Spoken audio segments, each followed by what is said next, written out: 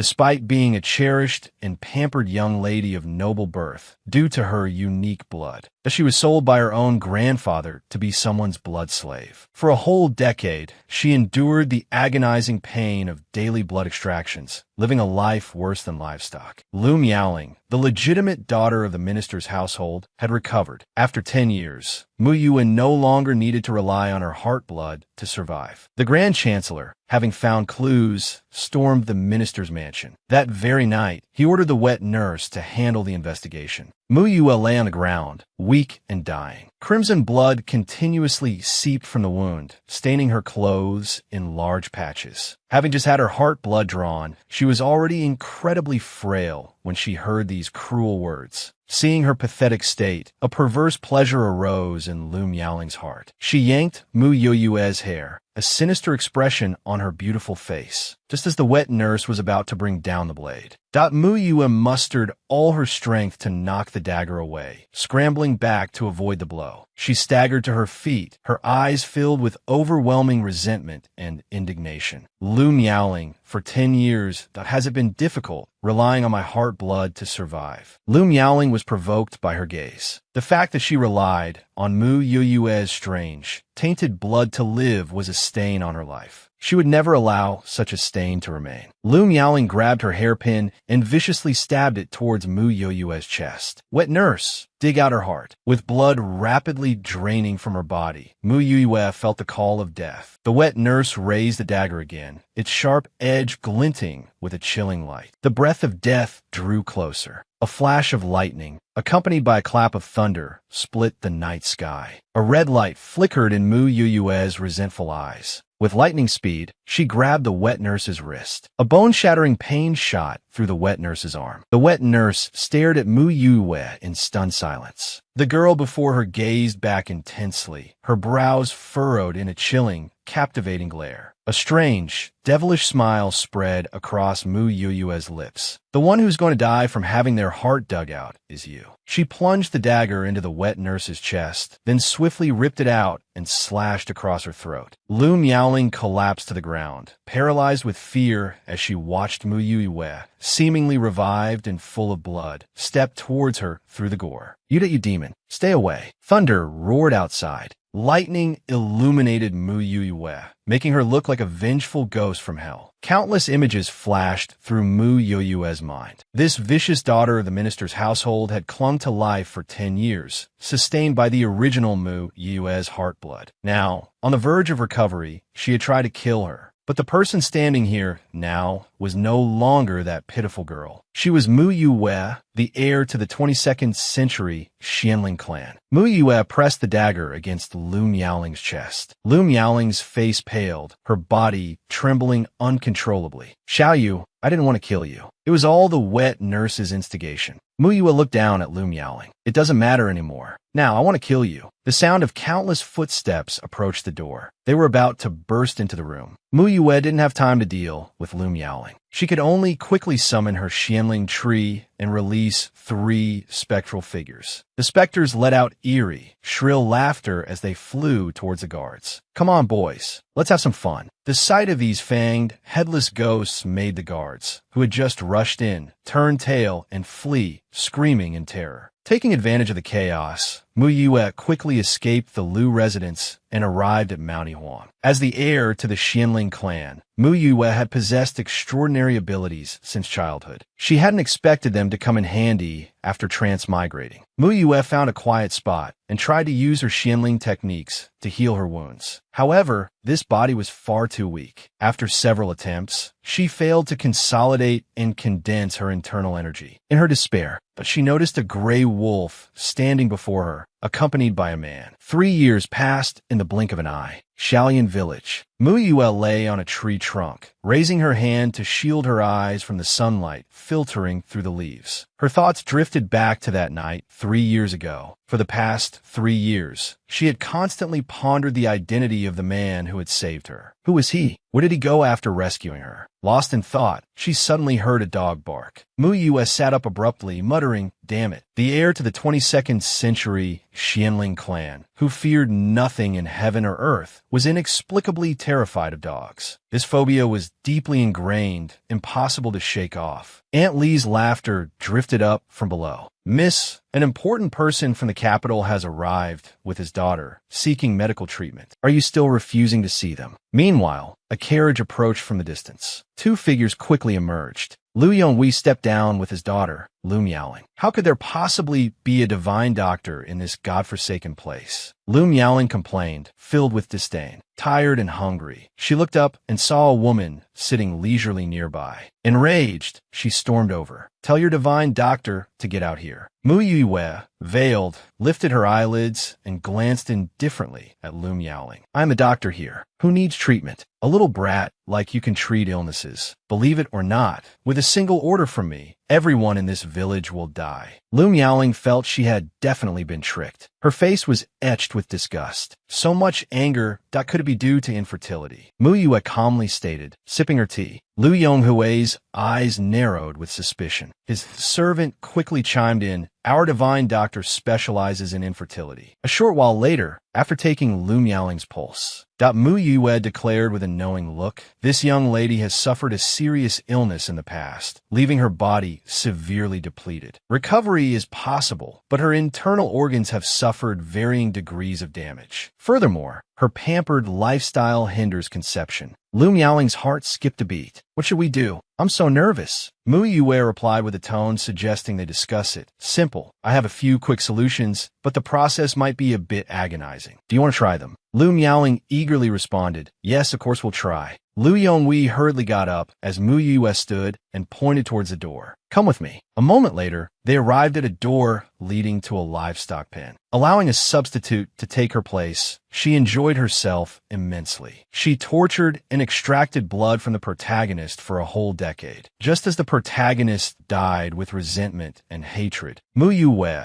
the heir to the Xianling clan from the 22nd century, transmigrated into this body. 3 years after she escaped from the minister's mansion, Lu Miaoling, the murderer, actually came to her door, begging her to cure her infertility. Mu Yue naturally wouldn't let go of this opportunity. She brought Lu Miaoling to the livestock pen and had Aunt Li tie her hands and feet. She claimed this method could quickly help Miss Lu conceive. Desperate for a child, Lu Yonghui, seeing Mu Yue's reputation as a divine physician, believed her without a doubt. Mu Yue wrapped the other end of the rope around a tree, pulled hard, and Lu Miaoling screamed. Her screams echoed throughout the pigsty. Lu Miaoling's feet were tied, and she was hanging upside down in the pigsty. A dozen pigs, seeing this, gathered around, oinking and licking her face. Although Lu Yonghui felt pity, she thought about the prince consort and how if Lu Miaoling couldn't conceive this year, her position as princess consort would be in jeopardy. So, she persuaded her daughter to endure it. Mu Yue looked at Lu Miaoling in the pigsty, a smirk playing on her lips. She loosened the rope a bit more. Now, a group of pigs completely surrounded Lu Miaoling. Lu Miaoling, already nauseated by the stench, was now covered in pigs, and she felt utterly broken. Lu Yonghui couldn't bear to watch, so she left with Aunt Li, no longer looking back. Lu Miaoling was trapped in the foul-smelling pigsty for nearly 2 days, her cries for help unanswered. When she was barely clinging to life, Mu Yue finally let her down. Lu Miaoling glared at her fiercely. Is this what you call treatment? You're clearly just toying with me. Toying with you. So what? Mu Yue didn't deny it. She slowly removed her veil, looking at Lu Miaoling with a calm and composed expression. Lu Miaoling's pupils constricted in fear as she recognized her face and recoiled. Mu Yue smiled, her gaze falling on Lu Miaoling's belly. It seems you haven't been doing so well these past few years. 3 years, and you still can't conceive. Do the prince consort and the empress dowager know about this? Lu Miaoling instinctively covered her stomach. She had no time to dwell on how Mu Yue was still alive and had become a divine physician. If the prince consort and the empress dowager found out about her infertility, she couldn't imagine the consequences. Mu Yue had to be eliminated. Lu Yonghui, who had been asleep for 2 days, finally stumbled out of the house, shaking his head. Lu Miaoling shouted at him, Father, she's Mu Yue.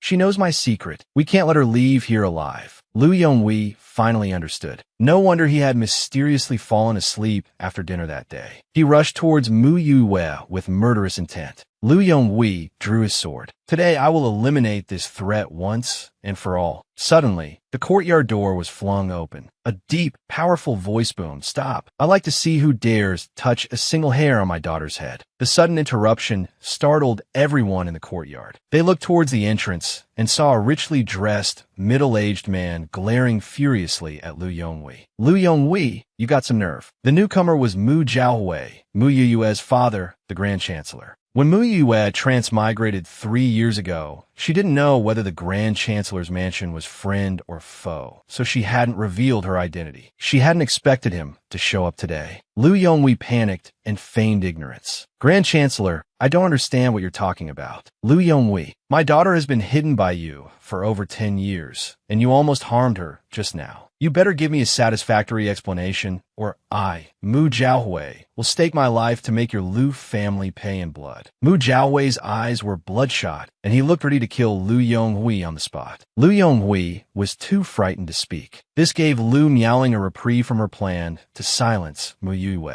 She stepped forward, shielding Liu Yonghui, and invoked the prince consort's name. Grand Chancellor, by saying this, you're completely disregarding the prince consort. The prince consort is nothing. Mu Jiahui didn't care whether he was a prince consort or a fool. This matter isn't over. Liu Miaoling was speechless. She glanced at Mu Yue, who was watching the scene unfold. Panic rising, Liu Miaoling pulled Liu Yonghui. Father, we can't stay here. Let's go. She threw a handful of powder, and the two disappeared. We'll deal with you later, Mu Jiahui. Mu Jiahui, having more important matters to attend to, cursed a few more times but didn't pursue them.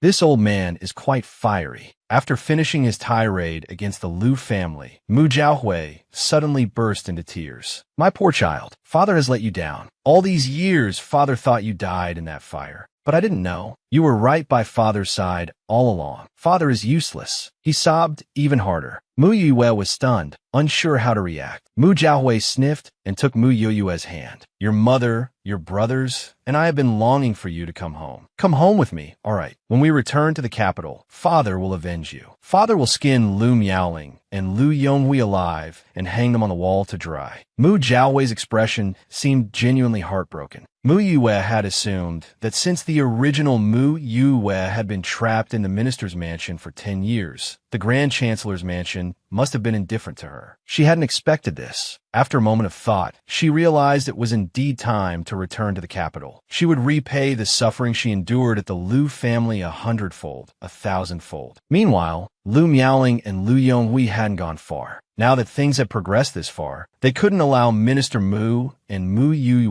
to smoothly return to the capital. Otherwise, they would be in serious trouble. Liu Yonghui was sick with worry. He recalled that Liu Miaoling had suffered from a strange illness since birth. He had overheard that Mu Yue's blood had life-saving properties. Then, during the fire, he happened to be present and took the opportunity to steal the 4-year-old Mu Yue.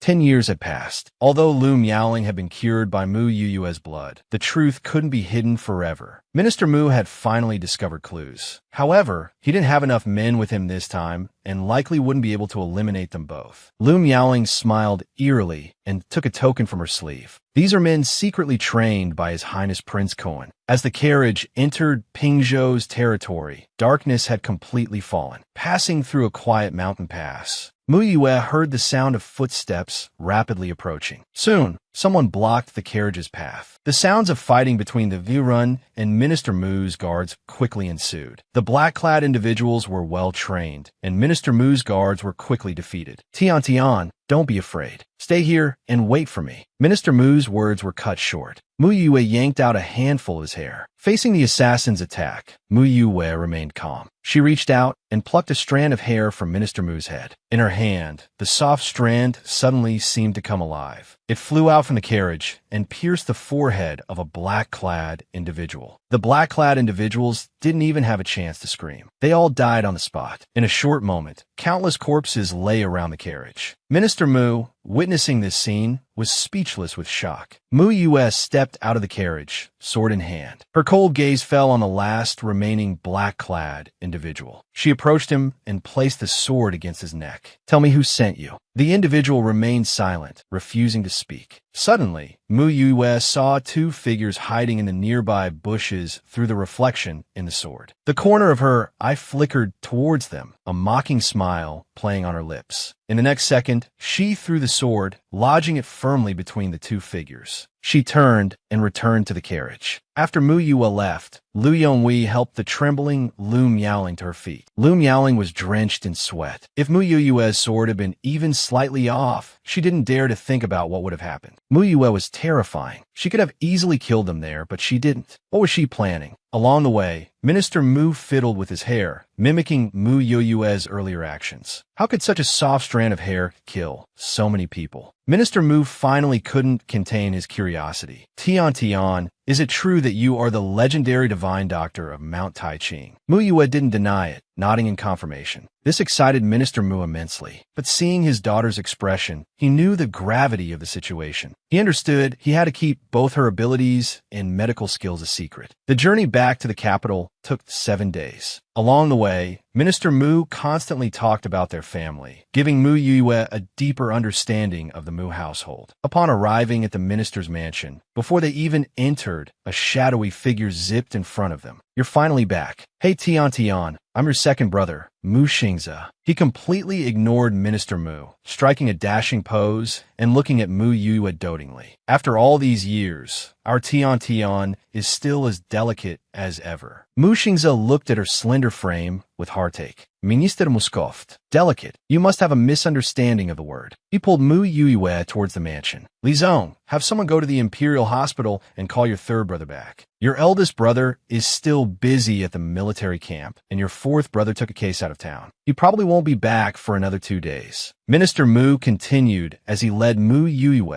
to her courtyard. Li Zong, Tian, let me know if you need anything. If it's not enough, I'll arrange for more. Mu Yue looked at the numerous maids and servants, rubbing her forehead in exasperation. That's enough. I don't need so many people. Minister Mu looked slightly disappointed. In the end, only a few personal maids remain. After Mu Yue entered the courtyard, Minister Mu's expression changed instantly. Why are you here? Mu Xingze rolled his eyes. This old man and his changing faces. Minister Mu clasped his hands behind his back, his expression serious. How is the investigation I asked you to conduct going? At his words, Mu Xingze also straightened up. While Lu Yonghui was away from the mansion, I privately inquired with some of the older servants in the Lu household, under the charm of my irresistible good looks. Get to the point, Minister Mu interrupted, glaring at him. This is serious business. Stop boasting about your looks. Mu Xingze koft okwerdi. Several servants who have been with the Lu family for over 10 years told me that Tian was brought back by Lu Yonghui 10 years ago. Lu Yonghui claimed to have found her, a palace maid, outside. At the time, Tian was unconscious for several days. After she woke up, she was assigned to serve Lu Miaoling. Some said that Lu Miaoling had been suffering from a hidden illness since childhood, but after Tian started serving her, Lu Miaoling's health gradually improved. I suspect it has something to do with Tian's unusual blood. Minister Mu's face darkened with rage, his fists clenched. Just as I suspected, that despicable Lu Yonghui. I treasure every single hair on my daughter's head, and he used her blood to save his own daughter. 10 years. For 10 whole years, Tian suffered right under our noses, and we knew nothing. Minister Mu's voice choked with emotion. Mu Xingze was equally furious. Father, why don't we just burn down the Lu household? Burning them down is too merciful. We need to ask Tian what she wants to do. Minister Mu knew from their journey that his daughter was very independent. He intended to see what she planned to do first. Whatever she wanted, even if it was the moon in the sky, he, as her father, would do everything in his power to get it for her, especially since this matter concerned his daughter's reputation. Making a fuss will be detrimental to Tian. Go stir up the Lu family's hornet's nest. Cause them some trouble. Mu Xingze looked bewildered after hearing this. Father, are you serious? Are you sure this isn't adding fuel to the fire? Just go when I tell you to. So much needless chatter. Give them a show of force first. Mu Yue, listening to the conversation from the courtyard, showed a slight touch of emotion on her face. She couldn't help but be amused by the responsible dialogue. This family was becoming more and more intriguing to her. At lunch, Mu Xingze thoughtfully helped Mu Yue to her seat. Mu Shuyin, the third brother who had returned from the imperial hospital, showed a gentle softness on his face when he saw Mu Yue. Tian Tian, you're back. Mu Shuyan, the third son of the Mu family, had secured the position of deputy judge at the imperial hospital at a young age, thanks to his exceptional medical skills. He wanted to be closer to his sister, but seeing Mu Yoyue's slight reserve, he felt even more heartache. He took out an oiled paper package from his sleeve. Tian Tian, these are the dried apricots you used to love. See if they still taste familiar. Mu Yue felt a stir within her, a genuine feeling of warmth. She took a dried apricot and put it in her mouth. The sweet and sour taste spread through her mouth. Seeing Mu Yue enjoying the treat, Mu Shuyan recalled his sister's sweet appearance as a child. He gently wiped the crumbs from her face and smiled indulgently. Eat slowly. There's more for the little glutton at home. Seeing them like this, Minister Mu was so moved he almost burst into tears. Mu Xingze, fearing his father would start wailing again, quickly changed the subject. We're eldest brother and fourth brother. When will they be back for such a happy occasion? Minister Mu shot him a look. Do you think everyone is at your beck and call like you? Eldest brother, as the military governor, is training troops in the camp. Fourth brother, the assistant minister of justice, is also busy handling a major case. But I've already sent a letter informing them of Tiantian's return. Just then, someone came in to announce, Master, Miss Rue is here. Hearing that Fu Rue had arrived, Minister Mu's expression immediately soured. What's that adopted girl here for? And at such a crucial moment. She's just an adopted daughter of the minister's household, yet she dares to try and overshadow the true daughter of the house, trying to take her place. Fu Rue, dressed in a green gauze dress, entered the dining hall. Upon entering, she first bowed to Minister Mu, then slightly bowed to Mu Xingze and Mu Shuyan. Mu Xingze couldn't be bothered to respond, while Mu Shuyan nodded politely. Fu Rue finally turned her gaze to Mu Yue.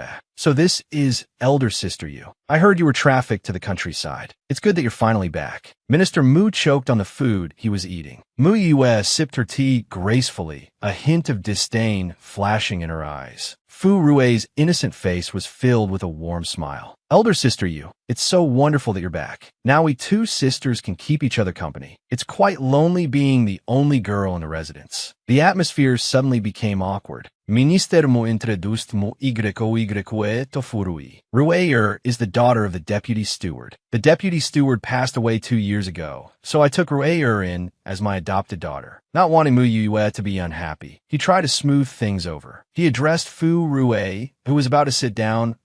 If you have nothing else, you should go back first. Tian Tian just returned today, and we have a lot to talk about. Fu Rue stiffened, a look of embarrassment appearing on her face. Her hands clenched imperceptibly, and she forced a stiff smile. Then Rue'er will take her leave. Second brother and third brother, please keep elder sister you company. Until she reached the door, no one spared Fu Rue another glance. She only heard the three Mu men constantly offering Mu Yue more food. As the sound of their meal faded, she stepped outside. The expression on Fu Rue's face could no longer be concealed. Hearing Mu Yoyue's constant refusals from inside the dining hall, she snorted disdainfully. This is the minister's residence, a place of dignity and solemnity. Mu Yue, that country bumpkin, is so vulgar. She truly lacks the manners of a young lady, especially that face of hers, like a vixen, putting on such a pretentious show. And yet, father and my brothers are so attentive to her. I, Fu Rue, may not be the minister's biological daughter, but I am a proper young lady of this household. 5 years ago, when Minister Mu was assassinated,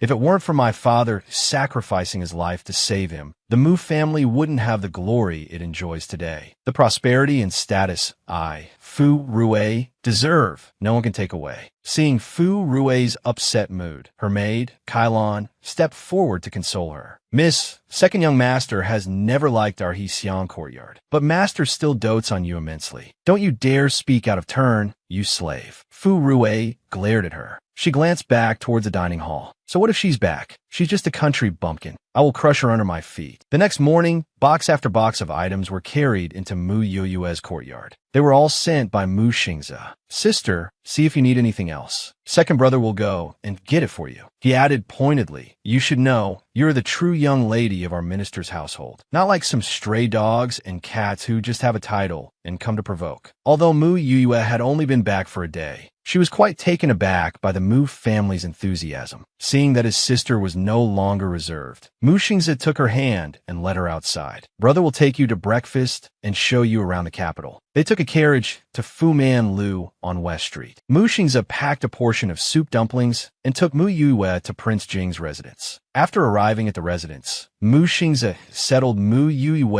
in a pavilion in the garden. "Tian Tian, rest here for a while. I have something to attend to and will be back soon." Mu Yue nodded, eating the dumplings while recalling the original owner's memories. Yi Xianjin, the only prince granted a title other than prince in the Xian dynasty, was known as the Grand Trader. He held the position of imperial tutor while also wielding significant power, his influence in the Xian dynasty unshakable. As Mu Yue was lost in thought, she suddenly felt a pair of eyes staring at her. Turning around, she saw a gray wolf baring its fangs, its eyes fixed on her with a fierce gaze. Mu Yue stood up in shock. Looking at the gray wolf before her, she felt a strange sense of familiarity, but her fear of dogs made her jump onto the railing. "Little wolf, what are you doing?" A childish voice rang out. Mu Yue looked up and saw a 6 or 7-year-old child standing there. The child patted the gray wolf's head, and the wolf sat down obediently. "Sister, you can come down. Little wolf won't bite you." Seeing the child hug the gray wolf, Mu Yue breathed a sigh of relief and jumped down from the pavilion. The child recognized Mu Yue at a glance. He had already heard from Minister Mu. "Sister, you're the divine doctor from Mount Taiqing."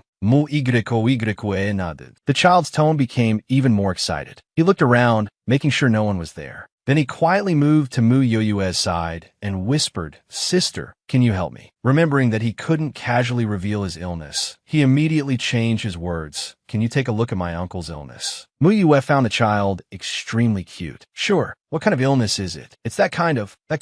Oh, how do I say it?" The child stammered nervously for a long time, unable to explain clearly. Seeing his difficulty, Mu Yue subconsciously asked, "What? Is your uncle also infertile?" The child's jaw dropped in surprise. Just as he was about to say something, a gaze fell on Mu Yue's back. Before she could turn around, she heard the person behind her chuckle and speak in a sarcastic tone, as expected of a divine doctor. Mu Yue turned around and saw a man in black, python-like robes standing behind her. His otherworldly appearance. Wasn't it the man, Yi Xianjin, who had saved her 3 years ago? She just hadn't expected him to also have a hidden ailment. As Mu Yue sighed inwardly, she thought that since she still owed him a favor, she might as well cure his illness. That way, they would be even. Mu Yue coughed lightly. "Actually, this kind of illness is quite common. If your highness trusts me, I can treat you." "No, sister." The child anxiously tried to explain, but Yi Xianjin interrupted him. He raised an eyebrow and slowly said, "Oh, and what if you can't cure it?" "I'm confident. Unless..." Mu Yue didn't finish her sentence. Her gaze drifted vaguely towards his lower body. Yi Xianjin noticed her glance. His dark eyes narrowed. He said softly, "You're quite bold." Hearing his cold tone, Mu Yue felt a sense of danger. "After all, I owe your highness a favor. If your highness needs my help, I will certainly not refuse." Before leaving, the child called out to Mu Yue, "Sister, I'll come find you again when I have time." Mu Yue glanced at him, her lips curving slightly. "Your Majesty, you don't have to be so polite to me." The child muttered, "No fun." "How did you guess so quickly?" Yi Xuanjin's gaze lingered on Mu Yue for a moment, but he didn't say anything. He thought, forget it, Xian Yu's illness is important. I'll let her misunderstand for now. Because of the child's unfinished sentence, Mu Yue mistakenly believed that Yi Xianjin had some unspeakable hidden ailment. Mu Xingze, who loved gossip, chuckled seeing his sister's hesitant manner. He had worked for Yi Xianjin for so many years and never knew he had such a secret. The two tacitly agreed to keep the matter secret and not let Mu Yue know about their relationship with Yi Xianjin. Minister Mu always disliked Prince Jing, considering him a treacherous official. He usually forbade his family from interacting with him. But what Minister Mu didn't know was that his second son, Mu Xingze, while appearing to be the capital's biggest playboy, was actually Yi Xuanjin's right-hand man. Mu Xingze wanted to make a name for himself and prove himself to Minister Mu. Elsewhere, after the morning court session, Minister Mu waited eagerly at the door. Seeing Mu Yue return, his eyes lit up and he rushed forward, offering her the snacks he had prepared. Mu Xingze, who was completely ignored, thought, "I'm definitely adopted." Suddenly, a commotion arose outside the mansion gates, accompanied by the voices of commoners shouting, "Please, divine doctor, save me. Divine doctor, please have mercy. My father has been ill for years. I am desperate." The housekeeper, Hubo, hurried over with an anxious expression. "Master," a group of people seeking medical treatment suddenly appeared outside. "They're blocking the gate." Minister Mu was quite pleased with this outcome. He reassured Mu Yue, explaining that he was behind it all. The minister's daughter had been presumed dead for years. Now that she had returned, he naturally had to find a way for her to establish herself in the capital. So, during the morning court, he had revealed Mu Yue's identity as the divine doctor from Mount Taiqing. "I understand father's good intentions." Mu Yue looked at Minister Mu, who beamed with pride. "You're the most understanding. Unlike your second brother." Mu Xingze rolled his eyes, wishing he could disappear. He coughed, changing the subject. "So, Tian, are you going to treat them?" Mu Yue held up 3 fingers. "I'll hold a clinic every 3 days and only see 3 patients each time. They could draw lots." Minister Mu and Mu Xingze both looked at her in confusion. "What do you mean by draw lots?" Mu Yue explained the rules of drawing lots and assigning numbers. She would only treat the first 3 numbers drawn. "Minister Mu understood. There's an empty shop in the south of the city. We can convert it into a clinic for you, Tian." He looked at Mu Yue hesitantly. Mu Yue knew what he wanted to say and smiled faintly. "If Lu Miaoling dares to come, I dare to treat her. I'm just afraid she won't have the guts." Mentioning the Lu family, Minister Mu's face darkened. After Mu Yongyuan left the Great Tang, he turned to Mu Xingze. "How is the matter I entrusted to you progressing?" Mu Xingze replied, "Don't worry, everything is under control. Once I've gathered enough evidence of Lu Yonghui's corruption and law-breaking, I'll make the Lu family disappear from this world." Minister Mu's eyes flashed with a murderous glint. "If you can't find any evidence, then fabricate some. I won't let the Lu family off easy." Mu Xingze hadn't gone far. Hearing the father and son's conversation, some memories slowly resurfaced. Just the Lu family wasn't enough. This time back in the capital, besides settling the score with the Lu family, he also had another target. 5 days later, the clinic's opening in the south of the city attracted a large crowd of onlookers. Everyone was skeptical of this young divine doctor. Inside the clinic, Aunt Li from Xiaoyan village had also been brought over by Mu Xingze, specifically to assist Mu Yue. After all the preparations were complete, Mu Yue received her first patient. The man wore a bamboo hat, appearing nervous and somewhat embarrassed. "Can you take a look at my face? Can it be changed?" Mu Yue looked at him puzzled. The man lifted his hat and pointed to his face. "They all say I look like a ribbon fish. Divine doctor, can you see if there's a way?" Mu Yue subconsciously took a closer look. She hadn't noticed before, but now that it was mentioned, he really did look like a ribbon fish. "You have ocular hypertelorism," Mu Yue concluded, based on his facial features. "Is there a way to treat it?" The ribbon fish man was overjoyed. After so many years, finally a doctor could identify his problem. Mu Yue wrote a prescription and handed it to Aunt Li. Aunt Li took it and led the man upstairs to apply the medicine. Dai Yunan kept observing Mu Yue. Seeing her calm and composed demeanor, he still had some doubts. After a while, Aunt Li applied the ground medicine to the man's eyes and wrapped them with a thick layer of gauze. It felt a little prickly. Dai Yunan wanted to touch his eyes, but didn't dare. Aunt Li escorted him out, instructing him, "Go home and keep this on for 3 days. Come back for a checkup in 3 days." The people downstairs, seeing Dai Yunan with his eyes covered, being helped away, began to murmur amongst themselves, eager to try. Around the corner, Lu Miaoling sat in a sedan chair, reaching out to lift a corner of the curtain. Looking at Mu Yue inside the clinic, her face twisted in anger. She had tormented Mu Yue for 10 years and had no idea when she had learned medicine.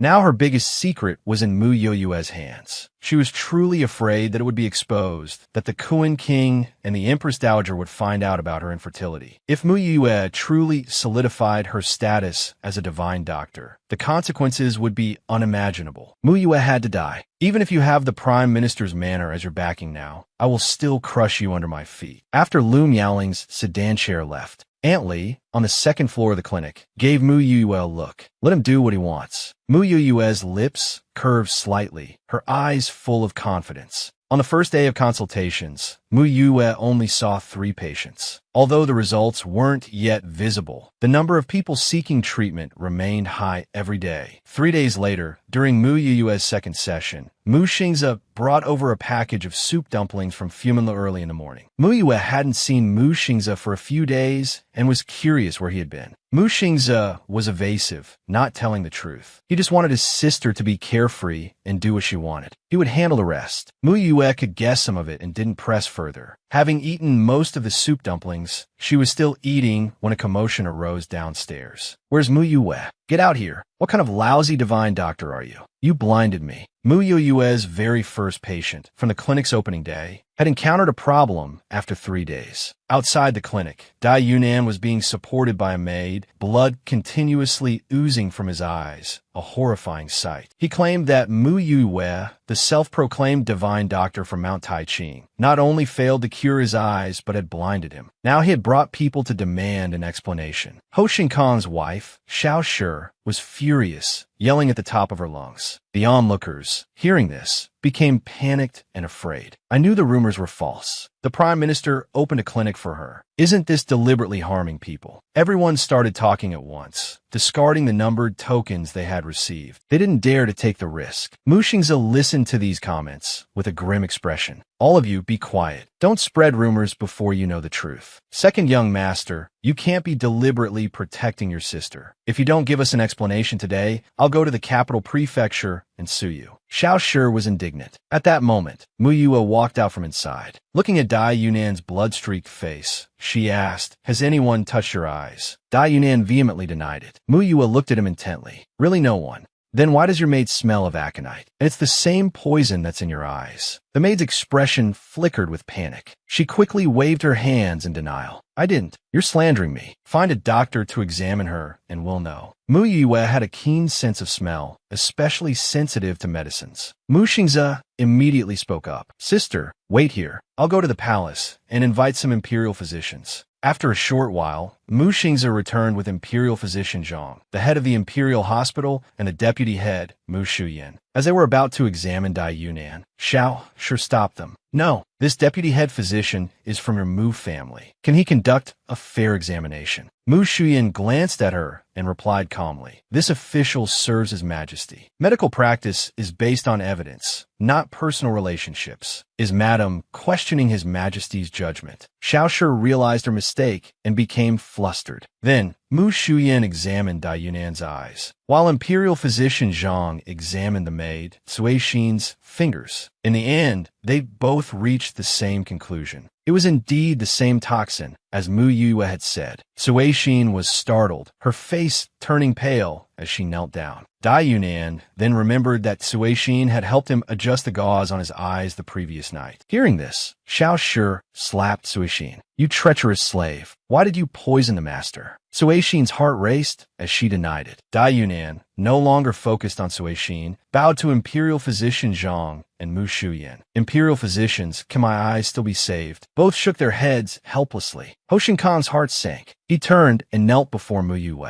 Just now, this lowly one spoke rashly. "I hope the esteemed divine doctor will be magnanimous and mercifully save me. This lowly one will be your ox or horse, anything you ask. I'll remember your words. Follow me." Mu Yue turned and entered the clinic's second floor. Mu Yue once again covered Ho Shinkang's eyes. After confirming he couldn't see, she channeled the spiritual energy of the Xianling tree, gathering it at her fingertips. A thread of energy formed in the air, a cluster of blue starlight, and quickly entered Ho Shinkang's eyes. Ho Shinkang suddenly cried out in pain, instinctively trying to cover his eyes. Mu Yue immediately stopped him. "Don't move if you don't want to go blind." Ho Shinkang trembled all over from the pain. After a while, the pain gradually subsided. When the bandages were removed, Ho Shinkang opened his eyes. The bright light made his face fill with surprise and disbelief. "Go out and turn right to look in the mirror." Ho Shinkang followed Mu Yue's instructions and went out. A moment later, Ho Shinkang's excited shouts came from outside. "Heavens, a divine doctor. She truly is a divine doctor. My eyes can see again, and my face no longer looks like before." His wife, seeing her husband's bright eyes, knelt on the ground, sincerely thanking Mu Yue. Mu Xingze and Mu Shuyan were also astonished. Their father had previously said that their younger sister was a divine doctor, but they hadn't quite believed it. Now, witnessing this miraculous healing ability, comparable to a celestial being descending to earth, they were amazed. She was indeed worthy of being their sister. The crowd, who had just been disrespectful to Mu Yue, also knelt on the ground. Divine Doctor, we were blind. Please save our lives. In a tea house across the street, Yi Xianjing, who had witnessed the entire scene, stood by the window, his fingers lightly tapping the curtain. It seems the young lady is indeed quite capable. Mu Yue's gaze fell in a certain direction. I owe a great deal to Miss Lu's arrangements today. This self-sabotaging farce has solidified my identity as a divine doctor in the capital. Suixin's screams came from the doorway. Ho Shankong and his wife rushed over, practically ready to tear Suixin apart. Suixin was about to confess everything when a flying dart pierced her throat. Suixin died instantly. Yi Xianjing looked towards the direction the dart had come from and coldly ordered Yun Qing, retrieve the body and deliver it to Miss Mu. Yun Qing acknowledged the order and chased after the shadowy figure. After the guards carried Suixin's body away, Mu Xing's expression turned serious. Today's events clearly show someone is deliberately causing trouble. Tian, don't worry. I'll handle the aftermath. The usually gentle Mu Shuyan nodded in agreement. Remember the saying, great trees attract strong winds. Today's incident is likely just the beginning. Tian, you must be more cautious. Mu Yue patted her brother's shoulders, signaling them to relax. Don't worry, brothers. You are both so outstanding. How could I, your younger sister, be outdone by you?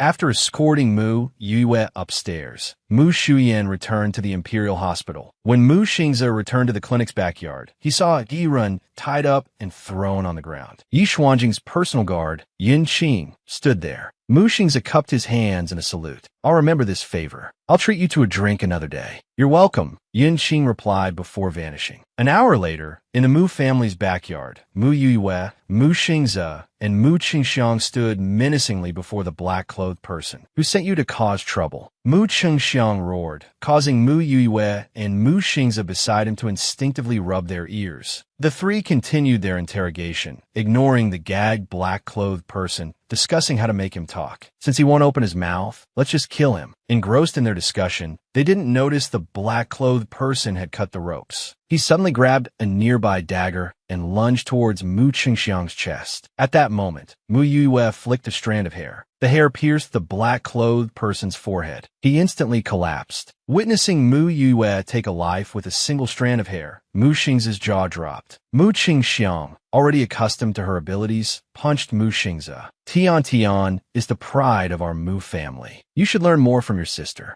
and stop fooling around all day. You eat like a bird and are useless at everything else. Under the dark of night, a blade gleamed. Mu Yue looked at the large knife and smiled coldly. Since the Lu family doesn't know restraint, I should prepare a return gift for them. Mu Yue nimbly infiltrated the minister's residence. Upon leaving, she bumped into Yi Xianjing. Looking at the woman cloaked in black, Yi Xuanjing's lips curved into an enigmatic smile. Out thieving so late at night. Mu Yue gave a nervous laugh. Couldn't sleep, came out for some air. Yi Xianjing saw through her lie, but didn't bother exposing it. It's almost dawn. You should head back. Mu Yue responded and quickly disappeared from Yi Xuanjing's sight. After she left, Yi Xuanjing's gaze fell on the spot where she had stood. His eyes narrowed slightly as he walked over and picked up something she had dropped. It was a book. Under the moonlight, he saw the words treatment of infertility on the cover. He chuckled and flipped through a few pages before putting the book away. On a day she wasn't seeing patients, Mu Yue sat in the courtyard, basking in the sun. Mu Qingxiang approached cheerfully with a plate of pastries. After ensuring the nearby servants were out of earshot, he whispered, I heard someone died in Lu Yonghui's residence last night. A cook from a minister's residence was found with his throat slit, hanging by a rope from Lu Yonghui's door. I did it, Mu Yue admitted readily. Minister Mu froze, then became anxious. Tiantian's father knows you harbor resentment towards the Lu family, but this is the second time now. The Lu family will definitely be on guard. You shouldn't go there again. Just be like your carefree second brother. Just be a couch potato every day. Mu Xingze, standing behind Minister Mu, suddenly felt like his chest had been stabbed repeatedly. Misplaced trust? It was misplaced after all. Minister Mu turned around and took the intelligence report from Mu Xingze. Why are you here? Mu Xingze poured a cup of tea. I heard Liu Yonghui went to the Jingzhou prefecture just now. 2 lives were lost in the Liu residence. The matter has been reported to the authorities. Minister Mu slammed the table. That shameless woman is already in trouble herself. Instead of keeping a low profile, she dares to expose this. Don't let me see her, or I'll smash her head in. Mu Xingze held him back. Don't be hasty. Someone has already turned themselves in this morning. I just want to see the person who turned themselves in. Isn't that the black-clothed person from yesterday? Speaking of which, I already ordered someone to throw that black-clothed person into the mass grave. How could? Mu Xingze stroked his chin, unable to understand. Minister Mu subconsciously glanced at Mu Yue.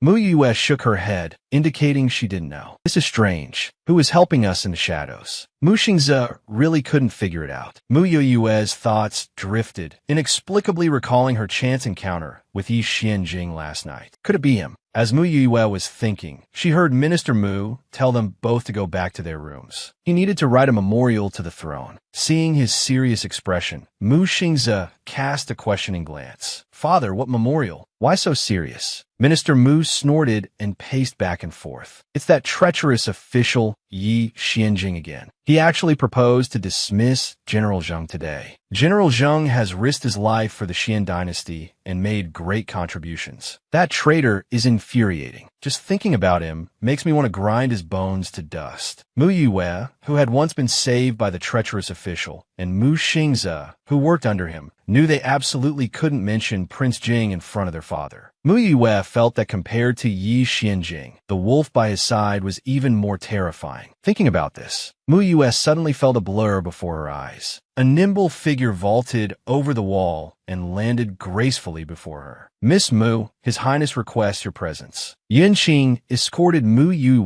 to Prince Jing's residence. As Mu Yue approached, she saw the gray wolf sleeping on the ground. She instinctively kept her distance. Ye Yuanjing chucked it softly. Someone who dares to break into the Liu residence and kill with a knife is actually afraid of a wolf. How? Is the infertility research coming along? Ye Yuanjing asked Mu Yue jesually. She answered truthfully, if your highness is determined to treat the illness, I will proceed with the standard procedure. Yi Xianjing looked at her lazily, waiting for her to continue. Also, I require the cooperation of the madam in the residence, because I'm not certain the issue lies solely with your highness. Mu Yue voiced Hertots. After she finished speaking, Yi Xuanjing's expression almost cracked. Even Yunqing, the guard beside him, struggled to suppress his laughter. This Miss Mu is quite something. His Highness was just teasing her, and she's dug herself into a hole. Yunqing couldn't help but speak up for Yi Xianjing. Miss Mu, you misunderstand. His Highness has no women in his residence. Yi Xianjing stood up, holding the book in his hand. Accompany me to the palace. Aren't you seeking treatment? Mu Yue asked, puzzled. Who said I'm ill? Yi Xianjing retorted, his gaze falling on her delicate face. Mu Yue thought carefully. Could she have misunderstood? Was the emperor the one who was truly ill? Eunuch Jiang yawned from reading the memorials. The young emperor at the table struggled to keep his eyes open as he looked at the memorials in his hand. Can someone bring me a piece of candy? I need to stay awake. When Yi Xianjing entered with Mu Yue, they saw the young emperor on the verge of tears, refusing to look at the memorials. Seeing Mu Yue,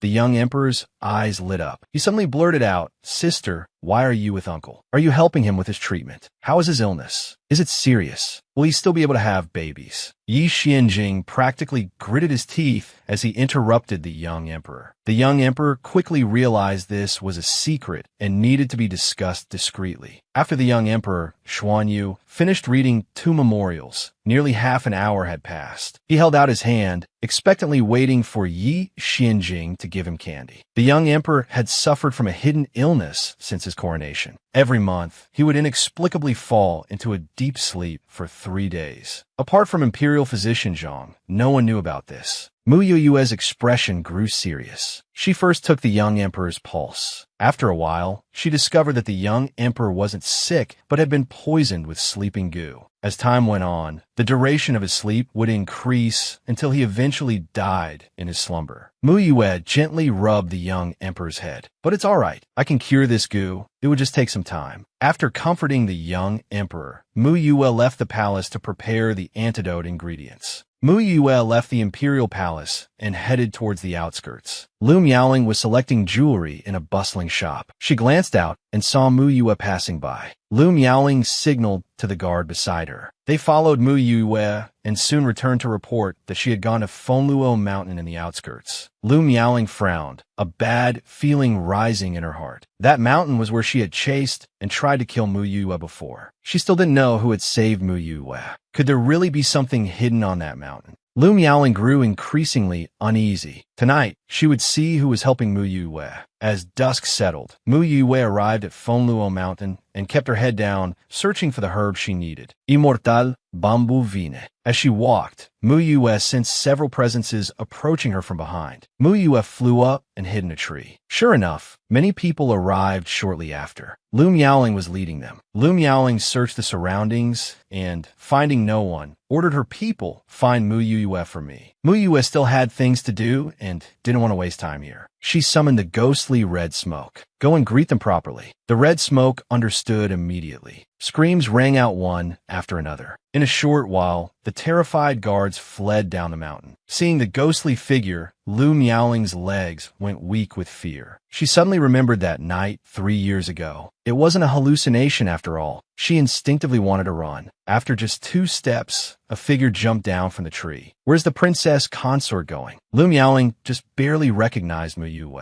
Just as she was about to call her guards back, Mu Yue kicked her over. Lu Miaoling rolled twice and fainted. Without Lu Miaoling's interference, Mu Yue found what she was looking for very quickly. Going down the mountain, she seemed not to notice Lu Miaoling fainted halfway down the path. She walked away with her ghost. After Mu Yue left, 3 ghosts of varying sizes quietly approached Lu Miaoling. They smelled the phoenix bloodline on Lu Miaoling. They wanted it, but also disliked its impurity. The 3 ghosts deliberated for a long time. Suddenly, they smelled a purer phoenix bloodline. They looked up and saw Mu Yue looking at them with a carefree expression. Have ghosts switched to being vampires? The 3 ghosts initially cried out in alarm, then became excited. Wow, this woman can actually see us. What luck tonight. One of the fat ghosts reached out a hand. Sister, give me a bit of your phoenix bloodline. Afterwards, I'll treat you to the finest delicacies. If you don't, I'll turn you into pork stew. Mu Yue revealed a sinister smile. She then threw out a Spirit King talisman without a word, trapping all 3 ghosts inside. The cries of the 3 ghosts echoed from within the Spirit King talisman. Sister, I was wrong. I won't dare do it again. Please let us go. We'll be your loyal servants. Mu Yue squatted down and said, all right then, let's play a game. One of Mu Yue's greatest hobbies was playing games with ghosts. A bit of blue light passed through the foreheads of the 3 ghosts. Now, all 3 of them had a blue dot on their foreheads. Having found enough fresh bamboo vines, Mu Yue was ready to leave. Before leaving, she glanced at Lu Miaoling again and said to the 3 ghosts with a faint smile, although her blood is impure, something is better than nothing, wouldn't you say? Master is right. The ghosts nodded repeatedly. Mu Yue smiled and went down the mountain. The 3 ghosts looked at each other. Let's take a little. It's a waste not to. It was late at night. Lu Yonghui, holding a torch, led the house guards up the mountain. From afar, he saw Lu Miaoling lying halfway up the mountainside and ran over in a panic. Upon closer inspection, he found Lu Miaoling's face was alarmingly pale. There were also 3 red marks on her neck. Lu Yonghui's eyes widened in shock. Lu Miaoling slowly regained consciousness. She felt achy and cold all over. Worse, she was seeing ghosts again. Lu Yonghui thought she had hit her head and was hallucinating, so he didn't take it seriously. The priority now was Lu Miaoling's sudden illness. Mu Yue's special blood had clearly cured Miaoling years ago. Why had it relapsed? It seemed he needed to find a way to recreate what happened back then. Mu Yue took advantage of her free time to prepare the first phase of the young emperor's antidote. However, too many people were watching her. At this time, she couldn't risk being seen with Yi Xianjing. She would have to wait for the 100 Flowers banquet to find an opportunity to see the young emperor. Thinking of the 100 Flowers banquet, Mu Yue took out the guest list Mu Chengxiang had given her. Empress Dowager Wei, the host of the Hundred Flowers banquet, was the older sister of the current imperial censor Wei and also Prince Koen's mother. Back then, the late emperor had passed the throne to the 6-year-old Xianyu. Considering these connections, Mu Yue thought that Empress Dowager Wei would likely be a difficult person to deal with. The young emperor's loneliness might also be related to Empress Dowager Wei. Suddenly, there was a noise outside the window. Li Shen nimbly climbed in. Just as you predicted, Miss Lu Miaoling's illness has indeed relapsed, and it seems she was quite frightened by what happened on Fengluo Mountain. I'm afraid Lu Yonghui will be looking for you again soon. Mu Yue's eyes flashed with certainty. She instructed Li Shan, if Lu Miaoling comes looking for us, we'll treat her. If she wants blood, I'll give it to her. The more, the better. As for what kind of blood, well, that's a different story. Lu Miaoling's show has just begun. She needs to last a bit longer. On the day of the Hundred Flowers banquet, Fu Rui, a concubine's daughter, was also on the guest list. Seeing Mu Yue,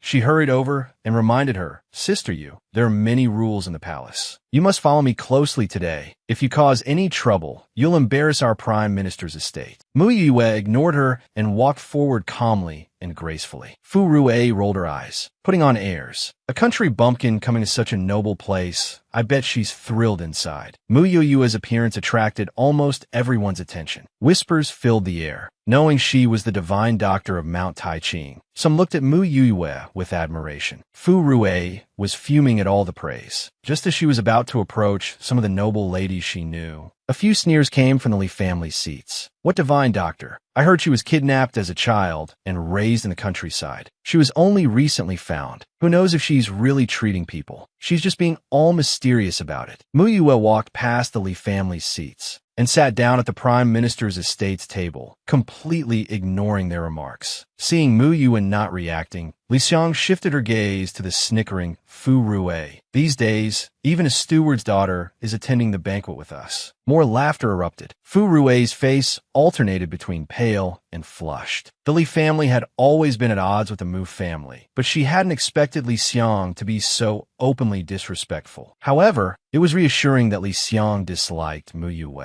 Mu Qingxiang held a high official position at court, and Li Xiang was also Mu Yue's cousin. The Mu family's daughter, attending the banquet for the first time, was publicly ridiculed and humiliated by someone from the Li family. Li Xiang deliberately tried to embarrass Mu Yue at the Hundred Flowers banquet, using her past 10 years to shame her. Mu Yue initially didn't want to respond, but the incessant chatter was giving her a headache. She summoned ghostly red smoke in her mind to teach Li Xiang a lesson. The red smoke instantly drifted behind Li Xiang, opening its mouth to reveal sharp teeth and taking a vicious bite out of Li Xiang's neck. Li Xiang suddenly felt a sharp pain in her neck and screamed, tumbling out of her chair. Mu Yue looked over with a concerned expression, saying solicitously, Cousin, what's wrong? Be careful. Many onlookers were touched by Mu Yue's apparent kindness. Even after being publicly mocked, she still showed concern for Li Xiang. In comparison, Li Xiang seemed incredibly rude and malicious. Li Xiang, fuming and about to retaliate, heard a sharp voice, Enough. Go and clean yourself up. Must you make a spectacle of yourself here? The white-haired elder, though over 70, had sharp, authoritative eyes. This was Mu Yue's grandfather, the former General Li Ruixian. Their gazes locked, a silent battle of wills. Finally, Li Ruixian laughed. I was skeptical when I heard the girl who had been dead for 10 years had suddenly returned. Seeing you today, I see the resemblance is undeniable. You're quite lucky, girl, to have survived that. Mu Yue gave a nonchalant, cold laugh. Of course, I was constantly worried about my aging grandfather and eager to return to his side to fulfill my filial duties. But seeing how radiant you look, you must have been doing well these past years. It seems my worries were unnecessary. Li Ruixian laughed heartily and walked towards Mu Yue. At your age, it's best to temper your sharpness. He leaned closer, whispering so only Mu Yue could hear, otherwise, you won't even know how you died. Mu Yue met his menacing gaze without fear, returning his words, What goes around comes around. Those words are more fitting coming from me to you. From his position on a raised platform, Yi Xianjing observed the scene unfolding below. This young lady possesses spiritual abilities. Intriguing. An old eunuch approached. Your Highness, Princess Xuanru is here. Irritation flashed in Yi Xuanjing's eyes. Do I need to instruct you? The terrified eunuch quickly retreated. Yun Qing stopped the insistent princess at the door. Princess, His Highness is occupied. Please excuse him. Xuanru glared haughtily at Yun Qing. Then tell the prince to wait. I'll see him after the banquet. Beside her, Song Momo cautioned, Princess, the Empress Dowager disapproves of the prince. It's best to keep your distance. Xuanru was defiant. Why should I? I will have the most noble man in the world. Yi Xianjing will be my husband. On her way, Xuanru encountered Lu Miaoling. Lu Miaoling, looking pale and frail, had been ill for several days but forced herself to attend the banquet. Sister-in-law, what's wrong?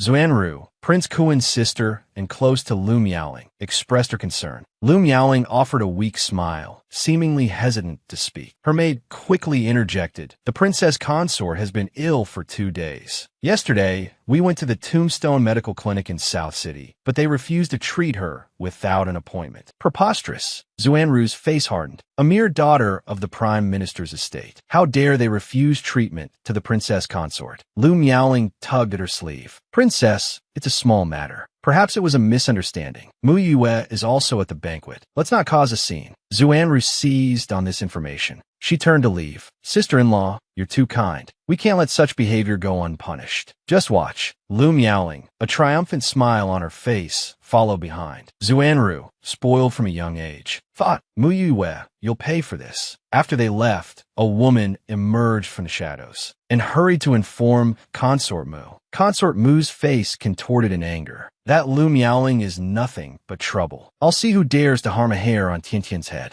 Lin Momo, go to Prince Kuan's manor at once. Inform him the 100 Flowers banquet has begun. Empress Wei, dressed in dark red, entered the hall with an air of authority. Her gaze swept over Mu Yue, a daughter hidden by the Mu family for over 10 years, returned as a renowned physician, possessing such striking beauty. What secrets did Mu Jiaowei harbor? As the banquet commenced, servants brought in dishes and wine. Xuanru, holding a wine cup, stood and approached Empress Wei. Mother, allow me to offer you a toast. She took a step and suddenly stumbled, crying out in pain as she clutched her ankle. Mother, I've twisted my ankle. It hurts. Empress Wei immediately ordered for a physician. Xuanru interrupted. The physician will take too long. Isn't there a divine doctor right here? She pointed at Mu Yue, her tone imperious. Mu Yue, you claim to have medical skills. Come and tend to my ankle. Empress Wei, understanding her daughter's intent, saw an opportunity to put the Mu family daughter in her place. Speaking in a deceptively gentle tone, she said, I've heard the daughter of the Prime Minister possesses remarkable medical skills, renowned as the divine doctor of Mount Taiqing. Perhaps Miss Mu could examine Ronger's injury. As soon as Grand Empress Dowager Wei spoke, it was clear she was far more astute than Xuanru, Lu Miaoling, and the others. This made it difficult for Mu Yue to refuse. Just as Mu Yue stood, preparing to examine Xuanru, a large group of Imperial Palace guards suddenly arrived at the entrance. Grand Empress Dowager Wei looked at the armored man at the front, Commander One, her face filled with anger. Commander Tong, I am holding the 100 Flowers banquet here. Why have you brought so many people? When Xiao pulled a golden search warrant from his waist, an assassin has infiltrated the palace. I have been ordered to search. He said nothing more, ignoring Grand Empress Dowager Wei's further questions. With a wave of his hand, the large group of Imperial Guard behind him began to search the banquet hall. The scene instantly became chaotic. Several timid young ladies huddled together, trembling with fear at the thought of an assassin in the palace. Fu Rue clutched her chest nervously, thinking how unlucky she was. She was finally about to see Mu Yue humiliated, but an assassin had to appear. Meanwhile, when Xiao respectfully addressed the Grand Empress Dowager, an assassin has infiltrated the palace. Your Majesty, the princess, and the other noble ladies are all precious. As a precaution, please end the banquet. Looking at the chaotic scene, Grand Empress Dowager Wei lost her enthusiasm. However, the timing of this incident seemed a little too convenient. Lu Miaoling walked over to help Xuanru up. They had no choice but to abandon their plan. Just as everyone was about to leave, another person arrived at the entrance. A man in azure robes strode towards them, his gaze finally locking onto Lu Miaoling. Lu Miaoling, have you no shame?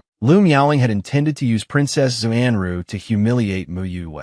Unexpectedly, she was first interrupted by Wen Xiao, Yi Xuanjing's subordinate, and then startled by the sudden appearance of Prince Xian Kuan. Xian Kuan started berating Lu Miaoling as soon as he entered. Lu Miaoling, have you no shame? You, the princess consort of Kuan, were found unconscious on a mountain outside the city last night. Tell me, did you sneak out to meet a lover? The more Xian Kuan thought about it, the angrier he became. He thought to himself that Lu Miaoling usually clung to him like glue, so why'd she been running back to her family home so often recently? Lu Miaoling couldn't think of an excuse, so she could only try to appease Xian Kuan. Your Highness, there are many people here. Can we talk about this later? We don't want to become a laughingstock. Xuanru also chimed in, Brother, I believe in sister-in-law's character. You understand nothing. Xuan Kun Schnackbeth. Xuanru pulled Lu Miaoling's arm and quickly left. The meticulously planned 100 Flowers banquet ended before it had properly begun. Grand Consort Mu walked over to Mu Yue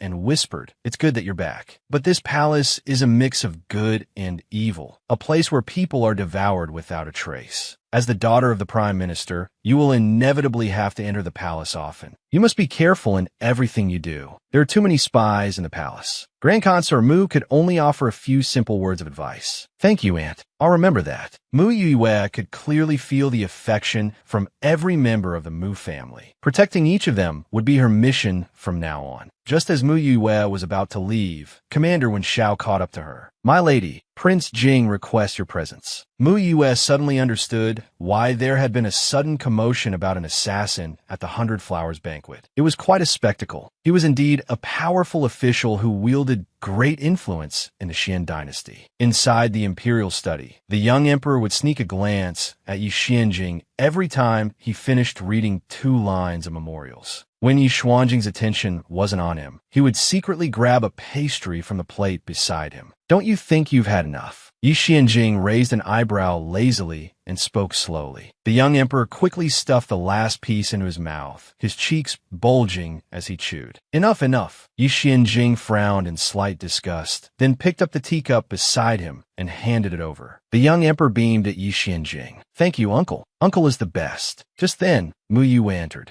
At the same time, Yi Xianjing took the teacup from in front of the young emperor, turned it around, and placed it on the empty spot beside him. Wasn't that for me? Yi Xianjing smiled faintly at Mu Yue and tapped the table with his finger. Seat. Mu Yue sat down and naturally picked up the teacup beside her and drank it all in one go. The young emperor pouted. Uncle is so biased. He pours tea for sister, but not for me. Mu Yue knew why Yi Xianjing had summoned her, so she got straight to the point, taking out the medicine she had prepared in advance from her storage pouch. 1 packet a day for half a month. I need to be present on the last day to supervise. You must not miss a single dose. The young emperor covered his face with his hands at the sight of the large pile of medicine. So much. Mu Yue looked at Yi Xianjing. Thank you, Prince Jing, for helping me out today. I owe you one. It was nothing, don't mention it. Yi Xianjing appeared completely unconcerned. Hearing this, Mu Yue couldn't help but look at him a few more times. She recalled the scene from 3 years ago, which seemed similar to the present. For Yi Xianjing, offering help seemed to be a casual act. Therefore, even though she was standing right in front of him, he didn't remember her at all. Ye Wanjink Notijit Hadgaze. Why do you keep staring at me? Because you're handsome, Mu Yue replied casually. Yi Xianjing looked at her face. She was truly perfunctory. She didn't even look at him when she complimented him. Mu Yue took a sip of water, then caught sight of something moving in the small side hall out of the corner of her eye. Her expression changed. Well, I have to go. Goodbye. She quickly fled the scene. Yi Xianjing frowned and glanced at Shuiyu, his snow domain gray wolf. Shuiyu looked bewildered. Master, I swear I didn't do anything. When Mu Yue returned to the Prime Minister's residence, she saw Fu Rue standing in front of Prime Minister Mu, blocking Mu Qingxiang's path. Sister Yue will be fine. She's probably just delayed. Don't worry. Mu Qingxiang looked anxious and was about to rush out when he heard Mu Yue's voice. I'm back. Seeing Mu Yue safe and sound, Prime Minister Mu immediately relaxed. My precious daughter, you're finally back. You nearly scare me to death. The woman beside him, watching this touching scene, tried hard to insert herself. Sister Yue, I'll go back and rest now. Prime Minister Mu didn't even turn his head, just gave a casual grunt. When Mu Yue returned to her courtyard, Fu Rue was sitting there waiting for her. Seeing Mu Yue, Fu Rue stepped forward, gritting her teeth. You're very pleased with yourself, aren't you? Yes, I am. Very pleased. Extremely, extremely pleased. Mu Yue's slightly mocking voice rang out. Fu Rue took a few deep breaths. Don't get too cocky. The higher you climb, the harder you fall. Today I saw it. Princess Xuanru seems to really dislike you. And those other noble ladies too. Mu Yue snorted and patted Fu Rue's shoulder. Based on my years of medical experience, Miss Fu Rue, I think you might have a hole in your head. As she spoke, she casually plucked 2 strands of hair from Fu Rue's head. When you have time, why don't you come to my clinic? I'll give you a special appointment. With that, she didn't bother to look at Fu Rue again and turned to leave. Mu Yue, ow, it hurts. Fu Rue's knees suddenly began to ache, and she collapsed to the ground. When Kailon pulled 2 strands of hair from Fu Rue's knees, she looked terrified. Could it be? Miss Fu has offended something unclean. How did these dyed hairs pierce through her knees? Both knees are injured this time. She'll probably be bettered in for half a month. Early the next morning, as Mu Yue was leaving, she heard Prime Minister Mu muttering, "What's going on with her? She's getting injured every other day." He turned around and saw Mu Yue. Sweetheart, Rue's legs often have problems. I don't know what's going on. Calcium deficiency, probably, Mu Yue said casually, then walked out of the courtyard. Prime Minister Mu scratched his head in confusion. What does calcium deficiency mean? Arriving at the clinic, Annie Lee, she whispered a few words in Mu Yue's ear. Mu y chakel. Prepare it. Auntie Lee went to the side and lit a stick of incense in the burner. Not long after, the first patient walked in. It was none other than Lu Miaoling. Lu Miaoling stood at the door for a while before walking towards Mu Yue. Remembering her father's instructions before she came, she gritted her teeth and knelt down in front of Mu Yue, tears welling up in her eyes.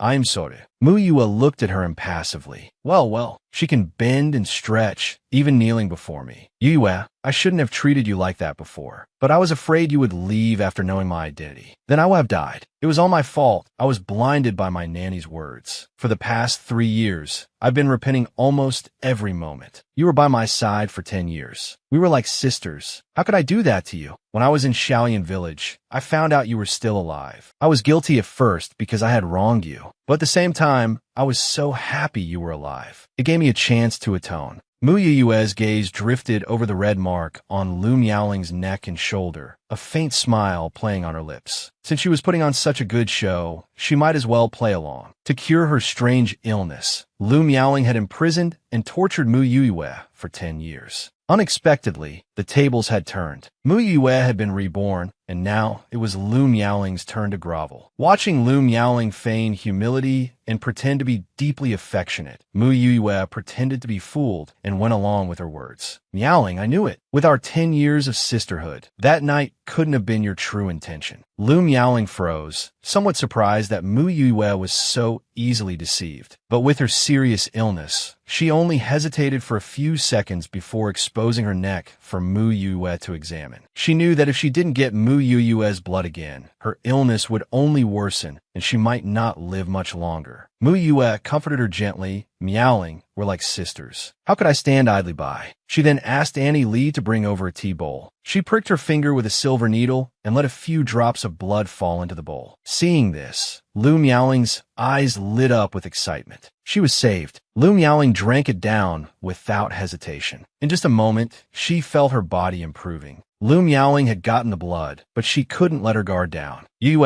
then I'll come back to you in 7 days as usual. Mu Yue nodded. After she left, Mu Yue picked up a silk handkerchief and wiped her finger. Her finger was smooth and unblemished without any wound. Annie Lee came out from behind the screen and extinguished the incense. Using this femme fatale incense along with the venomous blood of the Emperor's serpent, Lu Miaoling is in for a treat. Mu Yue laughed. Femme fatale does suit her. Downstairs, after getting into the carriage, Lu Miaoling touched her smooth neck. She sneered. Mu Yue, you're nothing special. I just lower my head, and you eagerly came crawling. Once I'm completely cured this time, I'll personally rip out your heart and see what other miraculous abilities you have that allowed you to survive. Just what kind of blood is flowing through your body that has such life-saving properties? Lost in thought, Lu Miaoling didn't notice the passing scenery. For 2 days straight, Lu Miaoling sent clothes and jewelry to the Prime Minister's residence. Seeing these things, Prime Minister Mu was so angry he wanted to throw them out. Damn it, keep these tattered things for yourself and burn them in the underworld later. We have a blood feud with the Liu family. In this life, the next life, and the life after that, I will never be done with them. Mu Yue didn't tell her father about her plan, afraid he would worry. Instead, she offered a solution. Father, sell these and exchange them for money. Then, in the name of the Prime Minister's residence, help some poor and suffering people. Brilliant. Prime Minister Mu's anger was instantly replaced by joy. As expected of my daughter. How can you be so clever? He turned around to take care of it, muttering as he walked, that good-for-nothing second brother of yours, always idle. Tomorrow, I'll punish him by making him guard the city gates. Mu Xingze, who had just returned, happened to hear this. He felt so wronged. He had just run through 3 cities in the past few days, eliminating several hidden dangers. He was exhausted. He took several secret letters from his chest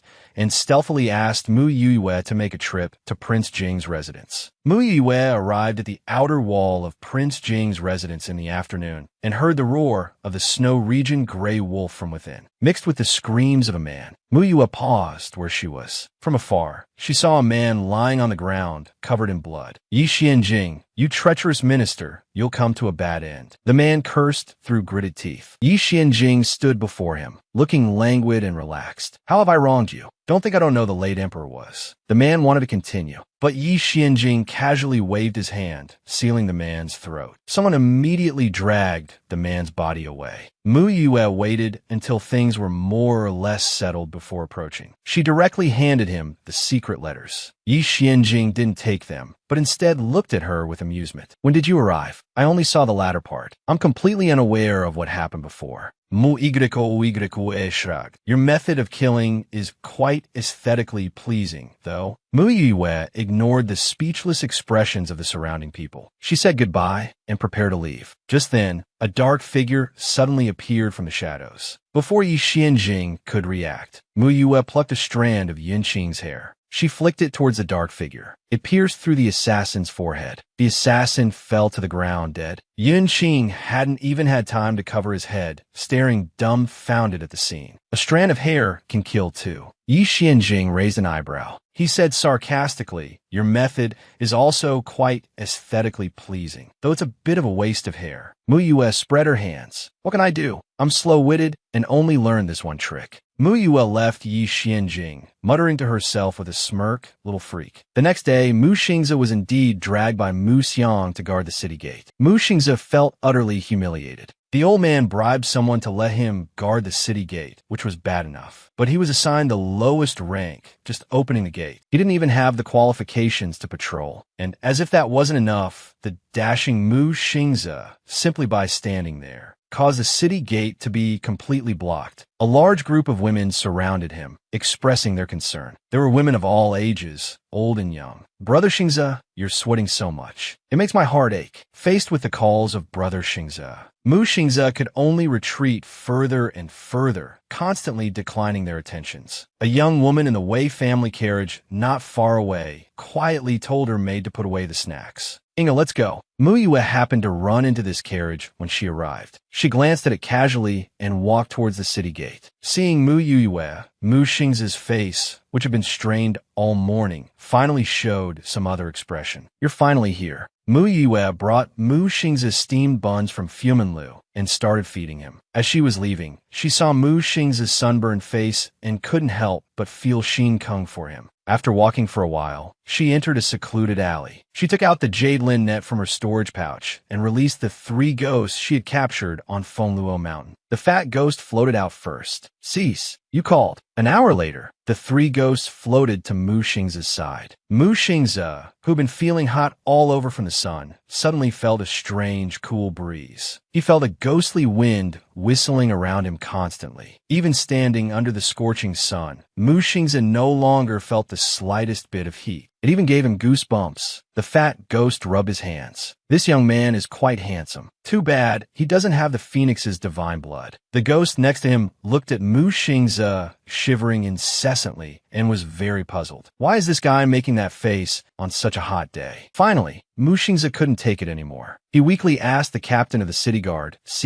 could I get another layer of clothing? For the entire afternoon, Mu Xingze was bundled up in layers, 3 layers inside and 3 layers outside. Even under the scorching sun, he didn't break a single sweat. After leaving the palace, Mu Xiang specifically made a detour to the city gate to take a look. Seeing Mu Xingze standing there obediently, he felt very pleased. Such a teachable child. He had slipped the captain of the city guard 100 taels of silver this morning. He had to make his second son stand there for at least 10 days to half a month. On a scorching summer day, under the blazing sun, Mu Xingze stood at the city gate, bundled up in layers like a walking spectacle. When Yi Xuanjing's carriage left the city, Yin Qing, who was driving outside, saw Mu Xingze in such a state and couldn't help but be stunned. Second young master Mu, could it be that he's fallen gravely ill? Isn't he afraid of dying from heat stroke dressed like that? Yin Qing, still puzzled, stopped the carriage. Second young master, are you cultivating some sort of ascetic practice? No, don't you think it's quite cold today? Mu Xingze asked innocently in return. Yi Xianjing lifted the curtain of the carriage and whispered to the person inside, Your Highness, just as you predicted. Last night, before the city gates closed, the people who were supposed to meet Zheng Yuanhua secretly arrived in the capital. I took the opportunity to let them into the city. A cool breeze drifted into the carriage. Yi Xianjing raised his eyes slightly and glanced at Mu Xingze, then chuckled softly. It is indeed quite cool. What? Mu Xingze asked, confused. Is he talking about Zheng Yuanhua? Did Prince Jing hear him or not? Yi Xianjing added casually, Your sister is quite good to you. Mu Xingze was completely bewildered. What does he mean? Outside, a ghost shivered. I think he can see us. A few days passed. The ghost diligently circled Mu Xingze, releasing cold air like it was free. Mu Xiang saw Mu Xingze again and asked Fu Bo worriedly, Did that boy, my second son, lose his mind? I just wanted to train him a bit. How did I drive him to this? If his mother finds out, she'll definitely scold me in my dreams again tonight. No, I can't let my second son guard the city gate anymore, starting tomorrow. As Mu Yue entered, she discreetly moved her fingers and recalled the 3 ghosts. Mu Xingze instantly felt an overwhelming wave of heat wash over him. He was just about to take off his padded jacket when Mu Xiang walked towards him quickly. Second son, you don't have to guard the city gate tomorrow. Mu Xingze reached out and gave Mu Xiang a big hug. I knew father was the kindest father in the world. The young emperor in the palace wasn't taking his medicine, eagerly awaiting Mu Yue's arrival. Hearing sounds from the secret passage, the young emperor jumped up. Sister, you're here. Seeing Yi Xianjing behind Mu Yue, he asked, Uncle, did you come with sister? Yi Xianjing had a look on his face that said, Are you asking the obvious? He thought, calling me uncle and her sister, that what kind of messed up hierarchy is this? Am I that old? Mu Yue finished examining the young emperor. The large amount of toxins in your body have been cleared. Only some residue remains. Continue taking the medicine and you'll be fine. As they were speaking, the iron-bodied eunuch, head Eunuch Chong, came in to report the Empress Dowager has arrived. Hearing it was the Empress Dowager, the young emperor subconsciously frowned. This mother figure had always been indifferent to him, even harsh. Sometimes he was even punished by being made to kneel for minor things. Yi Xianjing gave a young emperor 2 words, play sick. The young emperor understood and immediately hid under the covers. The sound of footsteps outside grew closer. Mu Yue had no choice but to stand behind the screen. The next moment, Empress Dowager Wei, dressed in magnificent robes, strode in. Upon seeing Yi Xianjing sitting to one side, she narrowed her eyes. So, Prince Jing is here as well. Yi Xianjing gave a light hum and continued to sit there, showing no intention of standing up to greet her. Empress Dowager Wei wasn't seeing Yi Xuanjing's arrogant and aloof demeanor for the first time, but she couldn't recall when Yi Xianjing had suddenly appeared in the Xian dynasty, or when he had started wielding so much power. The emperor had suddenly died, and Yi Xianjing, holding an imperial edict, supported a 6-year-old child, yet delayed his own ascension to the throne. This man's intentions were truly unfathomable. Empress Dowager Wei suppressed the unease in her heart and walked to Xuanyu's bedside, putting on a loving expression. Turning around, she fixed her gaze on Yi Xianjing again. Prince Jing must be 24 this year, right? Yi Xianjing raised a handsome eyebrow. A few days ago, Ronger mentioned Prince Jing to me. I think the two of you are a perfect match, truly well-suited. Why not? Why not? Wouldn't the Empress Dowager be overjoyed to have someone as notorious as me as a son-in-law? Yi Xuanjing's eyes held undisguised disgust as he interrupted Empress Dowager Wei. Mu Yue, hidden behind the screen, almost burst out laughing. Yi Xianjing, this man, certainly had a unique perspective on himself. Empress Dowager Wei was so choked by his words. She was speechless for a moment. Then what kind of woman does Prince Jing prefer? Perhaps I can help you find someone. This time, Yi Xianjing seemed to ponder seriously, stroking his chin. Finally, he answered earnestly, as the saying goes, every pot has its lid. I've thought about it carefully, and I think I need to find someone whose reputation is as bad as mine to be my perfect match. In the end, Empress Dowager Wei didn't say a word, leaving with a dark expression. Mu Yue emerged from behind the screen. Yi Xianjing asked her, "Do you think I was wrong?" "Your Highness is right. Every pot has its lid is a universal truth," Mu Yue said as she walked towards the secret passage. Before leaving, she teased, "Then I wish you luck in finding that Princess Jing whose reputation is as bad as yours." On the bed, Xuanyu suddenly sat up and exclaimed excitedly, "Uncle, I know where that woman with the bad reputation you mentioned is." Xuanyu pointed seriously at the floor. "In prison." Yi Xianjing said, "Shut up." Xuanyu retorted, "Am I wrong? Aren't all those female prisoners in Lao Li's prison notorious?" Mu Yue emerged from the secret passage in Prince Jing's mansion onto the main street, where she happened to be seen by Li Xiang's younger sister, Li Shan. Observing Mu Yue's gait and posture, Li Shan narrowed her eyes. She thought, why do I feel like Mu Yue knows martial arts? Thinking of Mu Yue's 10 years of rural life, Li Shan scoffed disdainfully. Even if she knows martial arts, she must be a novice. She instructed the guards behind her, spread a rumor among the commoners that Mu Yue has mastered peerless martial arts during her years away. At the martial arts tournament the day after tomorrow, I'll goad Mu Yue into participating. I'll make her suffer a crushing defeat, lose face in front of the entire city, and become a laughingstock. The rumor spread by Li Shan quickly became widespread. The entire city was talking about Mu Yue.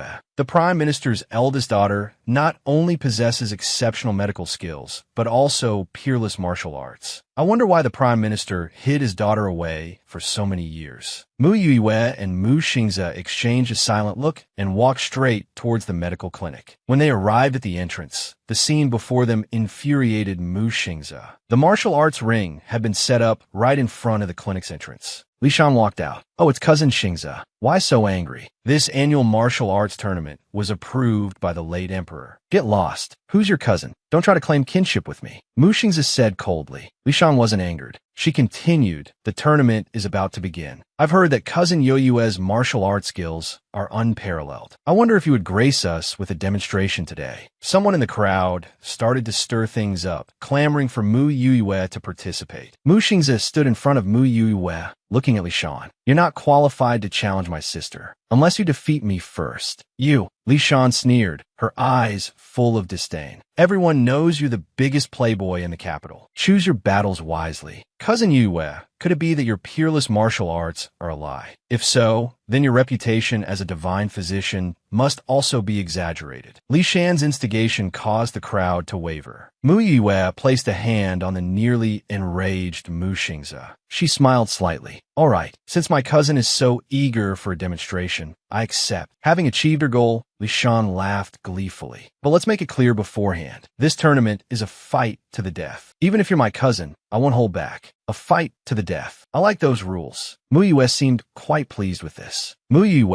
and Mu Xingze sat in the front row before the ring. Currently, Li Shan's guards and other tournament participants were competing on stage. As a prominent aristocratic family, any guard from the Li household was a first-class expert. For 3 consecutive rounds, Li Shan's guards emerged victorious. As the crowd grew larger, Li Shan was just about to step onto the stage when someone shouted, "Prince Jing has arrived." After these words, the crowd parted to the sides and knelt down. Li Shan was secretly delighted. Prince Jing and Mu Xiang had always been at odds. Could it be he came specifically to see Mu Yue make a fool of herself? Everyone was kneeling, so no one noticed. Mu Yue and Mu Xingze sitting nearby on chairs. They acted as if they hadn't seen Yi Xianjing. Li Shan stealthily glanced at Prince Jing and excitedly ushered him to a seat. As Yi Xianjing sat, he murmured, just passing by, joining the fun. With Yi Xuanjing's arrival, Li Shan became even more emboldened. Mu Yue,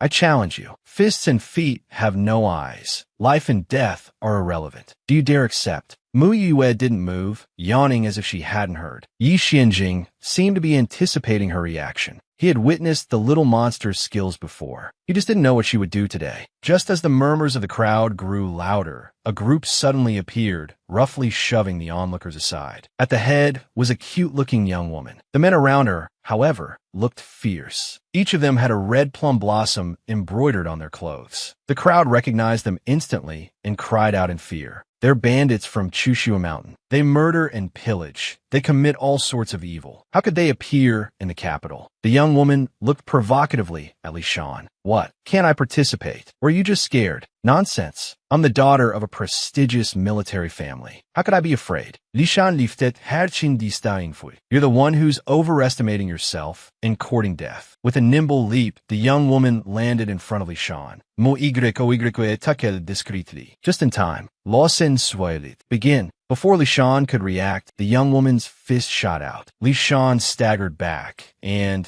regaining her footing, no longer dared underestimate her opponent. Grabbing a nearby sword, she displayed a dazzling sword technique. She attacked with lightning speed. The young woman raised a hand effortlessly, her eyes full of disdain. Is this all you've got? How dare you host a competition? True energy struck Li Shan repeatedly. Feeling her dignity trampled upon, Li Shan gritted her teeth, her eyes bloodshot. With a wave of her hand, 5 more swords flew from a nearby weapon rack. 6 swords, imbued with powerful energy, shot towards the young woman. She stood her ground, a smirk playing on her lips. Just as the swords were about to hit her, they vibrated violently. Reversing direction, the 6 swords flew back towards Li Shan at several times their original speed. Li Shan couldn't react in time. She was cut in several places. The audience was stunned. The people from Chushua Mountain are terrifying. As silence fell, a sudden burst of applause rang out. Magnificent. Truly magnificent. Mu Yue winked playfully at the young woman. Well done. Li family guards rushed onto the stage, yelling at the young woman, "Seize her. You lowly wretch, are you tired of living?" The young woman looked innocent. Didn't you say life and death were irrelevant? Did I hear wrong? Or does that only apply to us lowly contestants? You just wait. Unable to argue and fearing Li Shan would bleed out, the guards carried her away for treatment. Mu Xingze rubbed his chin, thoroughly entertained. The Li family will have to swallow this bitter pill. They set the rules. They won't dare cause trouble for the Chushua Mountain bandits. Just as Mu Xingze was reveling in his enjoyment, a furious voice boomed. Mu Xingze, you little rascal. Did you ignore my words? Mu Xiang stormed towards them. Worse, Yi Xianjing was still there. Damn it, caught red-handed by the old man. Mu Xiang grabbed Mu Xingze's ear, gritting his teeth. Can you tell me why Tian is sitting with that treacherous minister? Are you brainless? What if that treacherous minister has wicked intentions towards Tian?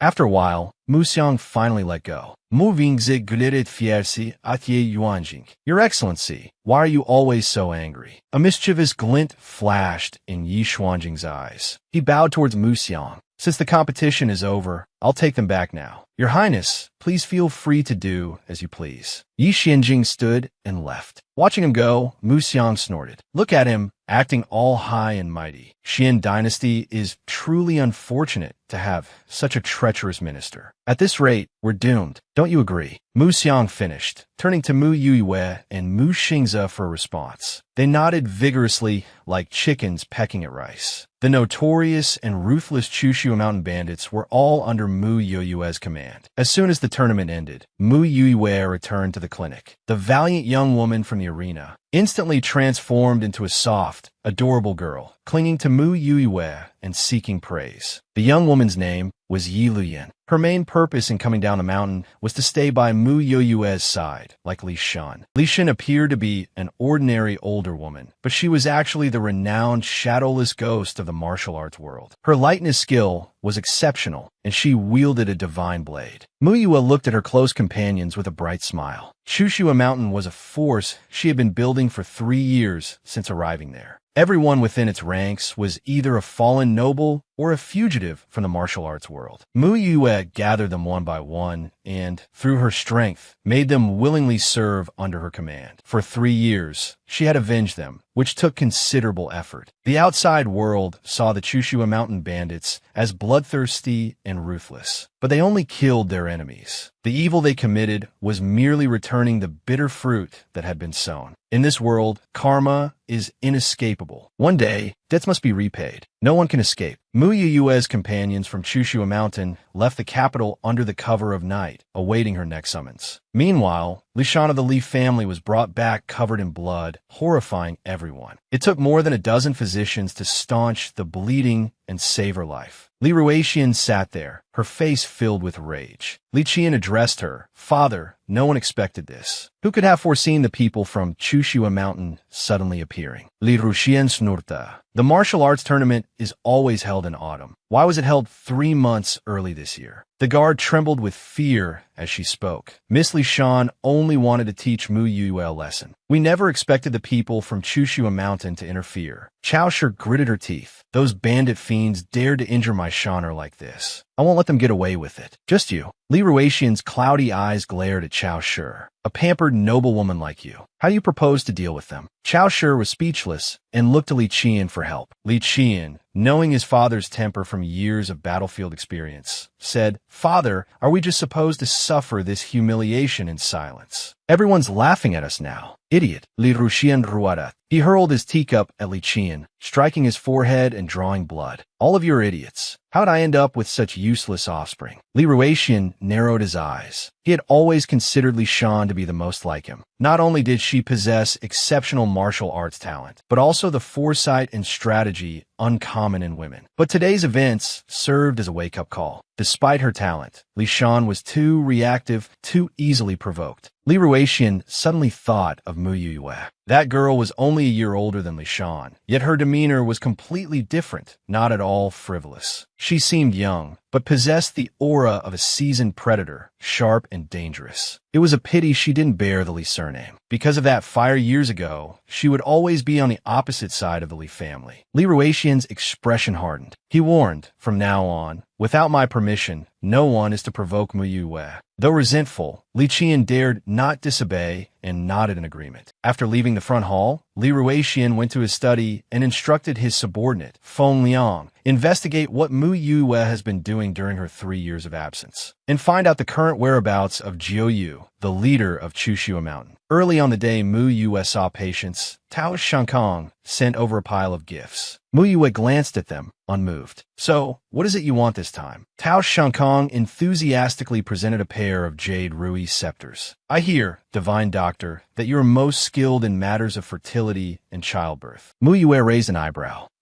Well, as you know, I'm a man of considerable means, yet I still don't have a son. If you can help my wife conceive, I'll give you 30% of my business profits." Mu Yue was about to agree, but when she heard that Tao Shinkong's wife was 42, she frowned. A pregnancy at that age carries significant risks. "What is this, a royal succession?" Tao Shinkong scratched his head awkwardly. "Well, as long as she's willing, right?" Mu Yue conceded that his logic, however crude, was sound. After a moment of thought, she agreed. Tao Shinkong left, overjoyed. Lu Miaoling then called to be seen. She had been eavesdropping outside the door and overheard the entire conversation, especially the part about the secrets to childbirth. She thought of Prince Kuin's coldness towards her despite her pregnancy, and how he had drunkenly berated her for being a barren hen. If she couldn't conceive again, she feared her position as princess consort would be in jeopardy. She had originally intended to seek Mu Yue's help for her own ailment, but now, With the secrets to childbirth within reach, she couldn't let the opportunity slip. Lu Miaoling forced out a few tears and began to sob softly. You know about my condition, how it's affected my reputation. I've always longed for a child. Mu Yue offered words of encouragement. Don't lose hope. You'll have a child eventually. Really? Can you help me? Lu Miaoling asked with hopeful eyes. Of course. I'm a physician. Healing and helping others is my duty. However, conceiving a child isn't solely dependent on you. It requires the cooperation of both partners. I'll prescribe some tonic for you to take back for Prince Cohen. No, Lu Miaoling blurted out. She had gone to great lengths to hide her condition and couldn't risk having Prince Cohen accompany her to see a physician. Besides, the concubines in the household were already pregnant. I'm sure there's nothing wrong with His Highness. That may be so, but the workings of the body are complex. If your bodies are incompatible, conception will be difficult. Lu Miaoling hesitated. Mu Yue stated plainly, if you're unwilling, then there's nothing more I can do. Lu Miaoling quickly agreed. I'll listen to you. Yue, please prescribe the medicine. After leaving the clinic, Lu Miaoling took the chicken soup prepared by Li Shan back to the Lu residence. Lu Yonghui had summoned a renowned physician from the capital to examine the soup. The physician confirmed that it indeed contained medicinal herbs, all rare and precious, worth a fortune. Reassured, both women relaxed. Lu Miaoling hurried back to Prince Cohen's residence to give him the tonic. Lu Yonghui reminded her to fawn over Mu Yue during this time. When not seeing patients, Mu Yue remained at home. She even released Hong Yin to keep her company, chatting and playing chess. Hong Yin, in her human form, was a strikingly beautiful young woman. As they chatted in the room, they inadvertently terrified those outside, who could only hear Mu Yue seemingly talking to herself. The father and son nearly had heart attacks. Moxinkes skin crawled. He whispered to Mu Xiang, do you think Tian Tian has multiple personalities? Mu Xiang punched him. Don't talk nonsense. Can't you say anything nice? The two paced anxiously outside the door until they heard sound. Mu Yue opened the door and stepped out. Mu Xiang rushed forward, his face full of concern, subtly probing her for any signs of illness. Mu Yue shook her head repeatedly. Unable to continue questioning, she changed the subject, saying sweetly, Tian Tian, your mother's death anniversary is in half a month. Let's go to the cemetery together, then to pay our respects. Speaking of his beloved wife, Mu Xiang's smile faded, replaced by a look of melancholy. Mu Xing's expression also darkened. In his memory, his mother was always a gentle and quiet woman, devoted to her family and virtuous, tender and caring, the best mother in the world. Despite the old man's usual bluster, he's secretly cried countless times since mother passed away. Others have advised him to remarry, but he's always refused. Mentioning her mother, Mu Yue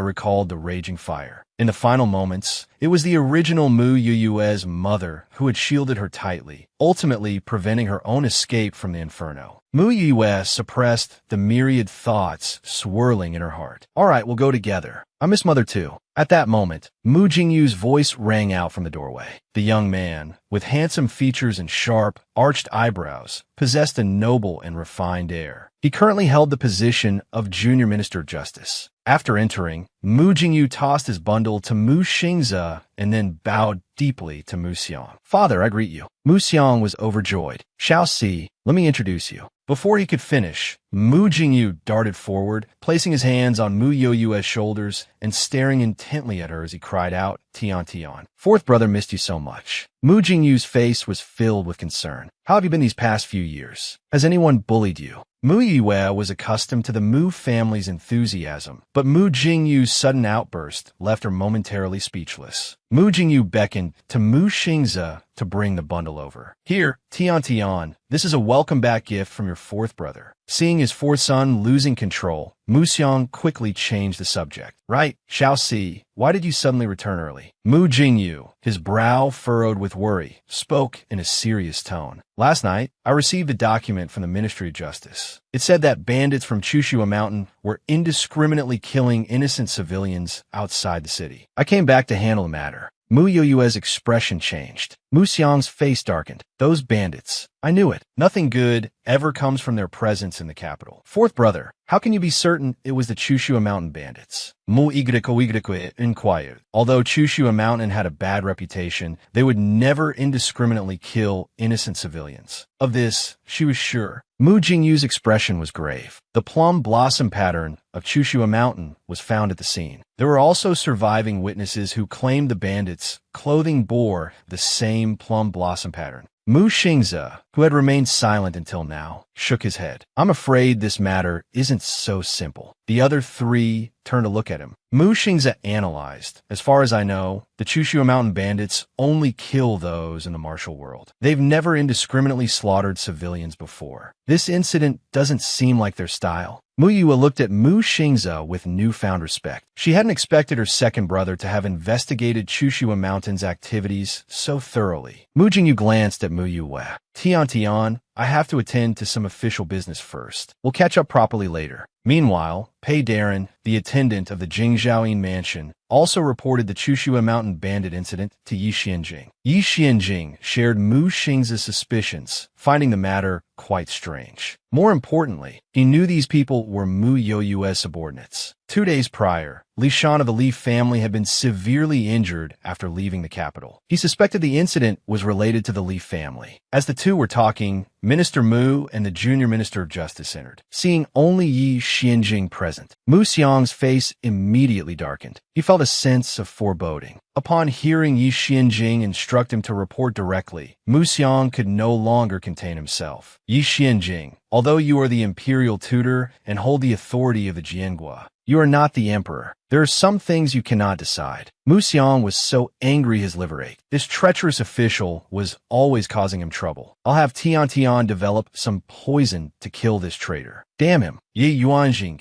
Jesua Lihandit Mu Wingyu A Token. This matter is entrusted to you. The two of you will work together to investigate this case and ensure the true culprit doesn't escape justice. The token bore the character Jing. Mu Jingyu was somewhat surprised. In the Xian dynasty, this token represented ultimate authority. After receiving the token, Mu Jingyu bowed and thanked him. Thank you, Your Highness. Mu Xiang snorted softly. When it came to matters of great importance, he still knew what was right. Right now, solving the case was paramount. As night fell, Mu Yue arrived at the crime scene outside the city. It had already been cordoned off by officers from the Ministry of Justice. Many civilians were gathered around, wailing and crying. Chushua Mountain, you've committed heinous crimes. You will surely face retribution. Mu Yue, accompanied by Heido and Peng Peng, narrowed her eyes as she observed the scene. The next moment, she noticed several ghosts standing beside the grieving civilians. These ghosts also wore expressions of sorrow. They repeatedly reached out to touch the living, but their hands passed right through. Mu Yue took out her spirit-catching net and captured the ghosts. As she turned to leave, she bumped into a solid wall of flesh. In such a hurry to go where? Yi Xianjing stood before Mu Yue,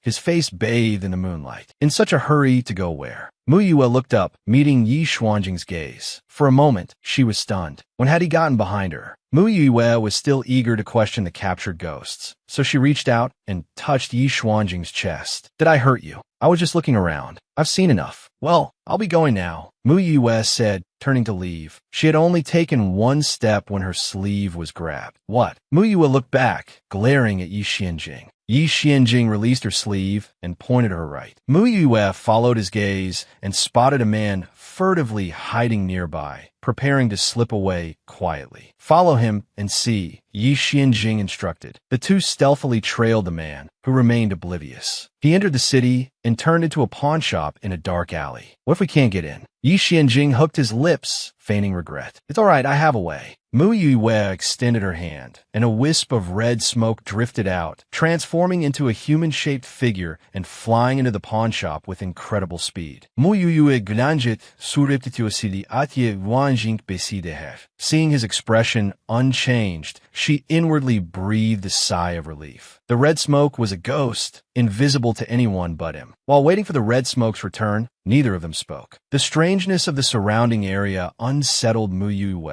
so she changed the subject. How has the emperor been feeling these past few days? When she heard Yi Xianjing mention the emperor's frequent complaints of pain, Mu Yue frowned. She almost blurted out, "Aren't you an alchemist?" 3 years ago, if it weren't for Yi Xuanjing's resurrection pill, things wouldn't have gone so smoothly. But then she reconsidered. What if he only knew how to refine resurrection pills? "Forget it," she said. "Come with me to the palace tomorrow to see him." Mu Yue couldn't help but worry about the young emperor. Just then, a group of Dali Temple officers approached. "Search every corner of the capital. Leave no stone unturned." Seeing them coming, Mu Yue, still thinking about the ghosts inside the Jade Mausoleum, formally bid farewell to Yi Xianjing. "I'm a bit tired from standing. I'll head back now." "Very well. Come to Prince Jing's manor tomorrow. I have a gift for you." Mu Yue waved to him and quickly left. After she departed, the red smoke followed. The smile on Yi Xuanjing's face faded. Gazing at the pawn shop, he strolled along, head down. Inside, the Dali Temple officers were arresting people. Outside the city, the red smoke swirled around Mu Yue,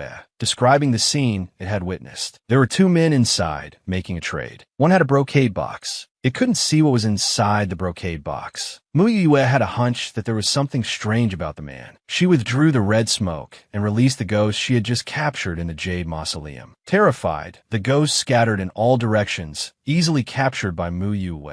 Mu Yue folded her arms, her voice echoing eerily. "You died tragically, and the murderer is still at large. Don't you want revenge?" After a moment of silence, one of the male ghosts began to speak. It was summer. Every night, our village entrance was lively. Everyone would come out to chat and enjoy the cool breeze. Suddenly, a group of men in black appeared, slaughtering everyone like demons. Before I died, I clearly saw a black symbol on the chest of one of the men in black. Mu Yue finally heard a crucial piece of information, a black symbol. However, the ghost had only glimpsed it briefly and couldn't recall the exact details. Mu Yue reassured them. The Dali Temple and Prince Jing are working together to find the true culprit. "Do you have any final wishes? If not, I will release you to be reincarnated." After Mu Yue finished speaking, the ghosts began to weep. They were reluctant to leave their families. Mu Yue considered this. "In that case, I will allow you to say your final goodbyes." Joining her two fingers, she channeled her spiritual energy. Blue light emanated from her fingertips. The ice blue light spread across Mount Fenluo. The ghosts transformed into blue dream butterflies and flew down the mountain, returning to their loved ones and entering their dreams. Mu Yue coughed up a mouthful of blood. The red smoke quickly appeared. "Master, this spirit dream entry consumes your spiritual energy and vital essence. What did you become so kind?" Mu Yue casually wiped the blood from the corner of her mouth. "So, in your eyes, I've always been black-hearted, aren't you?" Seeing her relaxed tone, the red smoke retorted with a playful smile. The girl and the ghost bickered as they descended the mountain. When she returned to the Mu residence, Mu Xingze was waiting for her at the gate. Seeing Mu Yue's pale face, he rushed forward. "Where have you been? Are you feeling unwell?" Mu Yue forced a smile and made up an excuse. Lying in bed, she felt dizzy. The spirit dream entry was a secret technique of the Xianling clan, but it was extremely taxing. It was rarely used unless absolutely necessary. Today, she had acted out of compassion. As these thoughts drifted through her mind, Mu Yue gradually fell asleep. The next day, at the Dali Temple, Mu Jingyu compared the collected symbol with that of Chushu Mountain, pointing out the details to Pei Yinji. Pei Yinji gradually noticed the discrepancies and confirmed that the matter was unrelated to Chushu Mountain. Their suspicions simultaneously fell upon the Li family. However, what puzzled Pei Yinji was that the Li family always acted discreetly. Such a careless mistake seemed out of character. If it truly was them, it meant someone behind the scenes was very impatient. Just as the two were pondering this, a Dali Temple officer rushed in, holding a note which he handed to Mu Jingyu. It contained a few simple sentences. "The killers impersonating Chushu Mountain have a black symbol on their chests." Pei Yinji blurted out, "It's the Fengyan Pavilion. They're mercenaries." He thought for a moment. "It seems we'll need to borrow some men from Prince Jing. Ordinary officers and guards can't get close to the Fengyan Pavilion." Just as he spoke, Yin Qing strode in. "What brings you here?" Pei Yinji asked. Yin Qing smiled. "I'm here to deliver someone. I've already left him in the Shinshu Hall."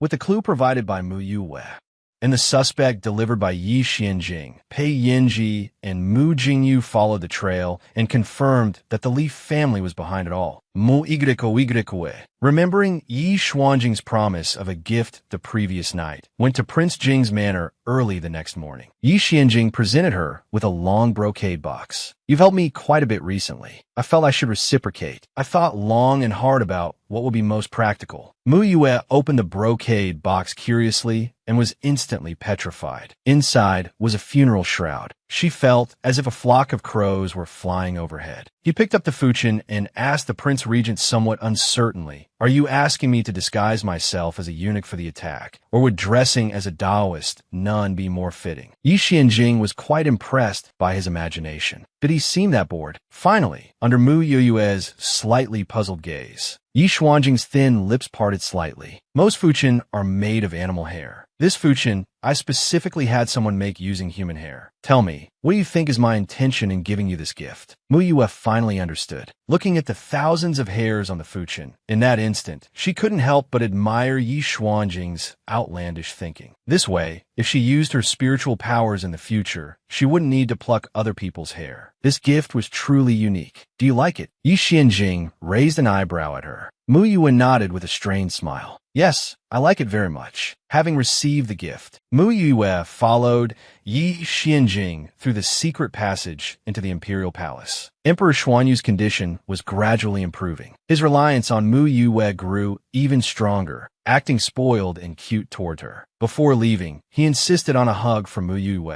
He always felt a familiar, comforting scent on her. After coaxing the little emperor to sleep, the two returned to the Prince Regent's manor through the secret passage for dinner. Mingqing returned from outside the manor and respectfully bowed to them. The junior Minister of Justice and Minister Pei are preparing to arrest the Li family at the appointed time. Mu Yue spoke, "Then I must go and see the excitement." Zhou Ba stood up and bid farewell to Yi Xianjing. Yi Xianjing didn't move, but Yin Qing looked as if he'd seen through him. "Your Highness, I bet a bag of spicy strips that you're also going to see the excitement tonight." At this moment, a group of Dali Temple officers suddenly surrounded the Li Manor. Not long after, the Li Manor's steward ran out to open the gate, his tone arrogant. "In the dead of night, you Dali Temple people disturb the peace of the Li Manor. What is your purpose?" Mu Jingyu produced his token. "Your Lady Chao Shi is suspected of hiring assassins and indiscriminately killing innocent people. Dali Temple is here to arrest and interrogate her." Without waiting for the Li Manor steward to reply, Mu Jingyu waved his hand, and the officers rushed into the manor, heading straight for Chao Shi's courtyard. The Dali Temple's late-night raid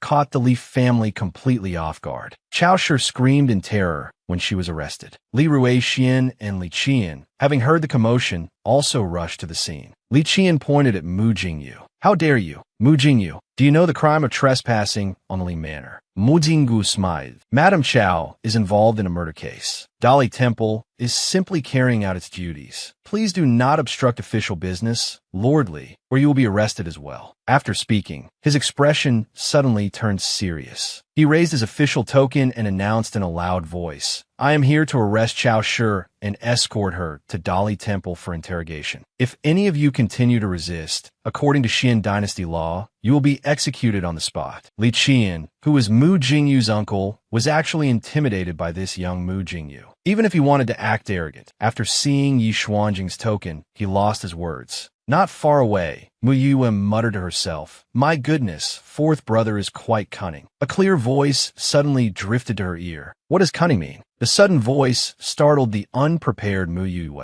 "My God, are you a ghost? How can you walk without making a sound?" Yi Xuanjing's eyes flickered with an amused glint. "I just startled you a little. Why resort to name-calling?" Mu Yue pouted. Did she call him names? But thinking about it, he didn't like to sleep at night and enjoyed wandering around. She wondered what kind of strange habit that was. Not far away, Yin Qing yawned. "Your Highness, I saw through your little scheme long ago." After the Dali Temple officials left, Mu Yue was about to return as well. "I'll escort you back." Yi Xianjing followed closely behind. Mu Yue wasn't appreciative. "No need, I know the way. If my father sees us, it'll be difficult to explain." Just as she was about to leave, she saw the Snow Domain gray wolf wagging its tail, blocking her path. The moment Mu Yue's eyes met the wolf's, she instinctively stepped back and hid behind Yi Xianjing. "Perhaps you should escort me after all." Finally, Yi Xianjing kindly escorted Mu Yuiwei to the Mu Manor's gate. Mu Xingze, who was also watching the commotion from a corner, was somewhat incredulous when he saw this scene. When did Tian Tian leave the house? And why is she with the Prince Regent so late at night? Oh no, they haven't fallen for each other, have they? If father finds out, he'll probably look for a rope to hang himself. Mu Xingze waited until Mu Yuiwei entered the manor before flashing over to Yi Xianjing. Your Highness, I have something to discuss with you.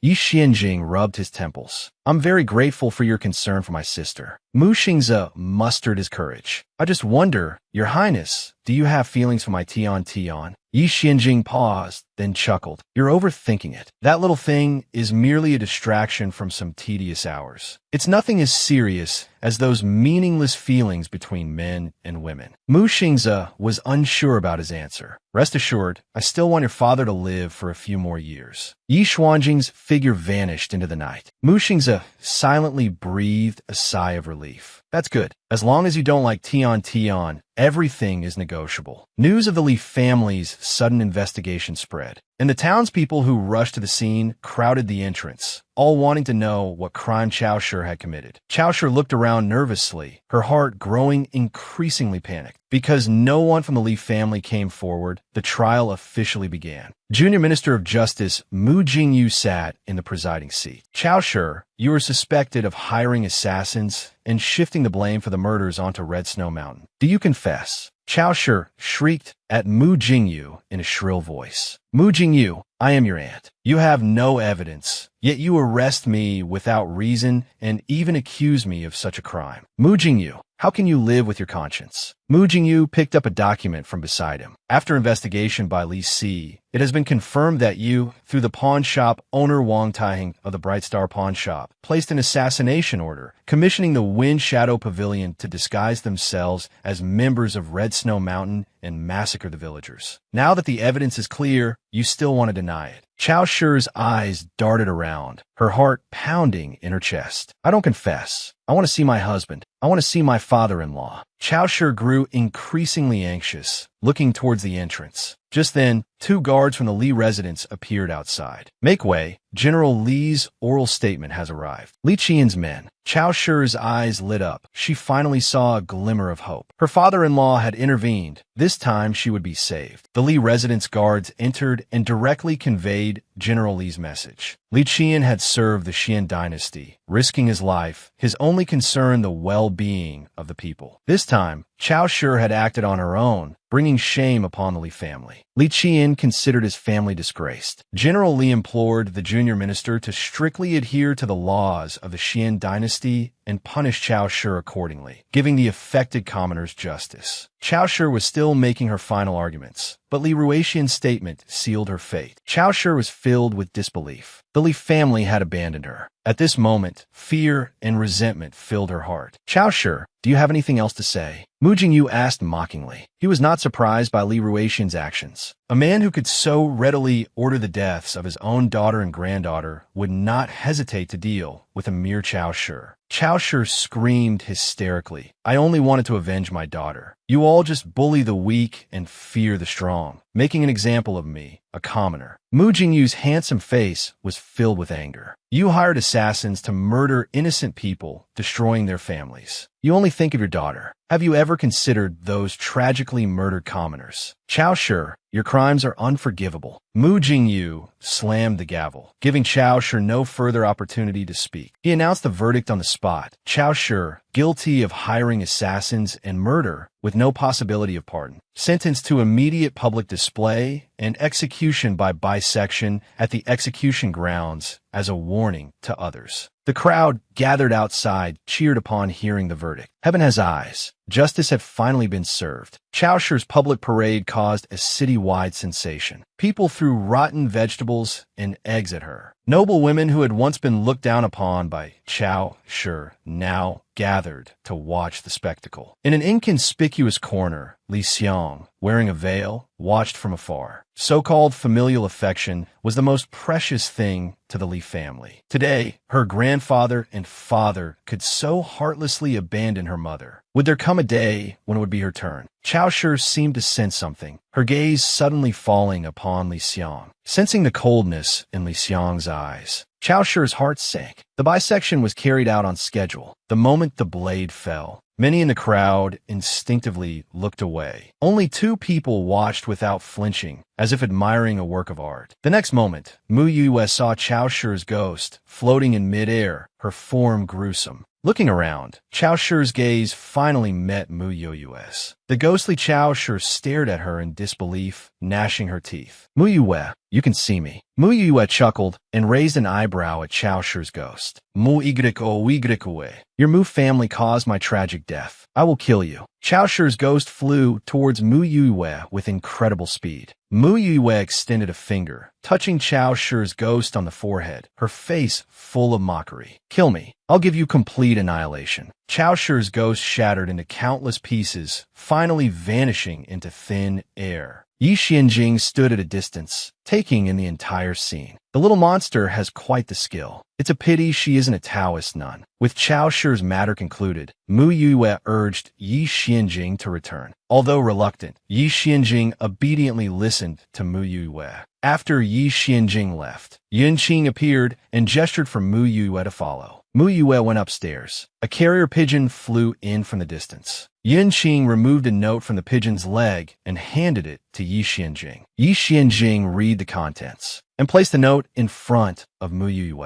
Dao is Qing Guan for the Eastern Pass. Mu Yue had heard of this figure, renowned as a demigod, highly respected by the world. But what is he doing coming to the capital? Could it be he's coming for me? Yi Yuanjing chuckled nonchalantly. Who knows? Mu Yue returned to the residence after her trip to the palace, arriving just in time for dinner. Today, apart from her eldest brother, the rest of the Mu family was present. As Mu Yue approached, four pairs of eyes turned towards her. Daddy had the kitchen make lily and lotus seed soup. Second brother bought soup dumplings from Fumanlu. Third brother brought you some dried fruits. Fourth brother found a pair of jade bracelets. Mu Yue felt the warmth of her father and brother's affection. She always felt a little bad coming back empty-handed. She reached into her sleeve, rummaging through her storage pouch, and finally pulled out 4 flawless night pearls. They stared in surprise at the night pearls, larger than fists. Are these for us? Mu Yue nodded. They each took one, marveling at them. These are incredibly rare purple moon crystal stones. They're priceless treasures. Each one must be worth at least 1,000,000 taels of silver. Mu Jingyu's eyes flickered. What was going on? Yue was a little rich girl. Could the supposedly desolate Shaolian village be hiding some mysterious treasure? These are from my previous collection. I'm giving them to you. Mu Yue smiled at them, slightly worried that her father and brothers might not like them. She was about to reach into her storage pouch again when Mu Xingze glared fiercely at the others. They immediately chimed in unison. We love them. We love them. Anything Yue gives us, even a stone picked up from the ground, we'll treasure. The atmosphere in the room was lively. Fu Rui stood outside the door for a long time, so angry she nearly bit her tongue. Her father and brothers all received gifts, but she was left out. Was Mu Yue deliberately excluding her? Fu Rui wanted to leave, but she was unwilling. Finally, she knocked on the door. Mu Yue was just an adopted daughter, yet she always acted like the true daughter of the Xiangfu, completely unaware of her place. Seeing the harmonious family, Fu Rui's jealousy reached its peak. Instead of leaving, she strode into the hall. Rui greets father, second brother, third brother, fourth brother, and Miss Yue.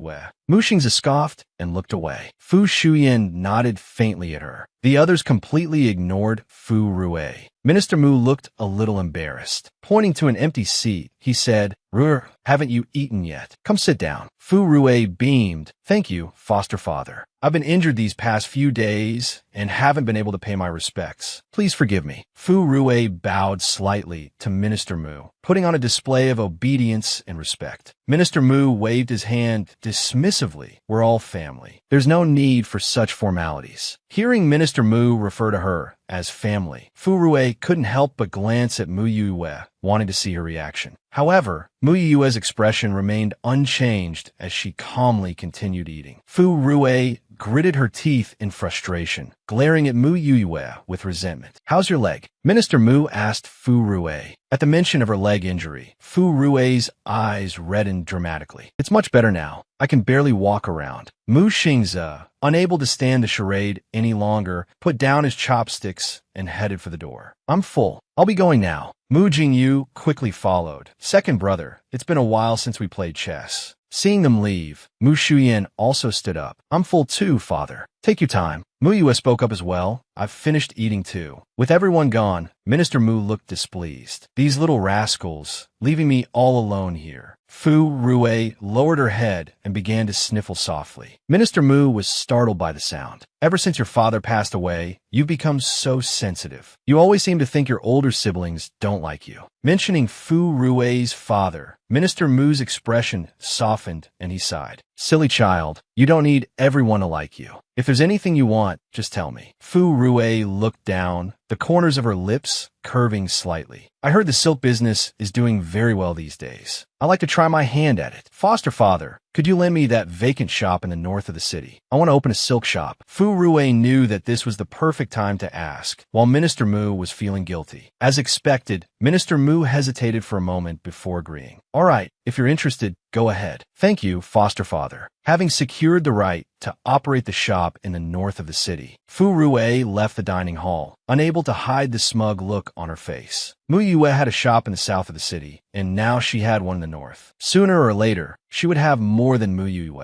It was another day for Mu Yue to see patients at the medical clinic. Early in the morning, the Tao family arrived, seeking a fertility prescription. Lu Miaoling also appeared on time. Seeing Mu Yue sitting there unharmed, Lu Miaoling thought that Amani Mountain is truly useless. The attack on Mount Qishue had been a grand affair, yet Mu Yue hadn't even lost a single hair. Lu Miaoling herself had been beaten half to death by the people of Mount Qishue. Chao Shi had been executed by waist severing, and the Li family had become a laughingstock. Maintaining a smile, Lu Miaoling once again asked Mu Yue for the tonic soup. Having finished the previous batch, Lu Miaoling had noticed a change in Prince Kun and now waited daily in her courtyard for the tonic. Looking at Mu Yue's arrogant and aloof demeanor, Lu Miaoling hatched another wicked plan. The Empress Dowager's birthday banquet was just a few days away. Not only would the Li family be present, but also Princess Xuanru. They were all thorns in Mu Yue's side. "Even with my secrets in your hands, Mu Yue, there are still people who will deal with you. I'll see how long your arrogance lasts." After leaving the clinic, Mu Yue went to Prince Jing's residence with Mu Xingze. According to reports from Mu Xingze's Huanqing Lu agents, the Taoist priest from Dongqi, after leaving the Ziqing Temple, had stayed in Shuiyang City for 2 days before departing for the capital. Isn't Pingzhou under the jurisdiction of Shuiyang City? Yi Xuanjing's gaze fell upon Mu Yue. Mu Yue looked at Mu Xingze with surprise. She hadn't realized that the leader of Huanqing Lu, the foremost intelligence organization in the martial arts world, was her second brother. It was truly astonishing. Hearing Yi Xuanjing's reminder, Mu Xingze suddenly realized something. Wasn't Shaoyan village just a short distance from Pingzhou? That damned old Taoist. Could he be investigating Tian? He had completely forgotten about this crucial point, but everyone's thoughts were different, clearly not on the same track. Seeing that Yi Xianjing was about to speak, Mu Yue stood up and headed towards the secret passage. Mu Xingze continued. After arriving in the capital, the old Taoist went to the Lu residence and met with Lu Yon. This matter definitely concerns Tian. Seeing his anxious expression, Yi Xianjing chuckled. "Your sister isn't worried. Why are you?" "As her older brother, I'm worried she'll be bullied." Mu Xingze frowned. "It's more likely she'll be the one doing the bullying." Yi Xuanjing's tone was light. "That little monster fears nothing. Even the Queen Mother of the West herself would probably be beaten half to death by her." Mu Xingze was speechless. Mu Yue entered the palace. The young emperor was squatting by the entrance to the secret passage, eagerly awaiting her arrival. Seeing her, his face lit up. "Sister, you're finally here. My legs are numb from squatting." The eunuch quickly brought over the medicine that had been kept warm. Mu Yue patiently fed the young emperor the medicine, spoonful by spoonful. Only then did he obediently finish it all. Mu Yue then pulled a bamboo grasshopper toy from her sleeve. The young emperor's eyes brightened, and he excitedly took the toy, shaking it in his hand. Every time Mu Yue saw him like this, she felt a pang of sympathy. Although he was the emperor, he was still just a child. She couldn't help but feel a surge of affection for him, just as they were enjoying themselves. Empress Dowager Wei's voice suddenly came from outside the door, as if she was about to barge in. Mu Yue quickly hid herself. The young emperor pretended to have just woken up and opened the door. Empress Dowager Wei entered and, seeing that Yi Xianjing wasn't present, got straight to the point. Some time ago, Yi Xianjing publicly accused General Zheng. But General Zheng has made great contributions to the Xian dynasty. My birthday banquet is approaching, and I hope your majesty will issue a decree to pardon General Zheng. At the mention of this matter, a serious expression appeared on the young emperor's childish face. Uncle said that General Zheng colluded with bandits and harbored treasonous intentions. That's preposterous. Empress Dowager Wei slammed her hand on the table. General Zheng has rendered distinguished service to the Xian dynasty. How can he be compared to a treacherous official like Yi Xianjing? You are the emperor. If you can't even make decisions on such small matters, then you might as well abdicate the throne. Empress Dowager Wei glared at the young emperor aggressively. Suddenly, a cold voice rang out from the doorway. What's going on here? Does the Empress Dowager intend to emulate the Flower Saint nation and declare herself emperor? Empress Dowager Wei straightened up, then angrily retorted, "Nonsense. Ye Yuanjing, Chaklet, interrupting care. I've long heard that General Zheng has a close relationship with the Empress Dowager. Seeing you today, it seems to be true." Empress Dowager Wei's eyes flickered. She immediately denied it. "What nonsense are you spouting? As the Empress Dowager, I also have the right to help the emperor distinguish right from wrong." Yi Xianjing finished writing with his brush, his eyes lowered. Empress Dowager Wei suddenly flicked her wrist. A scream suddenly rang out. The eunuch grinding ink beside the Empress Dowager collapsed to the ground. Xian Yu quickly covered his eyes. "Uncle's angry. It's scary." Empress Dowager Wei immediately stood up, her face pale with disbelief as she looked at Yi Xianjing, her whole body trembling. "Yi Xianjing, you dare." "My apologies, my hand slipped." Yi Xianjing smiled apologetically at the Empress Dowager, but his arrogant expression didn't waver. Empress Dowager Wei was so angry she nearly vomited blood, but she didn't dare say anything more. "Uncle Scary." Xian Yu ran over and hid behind Yi Xianjing. Yi Xianjing called out, "Someone,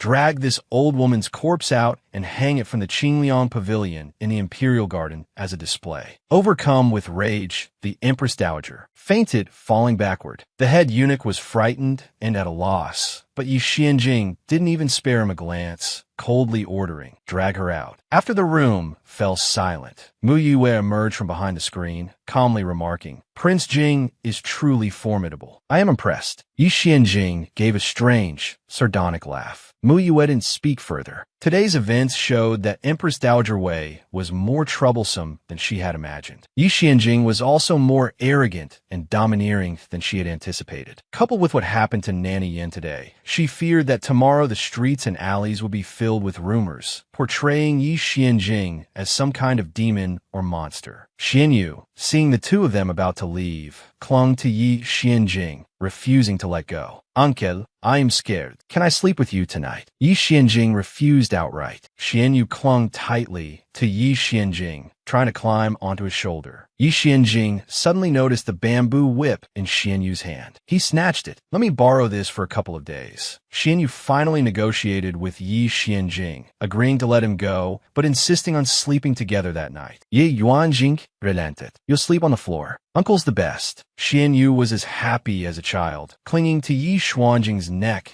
as they entered the secret passage. Back at Prince Jing's residence, Mu Xingze, upon seeing them emerge, thought he was seeing things. They looked so much like a family of three. After Mu Yue left, Yi Xianjing fiddled with the bamboo whip, muttering to himself about her ingratitude for not buying him one too. The next day, Minister Mu returned from court. As soon as he entered the door, he angrily threw his official hat on the ground. That traitor Yi Xianjing is becoming more and more insolent. Yesterday, he actually killed Nanny Yin, who served the Empress Dowager. That was someone close to the Empress Dowager. He just killed her like that. If our Xian dynasty continues like this, it will soon bear the surname Yi. Have you finished developing that poison yet? If not, I'll go out tonight and buy some arsenic. I'll take matters into my own hands and poison that traitor. Minister Mu looked at Mu Yue, his mind made up. Mu Yue placed the official hat on the nearby table. Father, I think we shouldn't just look at the surface. Currently, under Yi Xuanjing's rule, the Xian dynasty is flourishing, and the people live in peace and prosperity. Yi Xianjing hasn't done anything outrageous. Mu Xingze and Mu Jingyu also try to persuade him. I agree. He has the power to overthrow a dynasty at any moment. He wouldn't bother with such superfluous actions. Minister Mu finally grumbled. Fine, we'll wait and see. I'd rather kill those Lus and Lis. Those two families and the Mu family have a blood feud. After the Empress Dowager's birthday banquet, it will be your mother's death anniversary. Make sure you all keep that time free. Meanwhile, at the Lu residence, Lu Yonghui asked Taoist Dong Qi, do you have any way to deal with Mu Yue?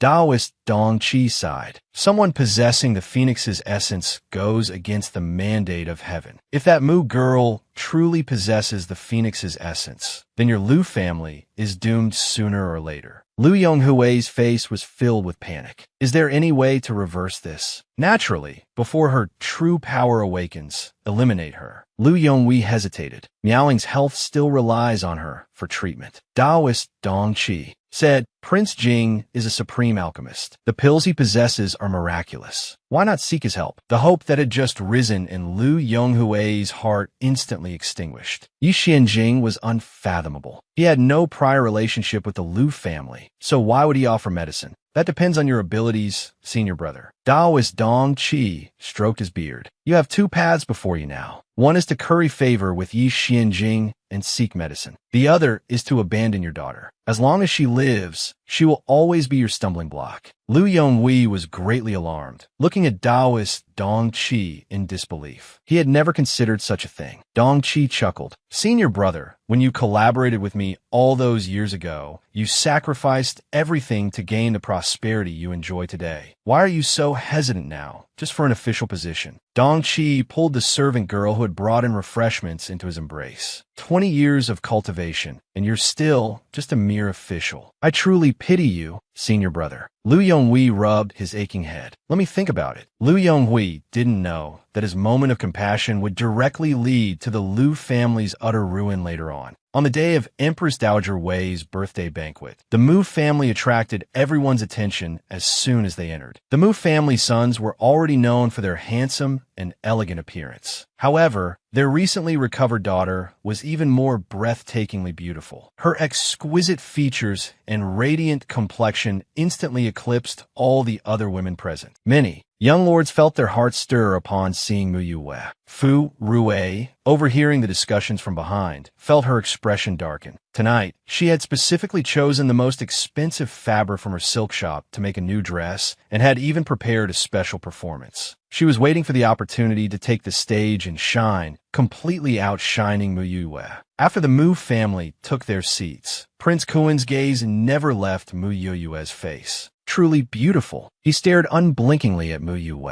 Beside him, Lu Miaoling's face paled, then she forced a smile. Your Highness, have some tea. Prince Kuin furrowed his brow. This prince feels that young lady from the Mu family looks familiar, as if I've seen her somewhere before. Lu Miaoling bit her lip, a strong sense of unease welling up inside her. Prince Kuin had certainly seen her. Back when Mu Yue served as a slave by his side, Prince Kuin had spoken to her several times. Since then, she made Mu Yue smear dirt on her face. Otherwise, her identity would surely be exposed today. Your Highness has seen countless beauties. This daughter of the Mu family is just like all the others. Beautiful, but in a common way. Prins Kun sneereth. Such a beauty. You say she's beautiful in a common way? Lu Miaoling. Are you blind? This prince is not. At this moment, an announcement came from the doorway. Princess Xuanru and Prince Chu have arrived. As soon as Prince Chu sat down, Prince Kuan eagerly said, "Fourth brother, look at that Mu family daughter over there. That cold yet sweet appearance. Isn't she much more beautiful than those usual vulgar powders?" Prince Chu didn't respond. Princess Xuanru, however, scoffed disdainfully. Today, she was determined to humiliate Mu Yue publicly, ensuring that no man in the Qian dynasty would dare marry her. The young emperor and Empress Dowager Wei took their seats. Everyone rose to pay their respects. Xuanru and Prince Kuan stepped forward, offering a string of auspicious greetings and presenting their gifts. Empress Dowager Wei nodded repeatedly, a genuine smile on her face. As the banquet's atmosphere reached its peak, an abrupt announcement rang out from outside the hall. "Prince Jing has arrived." Empress Dowager Wei's smile instantly froze on her face. Her gaze fixed heavily on the person entering the doorway. Everyone present at the banquet today was meticulously dressed. Yet, Yi Xianjing simply wore a snow-white cloud-patterned brocade robe. Minister Muskoft. Anyone who didn't know better would think he came for a funeral. Mu Yue couldn't help but chuckle. Isn't that right? He usually dresses so flamboyantly even in the middle of the night. Yet he chooses to wear white to someone's birthday banquet. He's doing it on purpose. Yi Xianjing bowed slightly towards Empress Dowager Wei, wishing Empress Dowager a happy 50th birthday. Empress Dowager Wei frowned, rolling her eyes. Why mention my age? However, before she could speak, Yi Xianjing had already taken a seat with an air of casual elegance. Empress Dowager Wei was fuming, her anger having nowhere to vent. Suddenly, she noticed Yi Xuanjing's gaze fixed on the Mu family's seats. The Gu family had brought 2 daughters today, one legitimate and one adopted. Could Yi Xianjing have taken a liking to one of them? Empress Dowager Wei finally found an outlet for her anger. Her eyes darted around. "Minister Mu, this legitimate daughter of yours is truly a beauty. If I recall correctly, you're already 17 this year. In a Qian dynasty, women are supposed to be betrothed by 15. Miss Mu should settle down soon." Mu Yue hadn't yet processed the situation when Yi Xianjing, propped up on his hand, spoke lazily. "Such purity is certainly better than some women who, even after marriage, don't remain chaste." His gaze was sharp as he looked at Empress Dowager Wei, his words clearly directed at her. Empress Dowager Wei's face changed. Her gaze flitted sharply over Yi Xianjing. Yet, her own daughter, Princess Xuanru, unexpectedly echoed Yi Xianjing. Yes, Brother Jing Wang is right." Empress Dowager Wei felt dizzy with anger. What did this treacherous minister mean? Minister Mu didn't understand Yi Xuanjing's sudden remark. Beside him, the perceptive dowager, Chao, Shi stepped forward. "Why don't we have each young lady perform a talent for the Empress Dowager to liven things up?" Almost immediately, Fu Rue was the first to stand up. "This humble servant is willing to perform for the Empress Dowager." She had been humiliated earlier because of Mu Yue. Seeing Fu Rue stepping forward, Empress Dowager Wei remarked, "Such filial piety. Even an adopted daughter of the Prime Minister's manor can be so well-mannered. If your birth father knew of your accomplishments today, he would be smiling in his grave." Whispers of laughter rippled through the crowd. Fu Rue's face instantly paled with embarrassment. She didn't know whether to stand or sit, wishing she could disappear. At that moment, someone gasped, "Why is there blue dye on her chair?" Everyone looked at the blue gauze skirt Fu Rue was wearing and began to giggle. Heavens, is her skirt fading? Could it be she just pulled it out of the dye vat and put it on? Princess Xuanru laughed mockingly. An adopted daughter is just an adopted daughter. They won't even give her decent material. They save the fine silk for their own daughter. Minister Mu's liebste Vithet. What was going on today? Mu Xingze was about to be driven mad by this woman. She clearly had new clothes prepared for her, but she insisted on causing a scene. Mu Yue, seeing her father's embarrassed expression, sighed. She released the chubby ghost from her jade ring and pointed towards Xuanru. "Go and cause her some trouble." Mu Yue released the chubby ghost, lightly tapping her finger. "Go and cause that obnoxious princess some trouble." In the next instant, Xuanru's expression changed. Her eyes glazed over for a few seconds before she suddenly stood up. "Oh, how lively. Everyone's here today. So what? This princess is looking for a good time. My feet are itching for a dance. Just a thing to liven things up for everyone. Let's have some fun." With that, she walked to the center of the hall and beckoned to Fu Rue.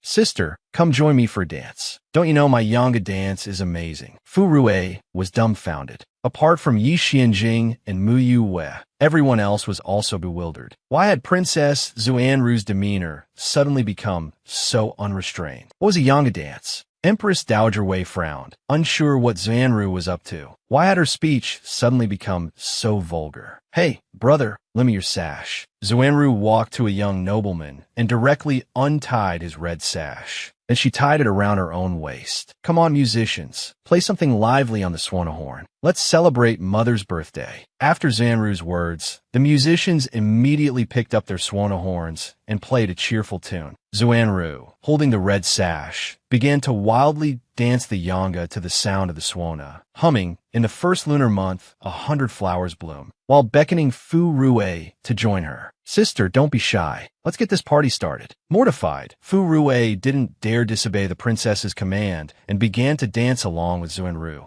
As the saying goes, comparison is the thief of joy. Compared to Princess Zenru's foot-stomping dance, Fu Rui looked like a celestial being descending from the heavens. Xuanru kept yelling, "Come on, find me another partner. I can dance until the rooster crows. Sit down." Empress Dowager Wei roared at Xuanru, practically bursting with anger. She took her anger out on Fu Rui, giving her a few bolts of cloth with a dark expression. Fu Rui, oblivious, thanked her happily. Having just been compared favorably to Xuanru, Fu Rui felt she was on par with the princess. She sat down and shot a smug look at Mu Yue.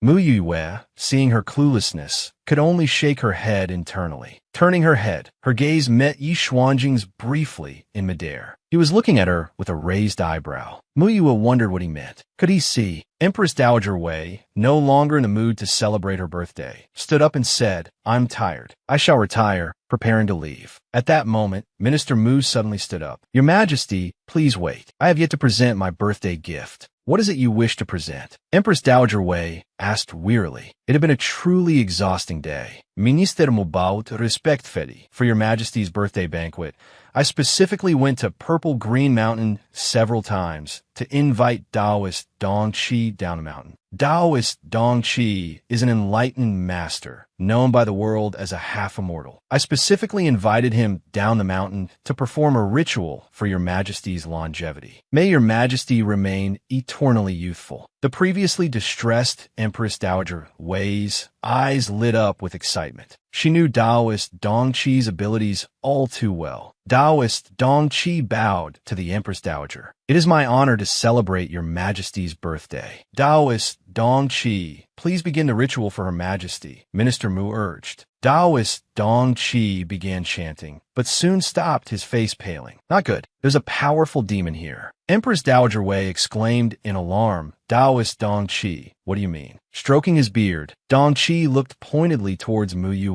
"While performing the ritual for your Majesty, I detected a demon in the northwest, constantly interfering with my efforts. This demon is powerful, a reincarnation of a calamitous star. Its repeated interference suggests it intends to steal your Majesty's life force tonight." Empress Dowager Wei was terrified. Dong Qi continued, "This demon arrived in the capital about a month ago. Before that, it resided in the Shuiyang city area for many years, cultivating its demonic powers. This demon is Yin in nature. I suspect it's female." Just then, a slightly panicked voice rang out from the main seat. "How scary. Do demons eat people? I'm so cute and chubby. Will it eat me first?" The young emperor covered his chubby cheeks with his hands, looking frightened. "I'm scared too," Yi Xianjing said, dramatically clutching his chest. The others looked at him in surprise. Even he could be scared. Taoist Dong Qi, thrown off by Yi Xianjing, momentarily forgot what to do next. While racking his brains for a solution, he heard Yi Xianjing urging him to set up an altar to suppress the evil. Empress Dowager Wei, fearing the demon would steal her lifespan, quickly ordered the eunuchs and palace maids to set up the altar for Dong Qi's ritual. While they waited, the snow wolf wagged its tail and walked over to Yi Xianjing. Taoist Dong Qi stood in front of the altar. By the power of Lao Tzu, as quick as lightning, everyone watched intently as he performed the ritual. Suddenly, a ferocious roar echoed through the hall. The snow wolf lunged with lightning speed, sinking its teeth into Taoist Dong Qi's calf. The Taoist screamed in pain.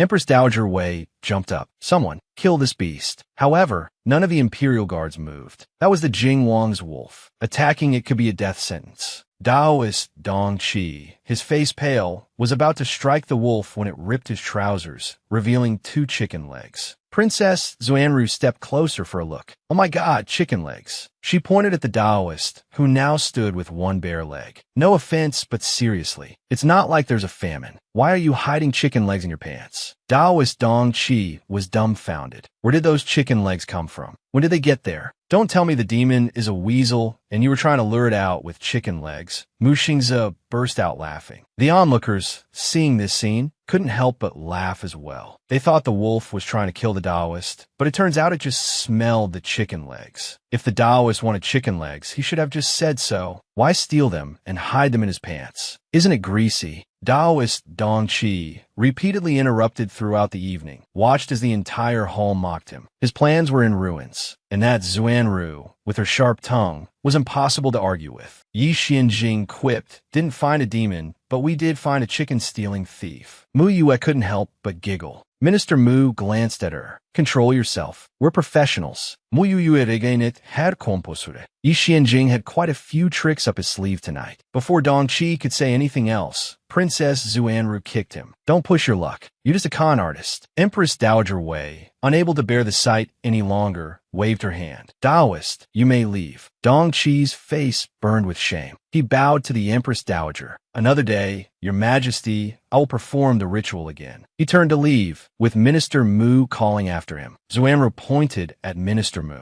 You, shut up and sit down. Stop with these ridiculous antics. Mu Yue, sensing the time was right, thought, this place has too much yang energy. It's not suitable for the chubby ghost to stay for long. With a flick of her wrist, she recalled the chubby ghost. Xuanru's body suddenly stiffened. She shook her head forcefully, completely forgetting what had just happened. She was still at the banquet, wondering why she had spaced out. Empress Dowager Wei's head was pounding. I'm feeling slightly unwell. Let's end this here tonight. Hearing that the banquet was ending, Xuanru quickly spoke up, twisting her body coquettishly towards Yi Xianjing. My dear Jing Wanggij, you haven't given your gift yet. I want to see it too. Disgusted by her tone, Yi Xianjing frowned. He stood up and hooked his lips. Slowly, I do indeed have a grand gift prepared for the Empress Dowager. The Empress Dowager had a bad feeling. Bring it forth. Led by the guards, a man in his 50s walked in. The hall erupted in murmurs. How is it, General Zheng? Wasn't he dismissed and imprisoned in Dali Temple? What is Yi Xianjing planning? Don't tell me he wants to kill someone again. Isn't this too outrageous? After all, it's the Empress Dowager's birthday. General Zheng bowed to the person on the main seat. Xuanru, still acting spoiled, said, no need for formalities. Yi Xianjing, what do you mean by this? Empress Dowager Wei looked at Yi Xianjing. He smiled. 2 days ago, the truth came to light. I had wrongly accused General Zheng, so I immediately pardoned him. However, he suffered greatly in Dali Temple. I'm afraid he won't be able to return to the battlefield. To compensate, I've arranged another official position for him. Is the Empress Dowager satisfied with this gift? Yi Xianjing raised an eyebrow, a hint of deeper meaning in his eyes. Empress Dowager Wei, feeling awkward, had no choice but to praise him. Jing Wang is truly thoughtful. This is the best gift I've received tonight. Good. Then the Empress Dowager can sleep well tonight. Seeing the banquet nearing its end, Tang Zhou, who had been quietly playing the flute in the corner, suddenly stood up. He stammered, Your Majesty, I dare to speak. I have a request. He nervously glanced at Mu Yue.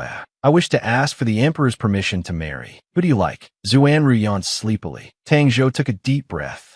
Lady Mu Yue. I fell in love with Miss Mu at first sight a few days ago in the market. I wish to marry her. Minister Mu, Mu Xingze, and Mu Jingyu all looked at Tang Zhou. How dare he ask to marry their Tian without their permission? The young emperor was also surprised. Do you need my uncle's permission to marry my sister? He looked at Yi Xianjing. As expected, after a moment of silence, Yi Xianjing that slammed his teacup on the table. The son of the Minister of Rights is truly unruly. The Minister of Rights quickly stood up. Though afraid, he still had some backbone. May I ask, Jing Wang, how is my son unruly for wanting to propose marriage? Yi Xianjing replied with a righteous face. Nanny Yan's mourning period hasn't passed. Her bones haven't even cooled, yet your son is only thinking about romance. Drag him out and give him 50 lashes. Everyone was stunned by Yi Xuanjing's shamelessness. Why hasn't her mourning period passed? Doesn't he know? Besides, what does Nanny Yin have to do with the Minister of Right Sun? As Tang Zhou was dragged out, Empress Dowager Wei couldn't stay any longer. Dismissed. The tumultuous birthday banquet finally ended. Minister Mu didn't move, staring at Yi Xianjing. He felt something was off tonight. Was it his imagination? This treacherous minister seemed to be helping Tian Tian. Tian Tian, don't let your guard down just because that treacherous minister helped you. Minister Mu grabbed his daughter's shoulder, thinking, could that damn minister actually have taken a liking to Tian Tian? If that's the case, our Mu family is truly cursed. Mu Xingze lowered his voice to explain, Father, Jing Wang, and the Empress Dowager have always been at odds. Tonight, he was deliberately trying to embarrass her. Minister Mu's thoughts cleared instantly. Right, how could I forget that? Then everything tonight makes sense. Good, good. Minister Mu sighed in relief, walking out cheerfully. As long as he doesn't have his eyes on Tian Tian, everything is fine. Mu Yue, walking behind, saw Yi Xianjing beckoning to her. Understanding, she slowed down. Second brother, Jing Wang is looking for me. Cover for me. I'll be back soon. Mu Xingze hadn't even reacted. Not before Mu Yue slipped away. Mu Jingyu looked up and saw Mu Yue gone. Second brother, where did Tian Tian go? Mu Xingze blurted out, she's delivering something to our aunt. It's girl stuff, don't ask. With his usual investigative instincts, Mu Jingyu sensed something unusual. He felt his second brother and Tian Tian were hiding something from him. He didn't expect the ruthless Yi Xianjing to have such a childish side. He had been slightly jealous after seeing the grasshopper on a stick in the young emperor's hands. After the banquet, he called Mu Yue over and hinted frantically. Mu Yue couldn't figure out what Yi Xianjing meant. Yi Xianjing shook his head in disappointment. I helped you so much, yet you're not even willing to give me a grasshopper on a stick. Mu ypsilonogonus lips tvichet. Childish. I'll get you one tomorrow. Yi Xianjing was finally satisfied. Remember to give me a big one. 2 days later, as if afraid Mu Yue would forget, Yi Xianjing appeared in her room uninvited. Mu Yue, slightly amused, took out the grasshopper on a stick. Yi Xianjing took it and twirled it in his hand, pleased. Just then, Minister Mu's voice suddenly sounded from outside. Mu Yue panicked, grabbing Yi Xuanjing's arm and pulling him behind the screen. What are you doing? Yi Xianjing had never seen her so flustered.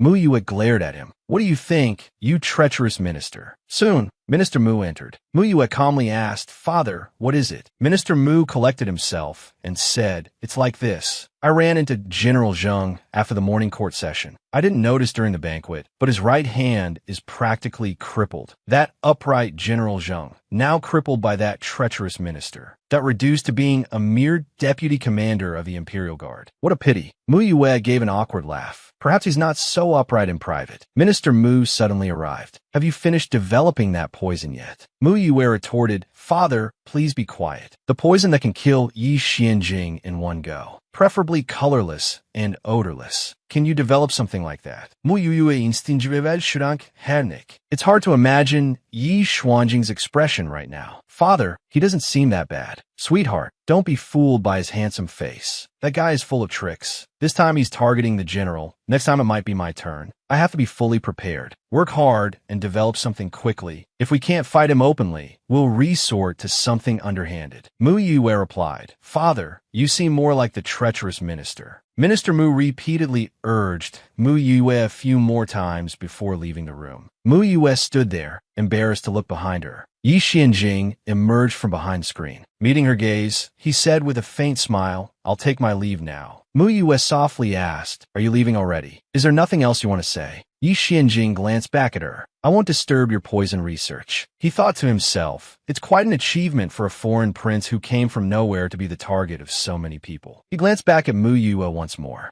Mu Yue watched his retreating figure, a strange feeling stirring within her. She detected a hint of loneliness. Ye Wanjing, Mu Yue called out to him. Yi Xianjing, turn around. You saved my life. As long as you don't harm my family, I won't kill you. This was Mu Yue's promise to him. Yi Xianjing seemed to be pondering her words. When did I save your life? Seeing that he didn't remember, Mu Yue's lips curled slightly. You can go now. After saying that, she slammed the window shut. Yi Xianjing was left feeling bewildered. The next day was the day to visit the ancestral graves. The eldest brother couldn't return from the military camp, which Mu Xingze found somewhat regrettable. Just as they were about to board the carriage, Fu Rue, dressed flamboyantly, walked out, preparing to go to the silk shop. The housekeeper looked at the brightly dressed Fu Rue. Madam, the master and the others have gone to the ancestral graves to pay respects to your mother. Aren't you going? Fu Rue's nodded. They didn't invite me. Why should I go? With that, she swaggered out of the residence. Madame Mu's burial place was in a scenic location nestled between mountains and water. As everyone knelt before Madame Mu's grave, Mu Xiang was already weeping uncontrollably. I came to see you last night. Mu Xingze, Mu Shuyan, Mu Jingyu, and Mu Yuyue all wore expressions of grief. Mu Yuyue's gaze fell on the grave before her, her expression changing. Thinking she was mistaken, she activated her spiritual power and carefully probed the empty grave. It was indeed an empty grave. Mu Yue blurted out involuntarily, "Was mother's body buried here?" Mu Xiang was taken aback, then nodded. "Of course. I buried her with my own hands." Mu Yue's doubts deepened. Then why is it empty? Did someone steal mother's body? She calmly concealed her emotions. How did this happen? I must confirm this. After midnight, Mu Yue's figure appeared once again at the ancestral graves. She summoned Hong Yin and had her look inside the mirror. The result was the same. Madame Mu's body wasn't there. Mu Yue's face darkened. She closed her eyes and focused, her fingers emitting an icy blue light. The light formed a circle surrounding her. Bathed in the blue light, Mu Yue's face became even paler. The surrounding trees and shadows swayed gently. Countless spirits were drawn to the scene, curiously watching. After a long while, Mu Yue opened her eyes. Mother hasn't been reincarnated. Yeah. Mu Xing's voice suddenly rang out. He had noticed Mu Yue's unusual mood since daytime and had been keeping an eye on her, following her all the way to the ancestral graves. Mu Yue's face was pale and she felt dizzy. But since her second brother had already seen what happened, there was no point in hiding it. Second brother, mother's grave is empty, and she hasn't been reincarnated. Mu Xingze was shocked. You mean mother is still alive? How is that possible? I'm not sure. There's also the possibility that someone stole mother's body, and her soul is wandering without being reincarnated. Mu Xingze was stunned. At the same time, he was surprised that Mu Yue could communicate with spirits. We need to keep this a secret. We can't tell father and the others yet. Mu Yue was worried that the news would cause Mu Xiang another bout of intense pain. Mu Xingze was silent for a moment, then nodded. But if mother is really deceased, but hasn't been reincarnated, where has she been these past 10 years? After returning to the residence, Mu Yue endured the pain coursing through her body and lay down on the bed to investigate. Reincarnation wasn't something mortals could control. Forcefully interfering with it was defying the heavens. Defying the heavens would result in backlash. She had thought the pain would last for a long time, but as dawn approached, Mu Yue felt the pain gradually subside. As the first rays of sunlight broke through, countless spiritual energies from all directions surged towards her. Even the flow of her own spiritual power had improved significantly. That day, another major incident occurred at the minister's residence. It was unknown what bad luck had befallen the Liu family, but every morning for a month, they would wake up to find someone dead. Even more terrifying, this morning, Liu Yonghui woke up to find his concubine lying dead beside him, and he hadn't noticed a thing. Terrified, he rushed to the Imperial Guard headquarters to report the case to Pei Yanji. Arriving at the main hall, he was surprised to find Yi Xianjing there as well, flipping through a booklet. Ding Zhaoying and Pei Yanji were sitting to the side. Minister Liu, another death in your residence. Yi Xianjing, who was beside him, looked up at Liu Yonghui. Liu Yonghui bowed slightly to Yi Xianjing and then said to Pei Yanji, Minister Pei, people have been dying continuously in my residence. The entire capital is in a panic. I request that Minister Pei send someone to thoroughly investigate this matter. Before Pei Yanji could speak, Yi Xianjing casually remarked, Minister Liu, have you offended someone? Before Liu Yonghui could answer, Mu Yue walked in. Yi Xianjing looked at her with interest, the scene from last night flashing through his mind. After returning from the cemetery, Mu Yue went to the Liu residence under the cover of night. While there, she bumped into Yi Xianjing in a corner. Why are you so late? Yi Xianjing seemed to have been waiting for a long time. Mu Yue looked at him with slight surprise. What are you doing here? I wanted to see the world with the heroine Yi Xianjing said, recalling something he had said before. I'm busy, I don't have time for you. Mu Yue wanted to finish her business quickly. Yi Xianjing followed her. Don't leave. Take me with you. How about I assist you? Just as they were about to take action, they saw Lu Yonghui and Daoist Dong Qi walking over, talking about something. Yi Xianjing pulled Mu Yue into an embrace, feigning intimacy. Then, they overheard Dong Qi advising Lu Yonghui to kill a dozen or so servants and maids in the residence, along with a couple of concubines, and fray Mu Yue for everything. This would eliminate the troublesome demoness and cover up the events of the past. Mu Yue was speechless. She hadn't even done anything yet, and Lu Yonghui and the Taoist were already pinning the blame on her. Since that was the case, just as Mu Yue was about to move, Yi Xianjing grasped her hand and pulled her behind a tree. I have a better way. It's risk-free and will protect the Mu family. I wonder if Miss Mu is willing to cooperate. Pei Yinji turned to look at Mu Yue. Miss Mu, what crime are you reporting? Lu Yonghui was suddenly ignored, and he ground his teeth in anger. Mu y frowned, feigning displeasure. My bracelet is missing. Ye Yuanjing similit faintly. Is that so serious? Is the bracelet expensive? Is it more serious than the 15 people who suddenly died in Lu Yonghui's residence? Mu y nodded. Quite expensive. It cost 8 taels of silver. When did it go missing? Pei Yinji asked. Yesterday, after I returned from the clinic, she replied. Ye Yuanjing, fine surprise. Perhaps a patient stole it. Someone, go investigate. With that, he summoned more than 20 Jinzhao Ying guards, who marched out to search. Lu Yonghui couldn't stand it any longer and stepped forward. Lord Pei, Your Highness Prince Ding. Pei Yinji raised a hand. Someone, go investigate. 2 guards appeared beside him and gestured towards Lu Yonghui. Master Lu, let's go. An 8-tail bracelet goes missing, and he sends 20 guards. 15 people die in his residence, and he sends only 2. Lu Yonghui was indignant. Your Highness Prince Ding, is this how you handle such a serious matter? What? Do you expect me to personally investigate for you? Yi Xuanjing's eyes narrowed, his voice laced with a threatening undertone. Lu Yonghui didn't dare to say anything more and left with the 2 guards. After Lu Yonghui left, Pei Yinji looked at Yi Xianjing. What's going on between you two? Nothing much. Last night, Miss Mu and I happened to witness someone's melodramatic affair, Yi Xianjing said casually. Pei Yinji was speechless. He looked at the 2 of them incredulously. Are you both insane? Mu y nodded seriously. My bracelet really is missing. Ye Yuanjing similet. Don't worry, I'll give you a new one. Thank you for showing me the world last night. Pei Yinji rolled his eyes. Yi Xianjing handed her the register he had been looking through.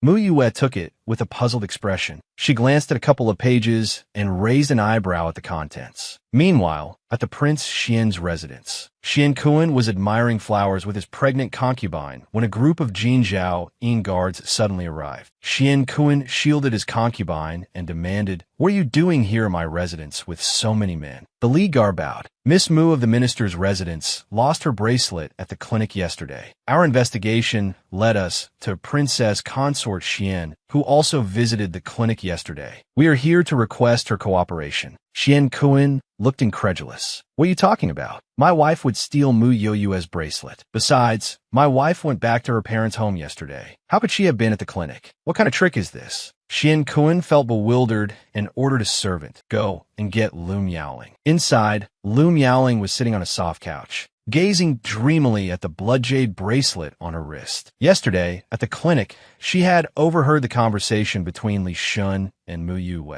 Miss, your blood jade bracelet is truly magical. It not only dispels illness, but also wards off evil. It's perfect for an old woman like me who doesn't like taking medicine, Li Shun had said. Mu y smiled. This bracelet is made with my blood essence and amethyst. Li Shun, if you're feeling unwell, you can wear it for now. Outside the door, Lu Miaoling, almost without thinking, hid the blood jade bracelet from the table inside her clothes. Lu Miaoling admired the bracelet as if it were a precious treasure until a knock came at the door. Princess Consort, His Highness is looking for you. Xian Kuin's sudden summons gave Lu Miaoling pause. She took off the bracelet and placed it under her pillow before leaving the room with light steps. Lu Miaoling had barely stolen Mu Yoyue's bracelet when the Jinzhao Ying guards arrived at her door. Hiding the bracelet, Lu Miaoling left her room and found the courtyard filled with guards. A sense of foreboding washed over her. Upon seeing Lu Miaoling, Xian Kuin's anger flared. Lu Miaoling, where were you yesterday? His concubine leaned against him, a look of amusement on her face. Lu Miaoling seethed with rage, especially at the thought of Xian Kuin's promise to elevate the concubine to secondary consort if she bore him a son. How could she tolerate this? Lu Miaoling felt utterly humiliated. As she stood there, lost in thought, Xian Kuin grew impatient. I'm asking you a question. Are you mute? I went to visit my mother at my parents' home yesterday. Is there a problem? Lu Miaoling asked innocently. Xian Kuin turned to the guards. Did you hear that? My wife wasn't at any clinic. At the mention of the word clinic, Lu Miaoling panicked at the end of the year. Zhang Hao bowed slightly to Lu Miaoling. But yesterday, many people in the city, including Old Wang, the gatekeeper on the first floor of the medical clinic, said they saw Princess Consort Xian. Lu Miaoling maintained a calm expression. My mother was ill yesterday, so I went to the medical clinic. I asked Miss Mu for some medicine. Is there a problem with that? That's right. Therefore, everyone who went to the medical clinic yesterday is a suspect in the theft. Please cooperate with the investigation. Princess Consort Xian, Zhang Hao said, pulling a search warrant from his pocket. Lu Miaoling yelled, "How dare you? I am the dignified Princess Consort Xian. I've seen all kinds of jewelry. Why would I steal a mere bracelet from Mu Yue?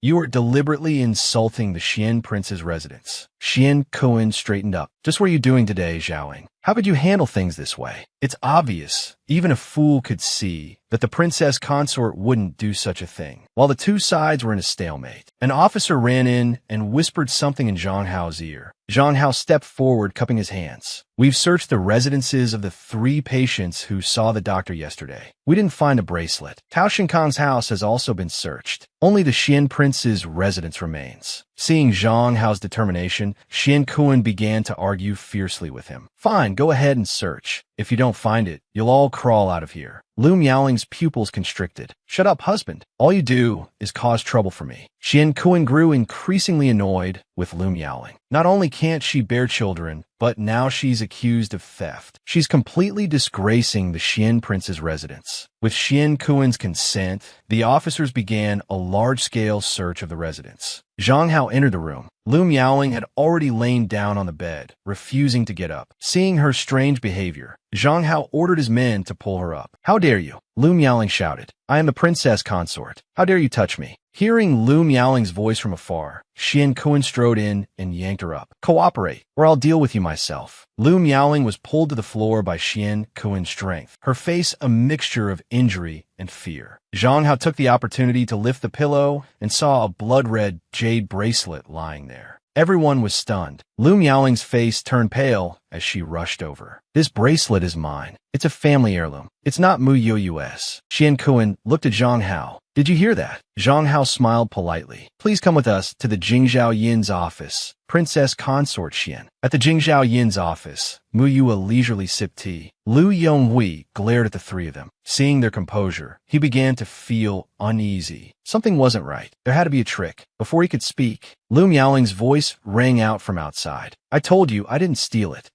Lu Miaoling, have everything. Why would I steal a bracelet? But when she entered the main hall and saw Mu Yue inside, her heart sank. Xian Kuin, oblivious, held up the blood-red jade bracelet to Lu Yonghui and asked, Isn't this your family heirloom? Lu Yonghui was speechless. Remembering that Mu Yue had reported her bracelet missing just before he left, and now the bracelet was found with Miaoling, Lu Yonghui had a bad feeling. It seemed Mu Yue had deliberately set a trap for Miaoling. If Miaoling was convicted of theft, her reputation would be ruined. Lu Yonghui quickly reacted and nodded. Yes, this bracelet is our family heirloom. It's called the blood-red jade. Yi Xianjing looked at the quality of the jade bracelet and glanced at Mu Yue.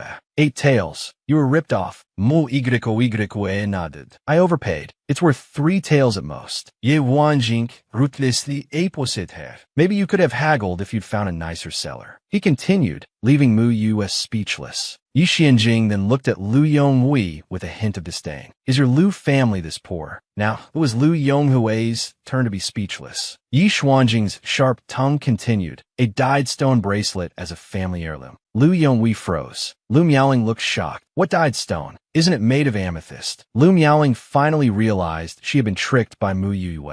This is the bracelet I lost. Thank you for finding it for me, Mu Yue said with a teacher's demeanor. Lu Miaoling couldn't admit defeat. You're lying. This bracelet is my family heirloom. It represents our heritage. Who says it has to be valuable? Miaoling is right. There's no rule that heirlooms have to be expensive. Miss Mu, are you mistaken? Xian Kuan sided with Lu Miaoling. Mu Yue blinked innocently. But this really belongs to me. Do you have proof? Does it have your name on it? Xian Kuan asked angrily. Mu Yue smiled sweetly at him. It does. She took the bracelet and looked at Yi Xianjing, smiling. Do you know why I overpaid? Yi Xianjing shook his head. Because it's custom-made. Mu Yue asked Pei Yinji to bring a candle. She then held the bracelet over the flame for a while. Soon, 3 characters became clearly visible, engraved inside the bracelet. Mu Yue. After the princess consort was caught stealing the 8-tail heirloom bracelet, she refused to admit it, repeatedly claiming it was an ancestral treasure. After being exposed by Mu Yue, a deathly silence fell over the hall. Yi Xianjing chuckled, looking pointedly at Lu Yonghui. So, Mu Yue is your ancestor. Lu Yonghui and Lu Miaoling hadn't expected such a trick. Seeing the 3 characters, Xian Kuan kicked Lu Miaoling's shin. Are you stupid? Stealing things. Lu Miaoling stumbled, trembling and speechless. Mu Yue chakeled. Don't be so quick to judge, Prince Xian. What if it's just a coincidence? Master Lu, what's your ancestor's name? Seeing the situation, Lu Yonghui had no choice but to play along. Closing his eyes, he said, Indeed, we have an ancestor named Mu Yue.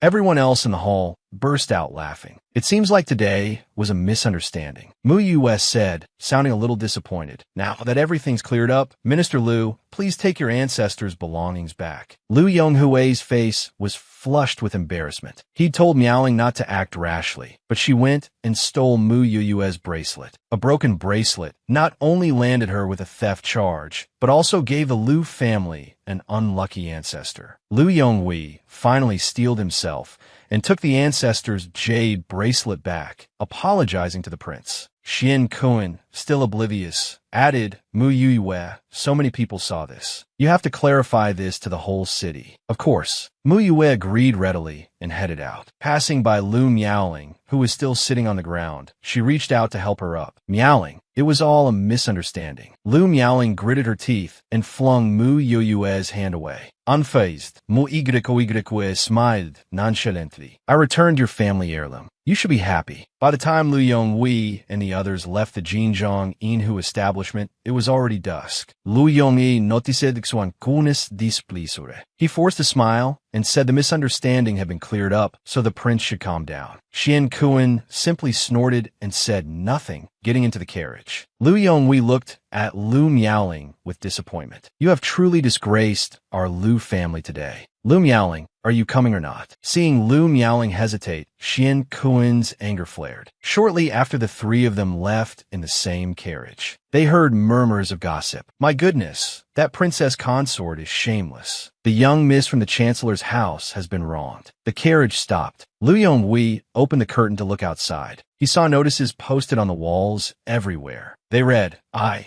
Mu Yue, daughter of the chancellor, lost my bracelet and reported it to the Jingzhou prefecture. The prime suspect was Princess Consort Lu Miaoling. I proudly showed the name engraved inside the bracelet, but the minister insisted that his Lu family ancestor was also named Mu Yue.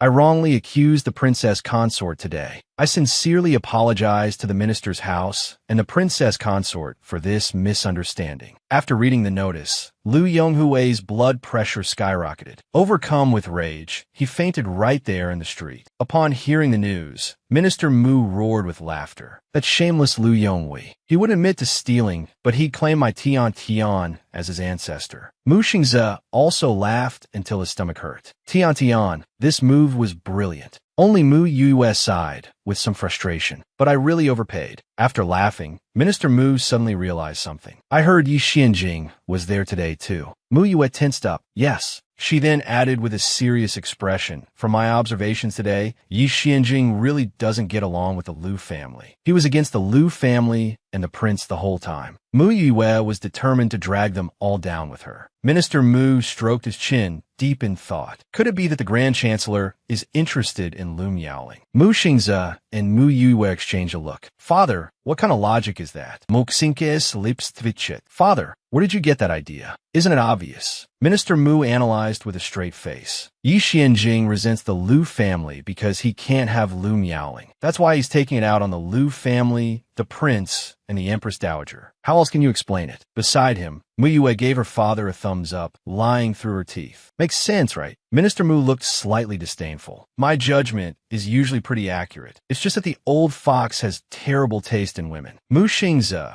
at first, thought it sounded plausible, but after hearing his father's explanation, he was convinced. Look at today. Yi Xianjing even went to Jinzhong, Yinhu specifically to make things difficult for the Liu family. When does he ever go there? Minister Mu agreed, and Mu Xingze became even more enthusiastic, especially when over a dozen people from the Liu family died. He only sent 2 people to investigate, but he sent over 20 to the prince's residence. He's clearly targeting Lu Miaoling and Xian Kuan. Exactly. It seems we're on the same page. Minister Mu looked at Mu Xingze with approval. Mu Yue and Mu Xingze, unable to bear it any longer, quietly slipped away. After leaving the main hall, Mu Yue wiped the smile off her face and asked Mu Xingze about his recent findings. Mu Xingze had reviewed the cases of officials who had been buried in recent years. After comparing them, he'd actually discovered something interesting. Some of these officials were honest, but they were suddenly accused of corruption and bribery. And the people who replaced them all had close private ties to the Liu family. He had originally intended to gather evidence against the Liu family, but the Liu family had become an unexpected bonus. Mu Yue thought for a moment and handed the booklet Yi Xianjing had given her to Mu Xingze. Mu Xingze flipped through it, his eyebrows raising in surprise. Liu Yonghui is actually connected to the Zijin Guan. This is truly unexpected. It was rumored that Dong Qi only became the head of Zijin Guan after the previous leader's death. But according to this booklet, Liu Yonghui was also involved back then. We truly underestimated him. Mu Xingze decided to visit Huanxin Tower and investigate this lead further. Back in her room, Mu Yue felt drowsy. In her hazy state, she suddenly remembered that Yi Xianjing had said he would visit the Liu residence again tonight. But she was too tired today. Figuring he had probably just said it casually, she went back to sleep. When Mu Yue woke up at dawn, she was startled by the extra person in her room. Yi Xianjing was sitting by the bed, leisurely reading a book. She didn't know how long he'd been there. Mu Yue frowned. Did she sleep that soundly last night? Why are you here? Mu Yue was displeased to see him intruding into her quarters again. Yi Xianjing looked at her, the corners of his lips curving slightly. "I waited for you until the 4th watch. I was worried you might be killed on the way back, so I came to check on you." Mu Yue gritted härtigt. The prince is truly compassionate. Yi Xianjing looked amused. "You're just realizing that now." As Mu Yue got up to get dressed, Yi Xianjing stood nearby. "Why didn't you go to the Liu residence last night? Could it be that after becoming their ancestor, you started to care for your descendants?" "Well, they did call me ancestor. I should be a bit more considerate," Mu Yue replied sarcastically. Yi Xianjing raised an eyebrow. "What a coincidence. I was rather displeased waiting for you last night. In a fit of pique, I went in and killed 2 more people." As he spoke, he pulled a brocade box from his sleeve and pushed it forward. "Here's a replacement for the one I promised you." Mu Yue opened the box. Inside was a blood jade bracelet, identical in style to yesterday's, but the quality was many times better. She glanced at him. "Do you want a return gift?" Of course, Yi Xianjing wouldn't stand on ceremony. "Make me a bamboo grasshopper, bigger than the last one." Mu Yue closed the box with an impassive expression. "Then keep it." Yi Xianjing, the childish one, glanced at her. "Fine." With that, he took the box and turned towards the door. Mu Yue quickly chased after him and grabbed his sleeve. "Where are you going?" Yi Xianjing reached for the door handle. Mu Yue stepped in front of him, blocking the doorway. She pointed to the back. "The window. not the door. Yi Xianjing wrapped an arm around her, his expression righteous as he continued to reach for the door. I conduct myself with propriety. I don't climb out windows. Mu Yue was exasperated. She took a step back. You take the window, I keep the bracelet. Yi Xianjing pushed his advantage. Make me a return gift. I want tomorrow. Mu Yue gritted hertit. After their perfect negotiation, Yi Xianjing finally headed towards the window and disappeared from Mu Yue's room. Mu Yue stared at the window. She'd have someone keep a close watch on it later. Walking over to the table, she picked up the bracelet and examined it carefully. She discovered the bracelet was made of amethyst, and the blood inside seemed to be dyed with some kind of medicine. Sniffing it carefully, a medicinal fragrance wafted out, like the sap of calming incense. It really lived up to the initial claim that the purple bracelet could dispel illness. Liu Yonghui had another death in his residence last night. In the afternoon, Quan Hengji went directly to the palace to report to the emperor. However, upon entering the imperial study, he saw Yi Xianjing sitting beside Xianyu. Liu Yonghui wanted to die. He had just inquired and been told that Yi Xianjing was at his own residence. How did he appear in the imperial study so quickly? Liu Yonghui bowed to Xianyu. Your Majesty, there have been successive murders in my residence. Even the Jinjiaoyin prefecture is at a loss. I can only ask your Majesty to preside over the matter. Xianyu glanced at Yi Xianjing. Seeing him remain silent, he had to improvise. Has the Liu family offended anyone? Liu Yonghui shook his head. This humble official is utterly loyal and devoted. How could I offend such a ruthless person? This humble official worries that someone has bribed assassins from the Jianghu to use my residence to intimidate your Majesty. After all, the capital is heavily guarded. Yet this person has such influence and repeatedly enters the Liu residence to kill. They're truly audacious. Xianyu opened his mouth, then suddenly his eyes lit up. What was it that Taoist from last time? Wasn't he very powerful? Lord Liu, you can invite him to your residence to perform an exorcism. Liu Yonghui was speechless. Yi Xianjing put down the book in his hand and looked at Liu Yonghui. Lord Liu, are you questioning His Majesty's words? This official wouldn't dare. It's just that in such matters, official methods seem unlikely to bring happiness. So you're saying Taoist Dong Qi is a charlatan? Yi Xianjing raised an eyebrow. Liu Yonghui didn't know how to respond. Yi Xianjing smiled again. Then Lord Liu, why did you specifically invite Dong Qi to the Empress Dowager's birthday banquet? What were your intentions? If it weren't for the two of you colluding to deceive the Empress Dowager, Liu Yonghui now understood the taste of his own medicine. The emperor and Yi Xianjing were clearly working together to set a trap for him. Resentment simmered in Liu Yonghui's eyes. He was truly furious. Xianyu sighed again. All right, I'll issue a decree. Take my decree and go to the Dali Temple. They will investigate the case for you. Liu Yonghui should have been happy. However, the minister of the Dali Temple was currently on leave,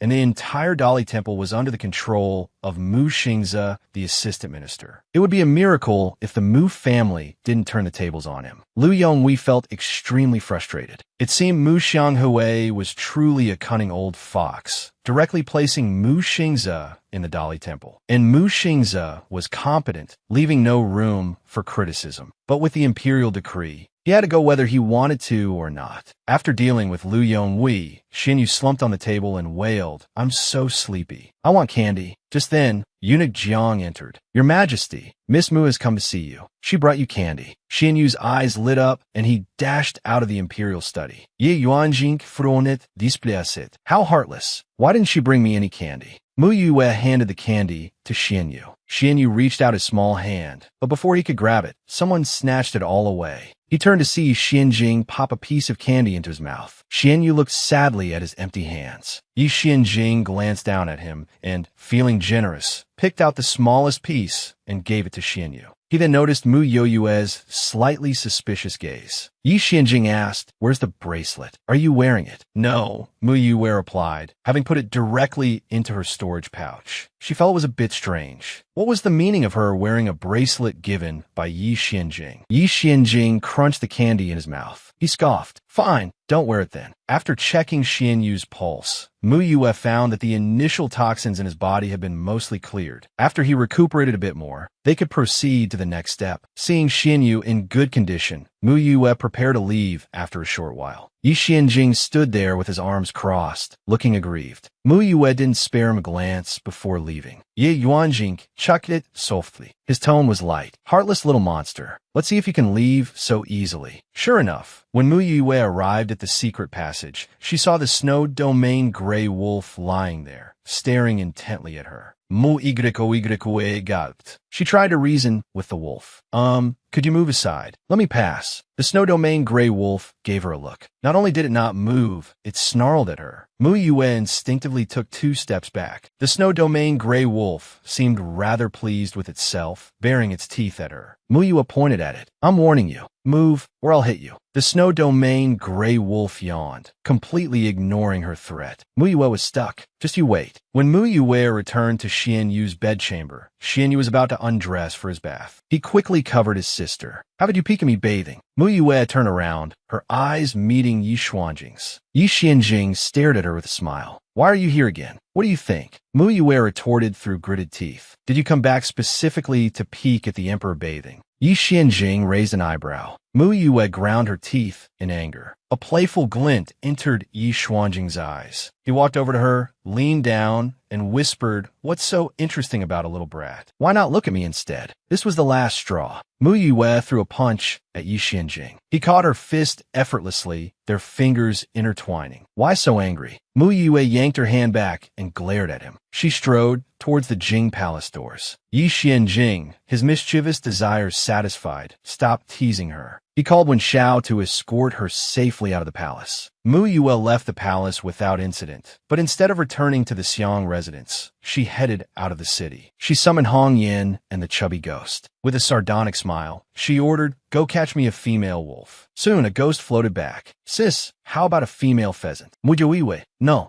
A celestial female fox. A cute female rabbit, Mississippi. What about a female snake, master?" After countless times wanting to punch the ghost, Hong Yin finally returned with a female wolf. "See, I'm the best, right?" Mu Yue looked at it with satisfaction and put the female wolf into her storage pouch. While the ghosts were discussing whether to add more chili or less vegetables, Mu Yue stealthily arrived at the Jing prince's residence with the royal spirit king. In the distance, Yin Dai nudged Yin Qing, who was rolling around. "Miss Mu is here again." Yin Qing opened his eyes and saw Mu Yue sneaking around on the roof. What is Miss Mu doing? Yin Dai shrugged, indicating he didn't know. With Miss Mu acting so suspiciously, is she planning to assassinate His Highness? Yin Qing yawned again. Both he and His Highness are odd. They don't like to sleep at night, yet they seem energetic during the day. They must have been ghosts in their past lives. North Courtyard. After Mu Yue successfully found the snow domain gray wolf's dwelling, the sleeping wolf suddenly opened its eyes. The next moment, Mu Yue threw something towards the snow domain gray wolf. The wolf snapped to attention. A female wolf was looking at him affectionately. The next morning, Yi Xianjing, returning from outside, saw Yun Qing and Yun Dai standing stiffly in the courtyard. What happened? Yi Xianjing glanced at them. Yun Qing gave an awkward smile and pointed towards the north courtyard. It's just, well, I don't know how to describe it. Yi Xianjing frowned and walked towards the north courtyard. Stepping into the courtyard, he froze. The snow domain gray wolf was passionately entangled with a scruffy female wolf. Yi Xuanjing's face darkened. He gritted his teeth. Where did she come from? Yun Qing stammered. Miss Mu came around the fourth watch. After that, there was an extra female wolf in the residence. Yin Qing had been shocked to see this scene this morning. The snow domain gray wolf was a spiritual beast, intelligent and ferocious. He didn't know if it was usually frustrated, but it was now shamelessly entangled with a female wolf. The snow domain gray wolf was no longer pure. Yin Qing silently prayed for Mu Yue.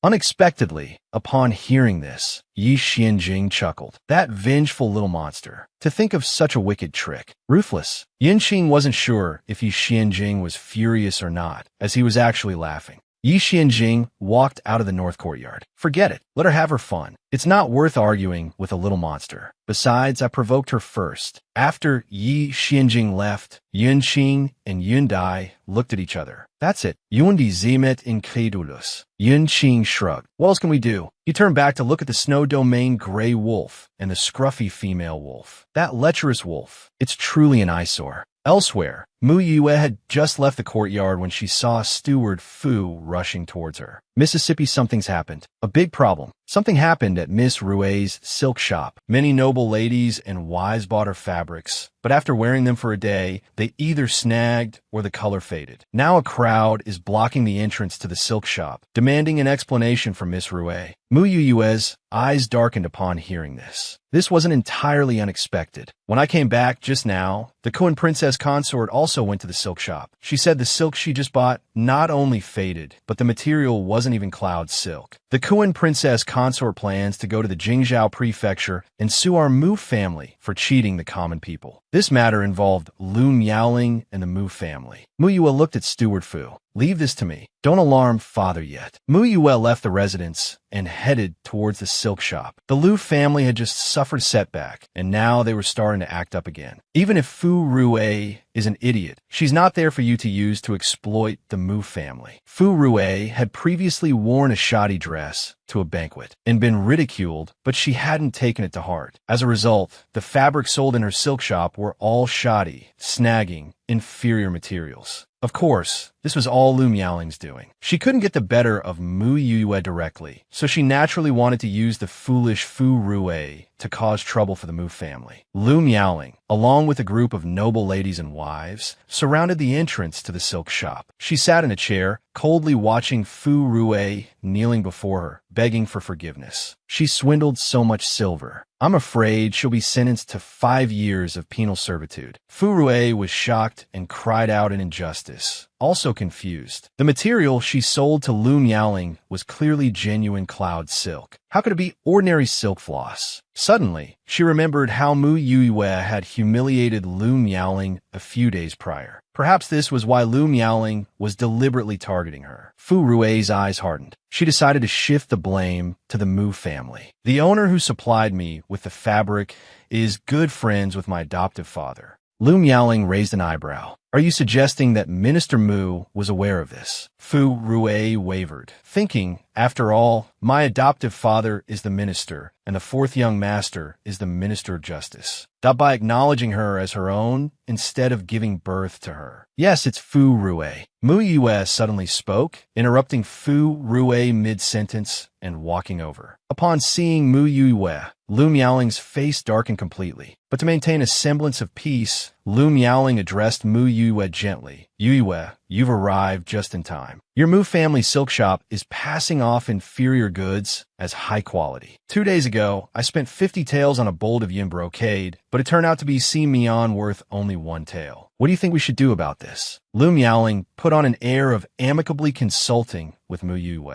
Several other young ladies and noble women nearby became agitated, clamoring and demanding that the matter be taken to the Jingzhou magistrate. Lu Miaoling smiled at Mu Yue and feigned helplessness. Yue, given our friendship, I'd prefer to settle this privately. Mu Yue smiled even more sweetly than she did. Who said you could settle this privately? Fu Rue, knowing Mu Yue wouldn't let her off easily, stepped forward and grabbed Mu Yue's arm. Yue, if this blows up, it will damage the Mu family's reputation. Mu Yue slapped Fu Rue's hand away, glaring at her coldly. You're adopted into the Mu family. What does their reputation have to do with you? Lu Miaoling covered her mouth and laughed. At a critical moment, your Mu family turns on each other. Isn't she the adopted daughter personally acknowledged by Minister Mu? The surrounding people began to whisper and point. Mu Yue crossed her arms, her face impassive. Someone, go to the Jingzhou magistrate and report this. While they waited, Lu Miaoling kept glancing at Mu Yue.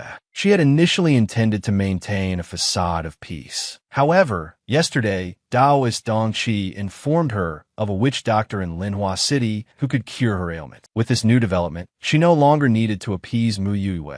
Besides, Mu Yue currently had many enemies in the capital, with plenty of people lining up to deal with her. Just as Lu Miaoling was feeling pleased, she suddenly felt dizzy, clutching her head and unable to speak for a moment. Seeing Mu Yoyue's confident demeanor, Fu Rue regretted dragging the Mu family into this. Weighing her options, Fu Rue approached Mu Yue and apologized with a smile. Mu Yue didn't even bother to look at her. Soon, officials from the Jingzhou Yin magistrate arrived. He Yinji, the silk shop manager, appeared in person. The young ladies and noble women stepped forward to make their accusations. After listening, He Yinji instructed his subordinates to investigate. After some testing, it was confirmed that the fabric was indeed either fading or made of inferior materials. Miss Fu, how do you explain this? Fu Rue immediately cried out that she was wronged and produced receipts from the fabric supplier, claiming the supplier had told her it was Yun brocade. Lu Miaoling glanced over and sneered. A bolt of fabric worth 2 taels, and you try to sell it to me as Yun brocade for 50 taels. You really haven't seen quality goods, have you? Well, I suppose, being the daughter of a housekeeper, 2 taels a bolt is indeed a fine thing for you. The other young ladies and noble women joined in the laughter. Fu Rue's face flushed crimson. She continued to argue, but He Yinji, knowing Mu Yue's temperament and that a private settlement was out of the question, ordered the fabric supplier to be brought to the Jingzhou Yin magistrate. As a crowd carried boxes of evidence and onlookers gathered to watch the spectacle, Fu Rue glared at Mu Yue.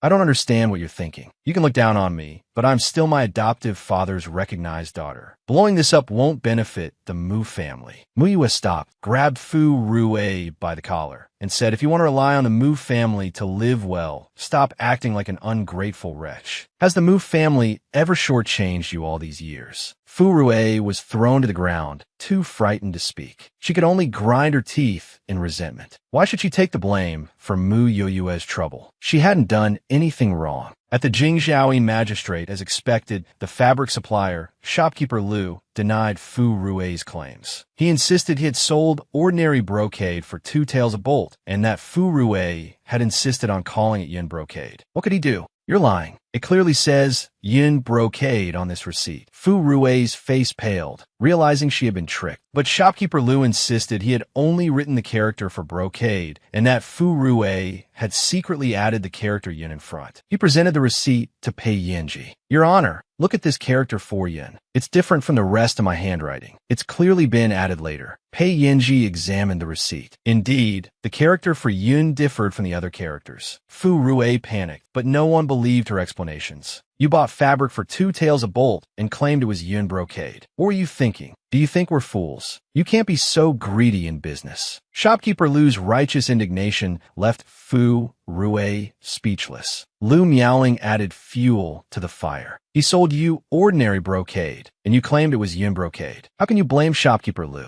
You even said he had close ties to Minister Mu. Were you trying to use the minister's influence to deceive us? Pei Yinji, weary of the bickering, wondered why Prince Jing wasn't present for this drama. He looked at Mu Yue and asked if she wanted to summon Minister Mu. Fu Rue urged her to, but Mu Yue declined. Mu Yue took the receipt, glanced at it, and smiled. The handwriting is indeed different, but the ink and strokes are the same. Shopkeeper Lu, you wrote this character with your left hand, didn't you? Shopkeeper Lu forced a laugh. Miss Mu, you're quite the joker. I wouldn't go to such lengths for a few taels. Mu Yue, ignoring his bluster, addressed Pei Yinji. Your Honor, you should have experts who can verify handwriting and ink, shouldn't you? Pei Yinji apologized. Unfortunately, they were borrowed by Prince Jing's people this morning and haven't returned yet. Shopkeeper Lu and Lu Miaoling exchanged a meaningful look. Mu Yue subtly gestured, sending Hong Yin to find the experts. Lu Miaoling seized the opportunity to smooth things over. We don't want to make things difficult for Miss Fu. After all, she's not had it easy. Fu Rue shot her a grateful look. Lu Miaoling continued, a child's misbehavior is the fault of the father. Our demand is simple. Since Mu Qingxiang acknowledges her as his daughter, let him come forward and apologize to us in front of the entire city. If he can't do that, then we'll have to ask the Jingzhou Yin magistrate to handle the case impartially. Let the punishment fit the crime. After speaking, Lu Miaoling looked triumphantly at Mu Yue.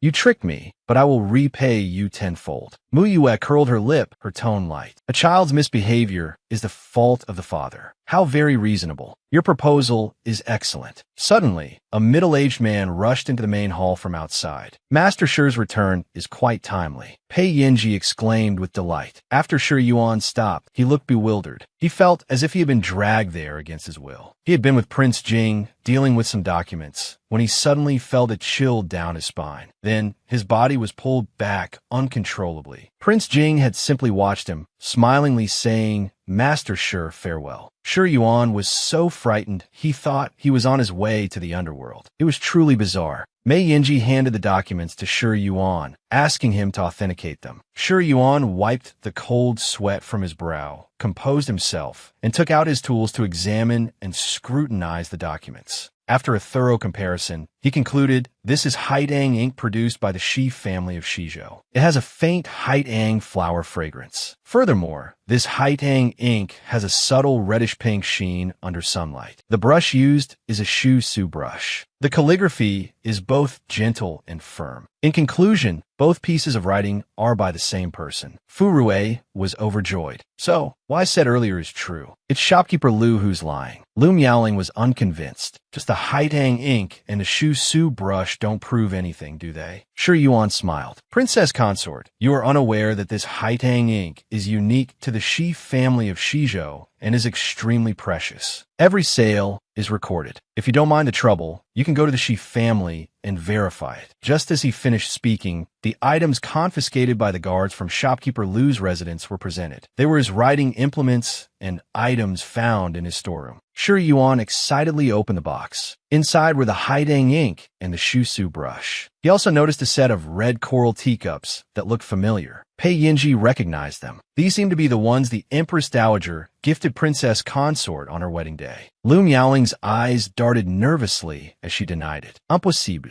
I would never give away a gift from the Empress Dowager so easily." Pei Yinji examined them carefully. The Empress Dowager mentioned that skilled artisans spent 6 months crafting this tea set. It's the only one of its kind in the world. He then turned to shopkeeper Lu. "You have incredible audacity to commission a forgery and disrespect the royal family." With the Empress Dowager involved, shopkeeper Lu panicked. He immediately knelt and confessed. "The Princess Consort gave me the tea set. 3 days ago, she offered me the tea set in exchange for tampering with Fu Rui's documents." With both witness and evidence present, Lu Miaoling was speechless. Her seemingly flawless plan was full of holes. She had been too hasty. Pei Yinji put on a gentle expression, as if consulting with Lu Miaoling. "As the Princess Consort mentioned, we all reside in the capital and are bound to see each other again. It wouldn't be good to make things too unpleasant. Miss Fu Rui has certainly been wrong today. You mentioned earlier that a child's misbehavior is the fault of the father. How about this? Have Lord Lu come forward and apologize to the Mu family in front of the entire city, and we'll consider the matter settled." Hearing her own words thrown back at her, Lu Miaoling was overwhelmed with anger. Dizzy and lightheaded, she suddenly fainted. The onlookers quickly moved aside, no one offering assistance. Pei Yinji looked at the crowd. "The matter has been resolved. Yinqing, this incident has nothing to do with Mu Jiang or Fu Rui." Fu Rui's face lit up with joy, but Pei Yinji's voice trailed off. His expression turned serious. "Fu Rui engaged in fraudulent activities. According to Xian dynasty law, her silk shop must be closed and she is forbidden from continuing her business. Someone close the shop." Without further ado, Pei Yinji issued the order. The smile vanished from Fu Rui's face as she collapsed to the ground. Lu Miaoling's attempt to frame her had backfired. As Mu Yue passed by Lu Miaoling, she suddenly crouched down, placing her fingers on Lu Miaoling's wrist. Then, she looked at Pei Yinji. "Princess Consort is pregnant. Master Pei, be mindful of this." She then stood up and left. The women were filled with indignation, biting their lips. Lu Miaoling is so lucky. This is Prince Consort's child, the Empress Dowager's grandson. It seems Lu Miaoling will be fine. Fu Rui seethed with resentment, gritting her teeth. Why can she be so easily forgiven? It wasn't long before the news of Lu Miaoling and shopkeeper Lu's conspiracy against Fu Rui spread like wildfire. Officers from the Jingzhaoying magistrate found Lu Yonghui and demanded he carry out the verdict, apologizing to the Mu family on behalf of his daughter in front of the entire city. Upon hearing this, Lu Yonghui was furious. He unleashed his anger on Lady Lu. This is all thanks to your wonderful daughter. A few days ago, she saddled the Lu family with a Mu ancestor, and now this, making me apologize in front of the entire city. She's completely disgraced me. Lu Yonghui's face darkened as he pondered Daoist Dongqi's words. Perhaps Dongqi was right. Miaoling truly was becoming his downfall. The officers waited outside. Lu Yonghui roared, "I refuse to go." The lead officer smiled. "Lord Lu, this private settlement was proposed by the princess consort herself. If you refuse, she will have to spend a few days in the Dali Temple prison." Lu Yonghui remained silent for a long time. Finally, he gritted his teeth and left the Lu residence. He arrived at the busiest marketplace, which was already packed with people waiting for his apology to the Mu family. Mu Xiang, having received the news, had placed a chair in the center and was waiting for him. Lu Yonghui instinctively wanted to turn back. Yi Xianjin suddenly appeared. Hearing that Lord Lu was going to apologize to the Prime Minister, I came to join the fun. After saying this, Yi Xianjin walked toward the empty seat beside Mu Xiang and sat down. Mu Xiang gave the Grand Preceptor a look of utter disgust, grinding her teeth. This seat was reserved for my Tian Tian. Yi Xianjin crossed his legs. His expression relaxed. "Prime Minister, I wouldn't mind if he sat on my lap. Don't even think about it." Mu Xiang retorted immediately. "This shameless scoundrel. Don't even think about touching a single hair on my precious Tiantian's head." Yi Xianjin looked towards Lu Yonghui. "Lord Lu, please begin." Lu Yonghui, trapped and with a bitter face, gritted his teeth. "Prime Minister, I apologize. Too quiet. I can't hear you." Yi Yuanjin dramatized. Mu Xiang looked at Yi Xianjin in surprise, then at Lu Yonghui, feeling a strange sense of satisfaction. How did that saying go? It takes a villain to deal with a villain. Who told Lu Yonghui to be so blind as to not notice Yi Xuanjin's affection for Lu Miaoling? It's his fault that this Grand Preceptor is now at odds with their Lu family. Serve him right. Lu Yonghui raised his voice. "Prime Minister, I apologize. Insincere. At least 200 words are required." Yi Xianjin said lazily. Mu Xiang rolled her eyes at Yi Xianjin. "Make it 500. The two continued to haggle, eventually settling on 5,000 words for Lu Yonghui's apology. Lu Yonghui wanted to cry. "Thank you so much." Under the watchful eyes of Yi Xianjin and Mu Xiang, Lu Yonghui stood on the platform, stammering out his apology. An hour later, Yin Qing helpfully reminded him, "You're still 1,070 words short." Lu Yonghui, his face a mask of misery, racked his brains for more words. "Our Lu family was narrow-minded." "You already said that." Yin Qing offered a helpful hint.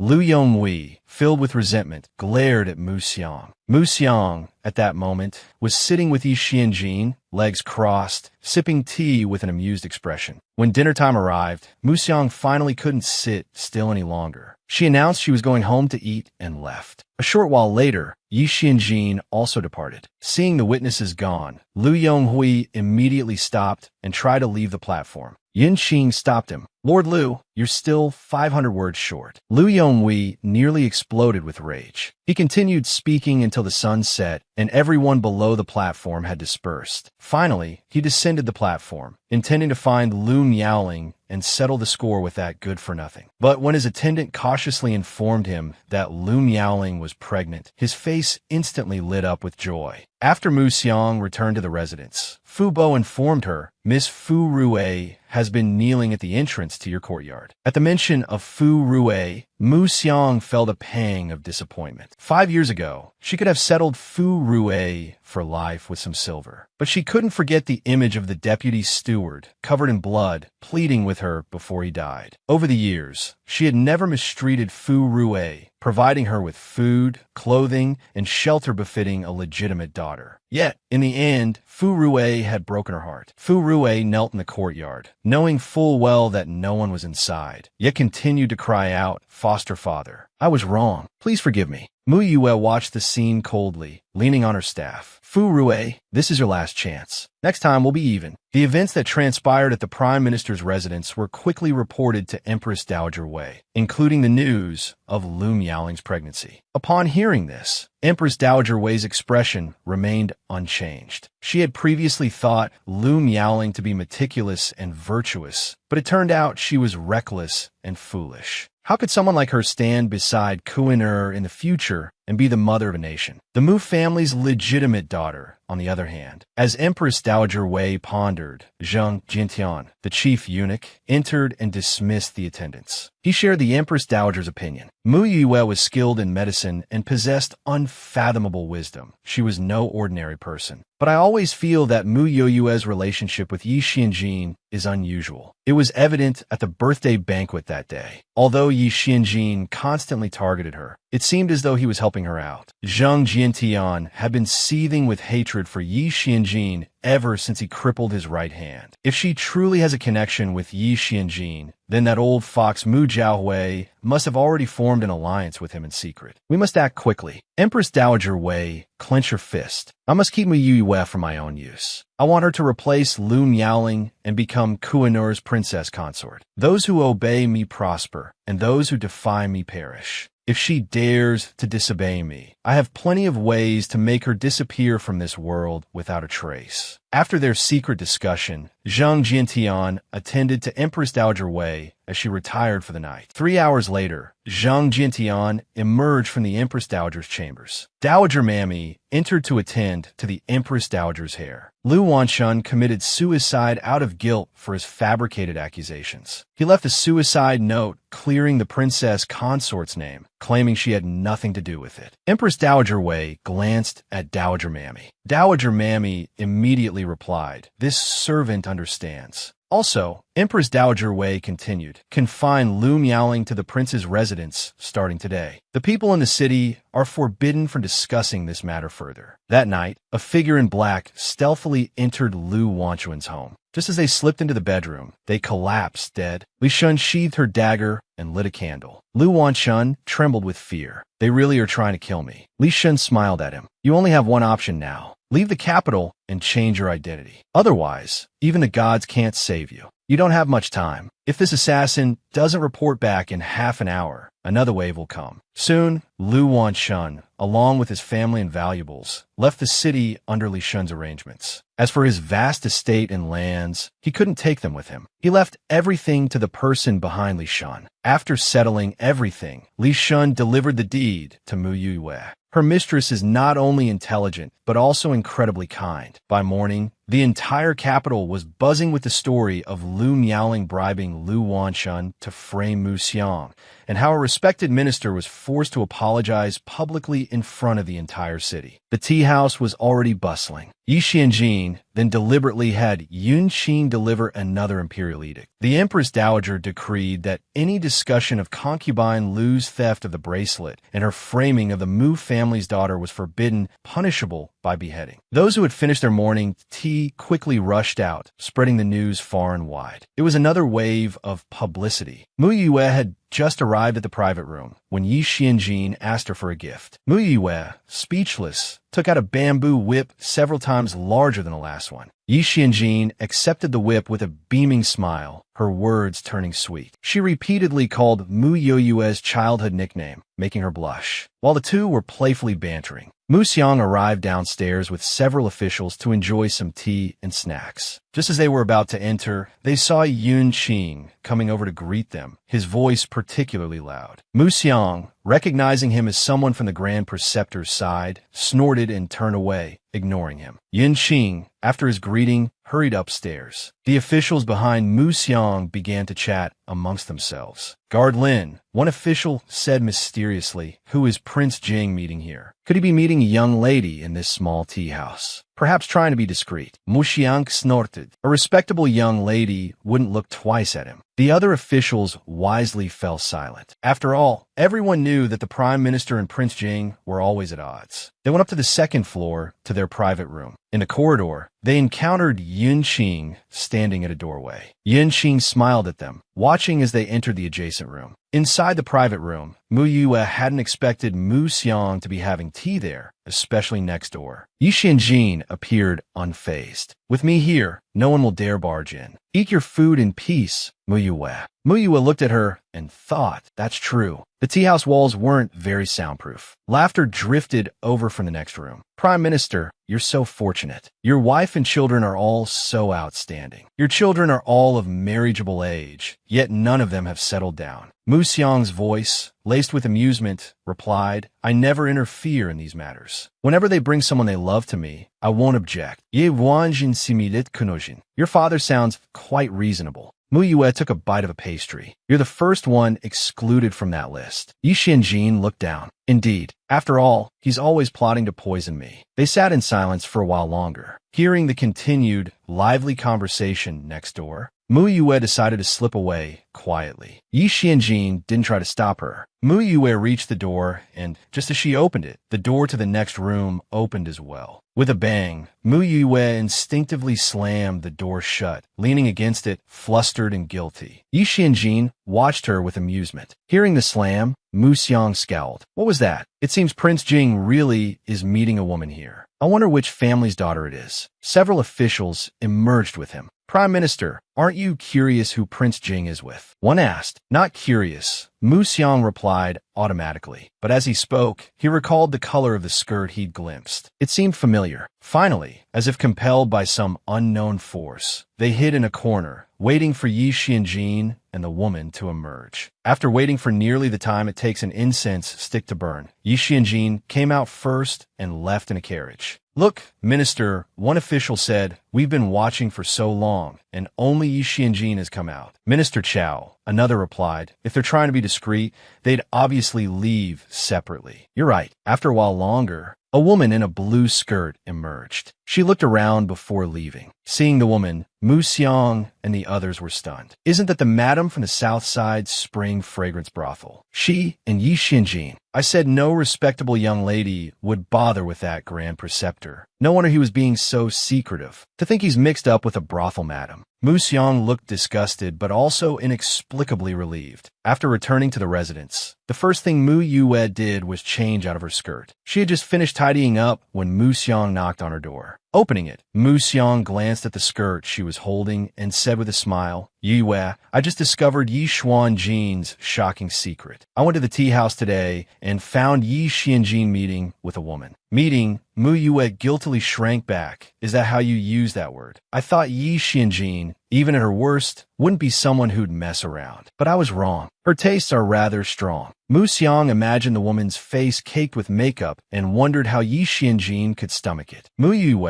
increasingly curious about what happened after she left, asked, how did this involve Yi Xuanjin's strong tastes? Who did you see, father? The madam from the Spring Fragrance Brothel. I never would have imagined Yi Xianjin, in broad daylight, would meet with a brothel madam in a small tea house to be discreet. Mu Xiang chattered on, while Mu Yue, picturing the scene, struggled to suppress her laughter. If Yi Xianjin knew the wild conclusions her father had drawn, she'd probably be speechless. After sharing his gossip, Mu Xiang remembered Mu Xingze, whom he hadn't seen in days. When he mentioned her second brother, Mu Yue didn't hide anything. Second brother is gathering evidence of the Liu family's crimes. Mu Xiang's expression turned serious. Liu Miaoling's sudden pregnancy has given her immunity. Now is not the time to attack the Liu family. Although we could easily dispose of them in private for what they did to Tian Tian, that would be letting them off too lightly. Mu Yue's expression was subtle, her words hinting at something more. Indeed, we can't act now. We need to let Liu Miaoling rise even higher, so she can experience the pain of a sudden fall. 2 peaceful days passed. Mu Yue went to her clinic as usual. But today, a special person arrived, Prince Chu. Announce Prince Chu, Mu Yue said calmly. Your Highness, what troubles you? Prince Chu didn't speak, but placed his wrist on the table. Mu Yue placed her fingers on his pulse. A moment later, Prince Chu said, Your health is quite good, Miss Mu.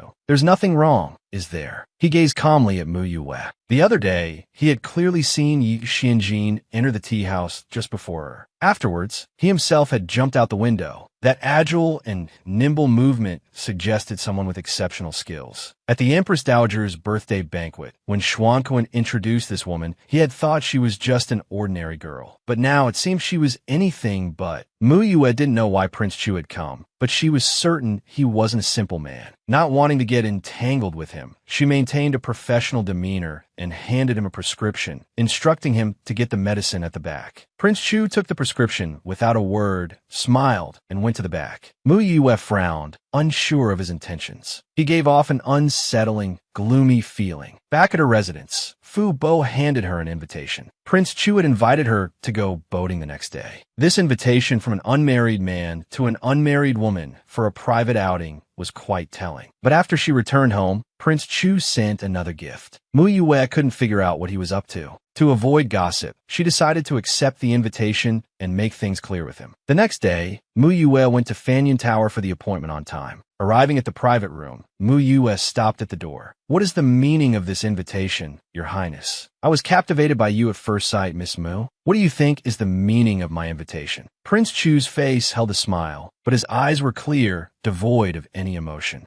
Mu Yue's expression remained indifferent. "I'm sorry, but I have no feelings for Your Highness. Let's forget about this meal." "Then who do you have feelings for?" "Ye Yuanjin." Prince Chu got straight to the point. Mu Yue disliked his condescending attitude. "That doesn't seem to concern Your Highness." Without waiting for Prince Chu to reply, she pushed open the door and left. Inside, Prince Chu's face darkened, a cold smile playing on his lips. "So it is. The answer is quite obvious then." At the Prince Jing's residence, Yi Xianjin looked at the two lovesick wolves at his feet with disgust. Yun Qing entered and reported with a smile, "Your Highness, it seems Prince Chu is ardently pursuing Miss Mu." Yi Xuanjin's expression remained unchanged. He simply uttered, "Oh," and smiled faintly at Yun Qing. Draft an imperial edict. The northern desert bordering the city has been suffering from a severe drought recently. His Majesty is deeply worried and has decided to task Prince Chu with leading the troops to address the disaster immediately. Prince Chu was dispatched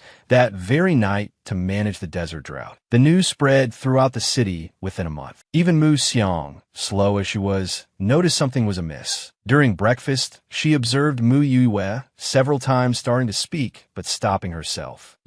She finally asked, "Is there something going on between you and Yi Xianjin?" Mu Yue, seeing that she couldn't avoid the question any longer, sighed. "His Majesty has some health issues, so Prince Jing privately asked me to treat him. There's nothing else between us." Mu Xiang was startled for a moment, then understanding dawned. She grasped the political implications. With Empress Dowager Wei still alive, how could she tolerate a 6-year-old child standing in her son's way? "So you're just treating His Majesty." Mu Xiang breathed a sigh of relief. Mu Yue calculated the days and decided to enter the palace. She arrived at Prince Jing's residence again. Entering the courtyard, her heart skipped a beat. She had assumed the female wolf she had brought in to seduce the snow wolf would have been killed and thrown out by Yi Xianjin the next day. Unexpectedly, not only was the female wolf still there, but she had also transformed into a pampered, luxurious wolf. Even more shocking, the snow wolf seemed to be quite fond of this pampered female wolf. Mu Ygue pouted. "I didn't know you were such a thirsty wolf." Yi Xianjin walked up to her and tapped her head. "Are you satisfied? I'm treating this female wolf well, all for your sake. Why don't you praise me?" "I've said it before, Your Highness has the heart of a bodhisattva," Mu Yue said sarcastically. She then turned and huffed, "I'm going to treat His Majesty now." Entering the secret passage, Mu Yue was about to head towards the palace when she heard a roar from the other end. "Yi Xianjin, let Jin out." Mu Yue stopped and looked back towards the dark end of the passage. Few people in the world dared to use the imperial Jin. Suddenly, she recalled the rumors of the previous emperor's sudden death. A sense of unease crept into Mu Yue's heart. Yi Xuanjin's gaze was cold and indifferent as he glanced over. Suddenly, his eyes landed on Mu Yue, a glint of amusement in them. Well, you've discovered another secret of mine." To his surprise, Mu Yue simply shoved him, her face darker than his. "Are you crazy? Who cares about your secrets? Stop trying to make yourself seem important." Yi Xianjin stared at her for a moment. Seeing her impatient expression, he suddenly laughed. "I was trying to scare you. I didn't expect you to be completely unafraid. Are you even a woman?" He had intended to frighten her, but she hadn't even flinched. Arriving at the palace, Emperor Xian Yu was taking a nap. Mu Yue was about to leave when Yi Xianjin pulled her to another location. Walking through another secret passage, Mu Yue grew suspicious. Had this treacherous minister dug tunnels under the entire palace? At the end of the passage, Yi Xianjin gestured for her to come closer. Mu Yue approached and heard voices. It was Lu Miaoling. Mother, some time ago, it was this son's negligence that brought shame upon you. Mu Yue realized they were in the Empress Dowager's chambers. She watched from the shadows. The Empress Dowager didn't seem particularly warm towards Lu Miaoling. Why have you come to see me today? Mother, there's something I've been thinking about and I've decided to tell you. Lu Miaoling looked nervously at Empress Dowager Wei. I suspect the Chancellor's manor has secretly allied with Prince Jing. The Empress Dowager didn't seem surprised. How did you discover this? At your birthday banquet, when Yi Xianjin saved me. Lu Miaoling detailed the connection between Yi Xianjin and Mu Yue. By the end, she appeared apprehensive. The Mu family hiding their daughter for over 10 years is already suspicious. Now, she suddenly returns to the capital and becomes involved with Prince Jing. Prince Jing holds immense power in the Xian dynasty, and even His Majesty is under his control. Their intentions are clear. Empress Dowager Wei, well aware of these facts, leaned back. What are your thoughts on this? As your daughter-in-law, I am naturally on your side. I thought about it all night. Since Chancellor Mu wants to use Mu Yue to connect with Prince Jing, we should sever that connection first. Lu Miaoling no longer needs Mu Yue. She can't tolerate Mu Yue living peacefully, not even for a moment. If Mu Yue loses her purity, Mother, do you think Prince Jing will still want her? It's best if she's defiled by the lowest of men. That would be the most fatal blow to the Mu family. Empress Dowager Wei looked at Lu Miaoling with a profound expression upon hearing this. Don't act rashly. I have my own plans. Lu Miaoling had been quite certain, but upon hearing these words, the smile froze on her face. Why did everyone tell her not to act rashly? She had humbled herself to seek reconciliation with Mu Yue. She had endured enough. Do you know why you repeatedly lose to Mu Yue?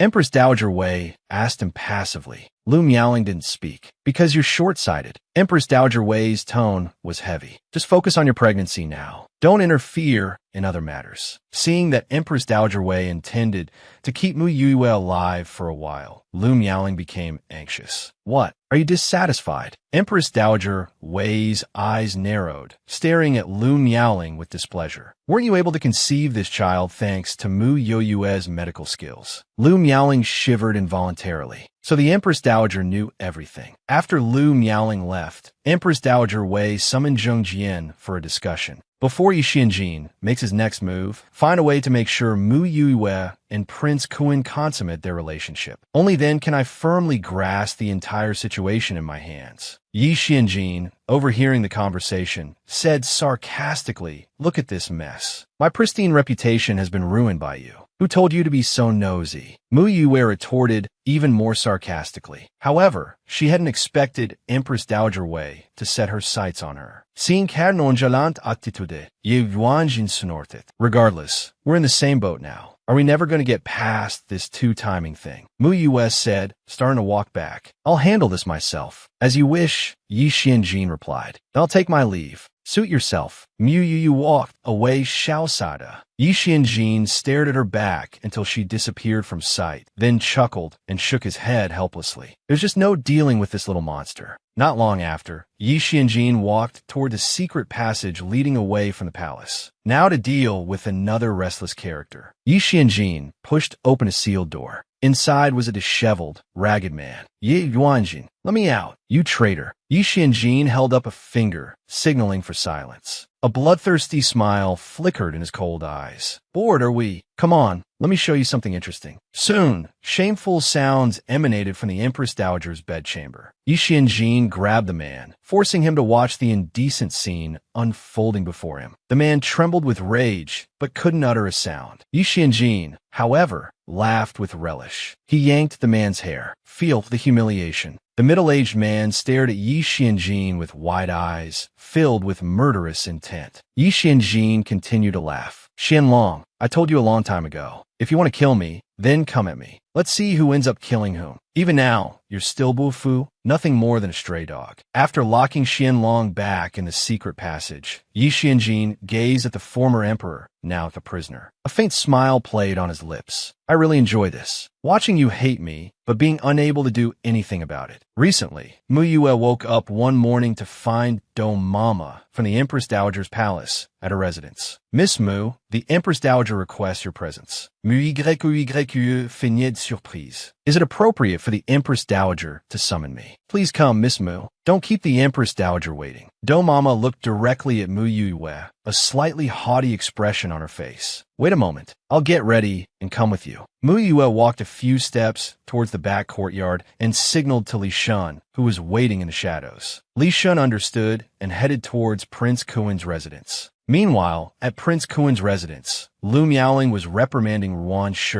one of Prince Kuin's concubines. How dare you show such disrespect to this princess? Do you wish to usurp my position? I wouldn't dare, Your Highness. Knowing that Prince Kuin wasn't present, Ruan Shi didn't dare to provoke Lu Miaoling. Lu Miaoling scoffed. Let me tell you, even if you give birth before me, your child will be a bastard, forever hidden from the light of day. The child in my womb is the prince's rightful heir. Do you understand? Ruan Shi lowered her head, suppressing her resentment. Yes, Your Highness, I understand. Suddenly, something struck the back of Lu Miaoling's head. Who's there? Lu Miaoling turned around, clutching her head. Ruan Shi picked up the crumpled paper from the floor and offered it with both hands. Your Highness, look at this. Lu Miaoling snatched the note, her face paling after reading it. Summon Mu Yue to the palace. She looked around. Where is His Highness? Is he in the residence? He was summoned to the palace earlier. Ruan Shi replied. Lu Miaoling lost her composure and hurried towards the residence's exit. Behind her, Ruan Shi stroked her belly and laughed. Go on, make a scene. The bigger the better, you fool. Just as Mu Yue's carriage entered the palace gates, she saw Lu Miaoling clutching her stomach, writhing in pain on the ground. Mu Yue played along, feigning concern. What's wrong with the princess? Lu Miaoling's maid answered anxiously. My princess has been experiencing stomach pains since this morning. We went to the Chancellor's manor to seek Miss Mu's help, but heard she had come to the palace. We rushed here immediately. I see. Someone help the princess to a comfortable place to lie down. To Dome Mama. Seeing this, Dome Mama wanted to intervene, but hesitated. If something were truly wrong with Prince Kuin's wife, she couldn't bear the responsibility. After considering the situation, Dome Mama quickly sent a young eunuch to inform the Empress Dowager. After shutting Dome Mama and the others out, Mu Yue looked at Lu Miaoling. They're gone. Stop pretending. The pained expression vanished from Lu Miaoling's face, replaced by a look of disdain. Mu Yue,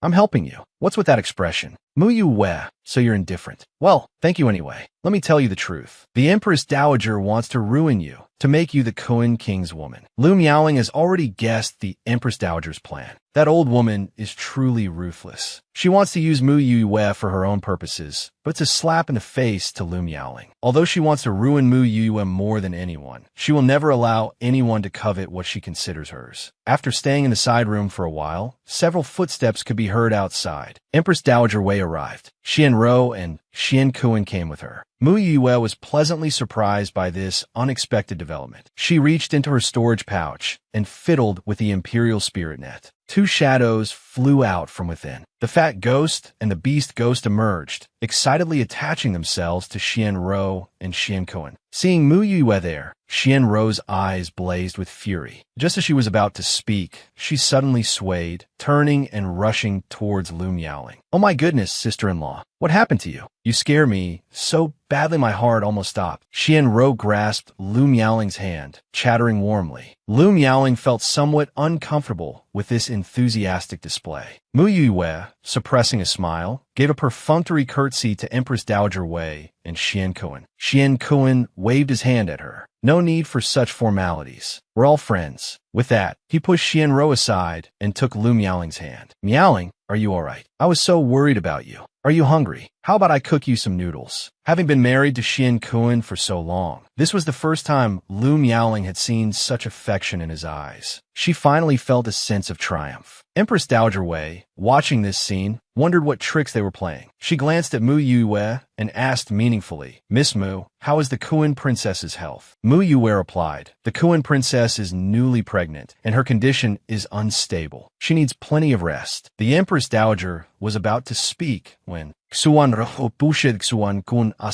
"Get out of the way. Sister-in-law, you can't go on like this. My brother is a clueless oaf, clumsy, and useless. He definitely can't take care of you." Xian Kun, subjected to this unprovoked personal attack, pointed at her. You be more civilized. I cherish my wife and wouldn't dream of neglecting her. How can I not take good care of Miaoling? With Mother and everyone here, I swear to the heavens, besides you, I will never touch another woman. Lu Miaoling felt like she was dreaming. Was all of this real? Mu Yue suddenly covered her face, feigning being moved. The Sun King and the Kuan princess's love is truly unshakable. It's so touching. Empress Dowager Wei, her face grim, was momentarily speechless by this coordinated performance from the siblings. She had originally planned to pave the way for Mu Yue to marry Xian Kun, even if he was unwilling. Unexpectedly, these two useless individuals had completely blocked her plan. Lu Miaoling, rarely experiencing Xian Kun's tenderness, felt her heart soften. She leaned against him. "My lord." Xian Kun looked slightly disgusted. Xian Ro stroked his chin. "Brother, since sister-in-law isn't feeling well, quickly take her back to the manor to rest." With those words, Xian Kun, possessed by the beast ghost, stood up and lifted Lu Miaoling into his arms. He walked towards the exit with effort, grumbling, "Why is this woman so heavy?" Empress Dowager Wei, her mood completely ruined, looked at Mu Yue.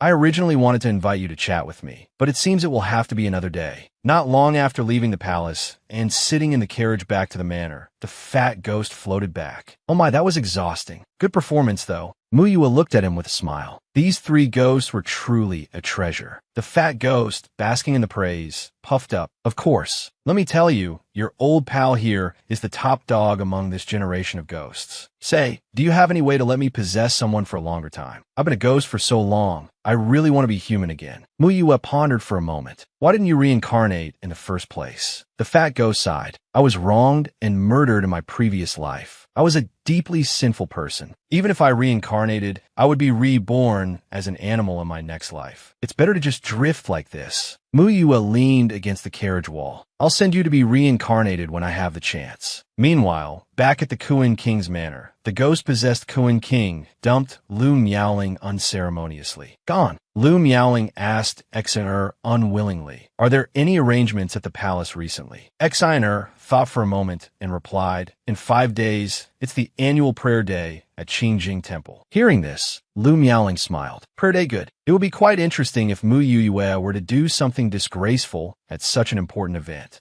A few peaceful days passed. Mu Xiang went to inform everyone. When Mu Shuyan returned, she noticed, unusually, that her fourth son, Mu Jingyu, was also at the manor. The palace issued a decree this morning. Tomorrow, all officials of the third rank and above are to accompany their families to Qingjing Temple for prayers. Prepare yourselves accordingly. Dress simply. Mu Xiang relayed the news, then looked around. Where has that second son been all these days? That rascal is never around. Is he planning on guarding the city gates again? Just as she spoke, a noise came from the other side of the wall. All four of them looked over. They saw Mu Xingze perched on the wall, about to jump down. Mu Xingze froze. What a coincidence. Why is everyone in the backyard? Mu Xiang was the first to react. "Get down here and come in through the main gate." "Why are you climbing the wall? Are you a thief? Where have you been?" "We haven't seen you for almost 10 days, Mu Xiang asked, her tone relatively calm. Mu Xingze gave her a mysterious smile. Gathering some things. Mu Xiang immediately understood. This boy was up to something big again. It seemed he had made more progress with the Liu family. As everyone began to leave, Mu Shuyan suddenly spoke. "Recently, in the palace, I've noticed something unusual. The Empress Dowager and that General Zheng, the current commander of the Imperial Guard, seem to have an unusual relationship." Unusual? Mu Xiang's mind immediately went to the gutter.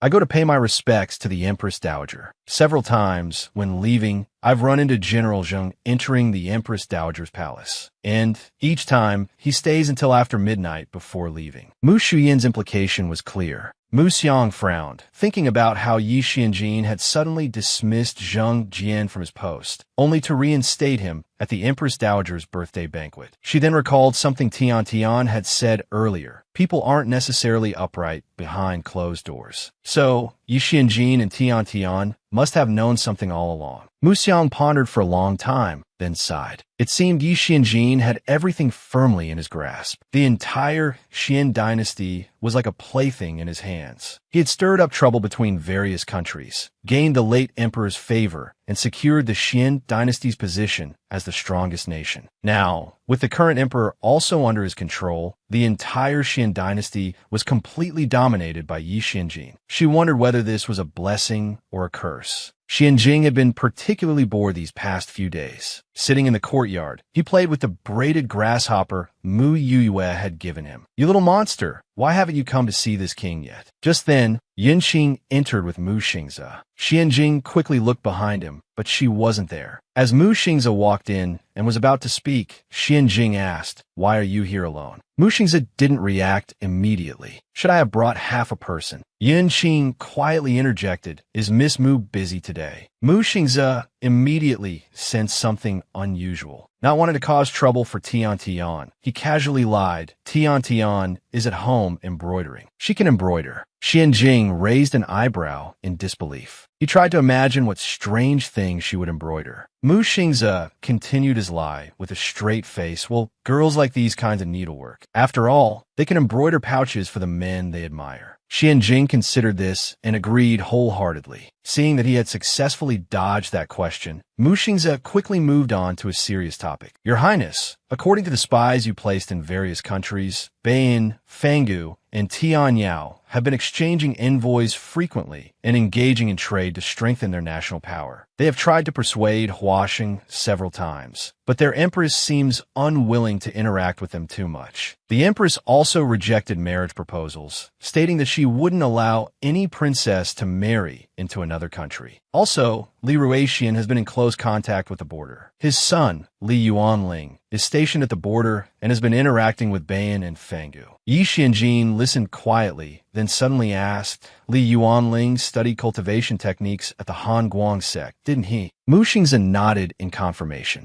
Early that morning, the royal convoy and the Bai Guan convoy traveled together to the Qingjing Temple outside the city. Abbot Wu Hua of Qingjing Temple came forward to greet and pay his respects. The young emperor skipped up the temple steps. "Finally, I can get some fresh air. I'm so happy." Behind him, Lu Miaoling saw Mu Yue and smiled. "Everyone who's supposed to be here is here today. Today will be the most exciting day of Mu Yue's life." Another carriage arrived. The crowd parted. When Yi Xianjin emerged, exuding a noble and compelling aura, everyone was astonished. The young ladies blushed, stealing glances at him. They quickly lowered their heads. Honestly, there's no man in the entire Xian dynasty who can compare to Prince Jin's elegant demeanor. There's no other man as handsome and refined as him. Everyone greeted him, but he ignored them. He walked directly to Mu Yue's side and whispered, in a voice only they could hear, "I'll come find you later." He continued walking. Mu Yue frowned slightly, then quickly composed herself. "Why is he looking for me again? This cunning minister, everyone tries to curry favor with him by imitating his clothing. Unlike him, who enjoys going against the grain, he dresses so elaborately and exquisitely, as if he's afraid people won't notice how handsome he is." Mu Xingze saw Yi Xianjin pause beside Tian Tian and remembered something. He lowered his voice. "By the way, I went to Prince Jing's residence yesterday, and he asked about you.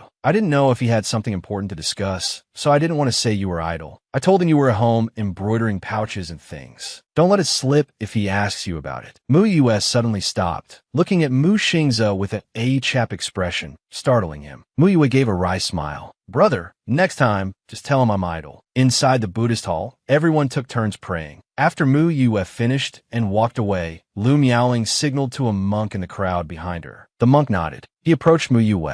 "Miss, His Royal Highness requests your presence." Mu Xiang frowned and wanted to follow, but Mu Yue made an excuse to leave her behind. Mu Yue was led to a secluded meditation room. After she entered, the young monk suddenly closed the door. Mu Yue calmly watched him, detecting an unusual, sweet fragrance. The young monk gave her a sinister smile. Footsteps approached from behind. She turned to see 5 more monks, dressed similarly, their eyes raking over her with greedy and amazed expressions. I can't believe such good fortune has fallen upon us. This girl is even more beautiful than a celestial fairy. Muyue thought to herself. Finding a few fake monks must have taken some effort. The lead monk rubbed his hands excitedly. Come, let your brother have some fun with you. He lunged towards Muyue. The other 5 followed suit. Muyue stood her ground, a murderous glint in her eyes. As the closest one reached her, she swiftly reached out, grabbed his neck, and twisted. A cracking sound echoed. The monk's eyes widened as his body crumpled to the floor. The others recoiled in shock. Muyue's expression remained cold. Scared now? Weren't you going to have some fun with me? Come on then. The remaining fake monks, realizing they had underestimated her, attacked. Lu Miaoling, having timed it perfectly, approached the meditation room, avoiding the others. Learning from the past, she needed to confirm whether the fake monks had succeeded before notifying the others. She pushed open the door, but before she could enter, several monks flew out one after another through the opening and closing door. Lu Miaoling recoiled in terror. Looking up again, she saw Mu Yue looking at her with a smile. Lu Miaoling bribed the monks to ruin Mu Yue's reputation, but Mu Yue had anticipated her scheme. She even ran into Lu Miaoling, who was trying to escape. As Lu Miaoling turned, a force came from behind, and a hand clamped down on her shoulder. Lu Miaoling, I think I need to teach you how to kill someone properly. Mu Yue's icy voice rang in her ear. Lu Miaoling's scalp went numb. Just as she was about to scream, the world spun around her. When she came to, she was lying on the ground. Mu Yue's foot was on her stomach. It seemed that with just a little pressure, she would die silently like the person at the door. Mu Yue pressed down slightly on Lu Miaoling's stomach. No! Lu Miaoling screamed in terror. She had finally managed to conceive this child. It absolutely couldn't be lost now. Lu Miaoling, beg me, Mu Yue said, looking down at her regally. Lu Miaoling was drenched in sweat from fear. Mu Yue,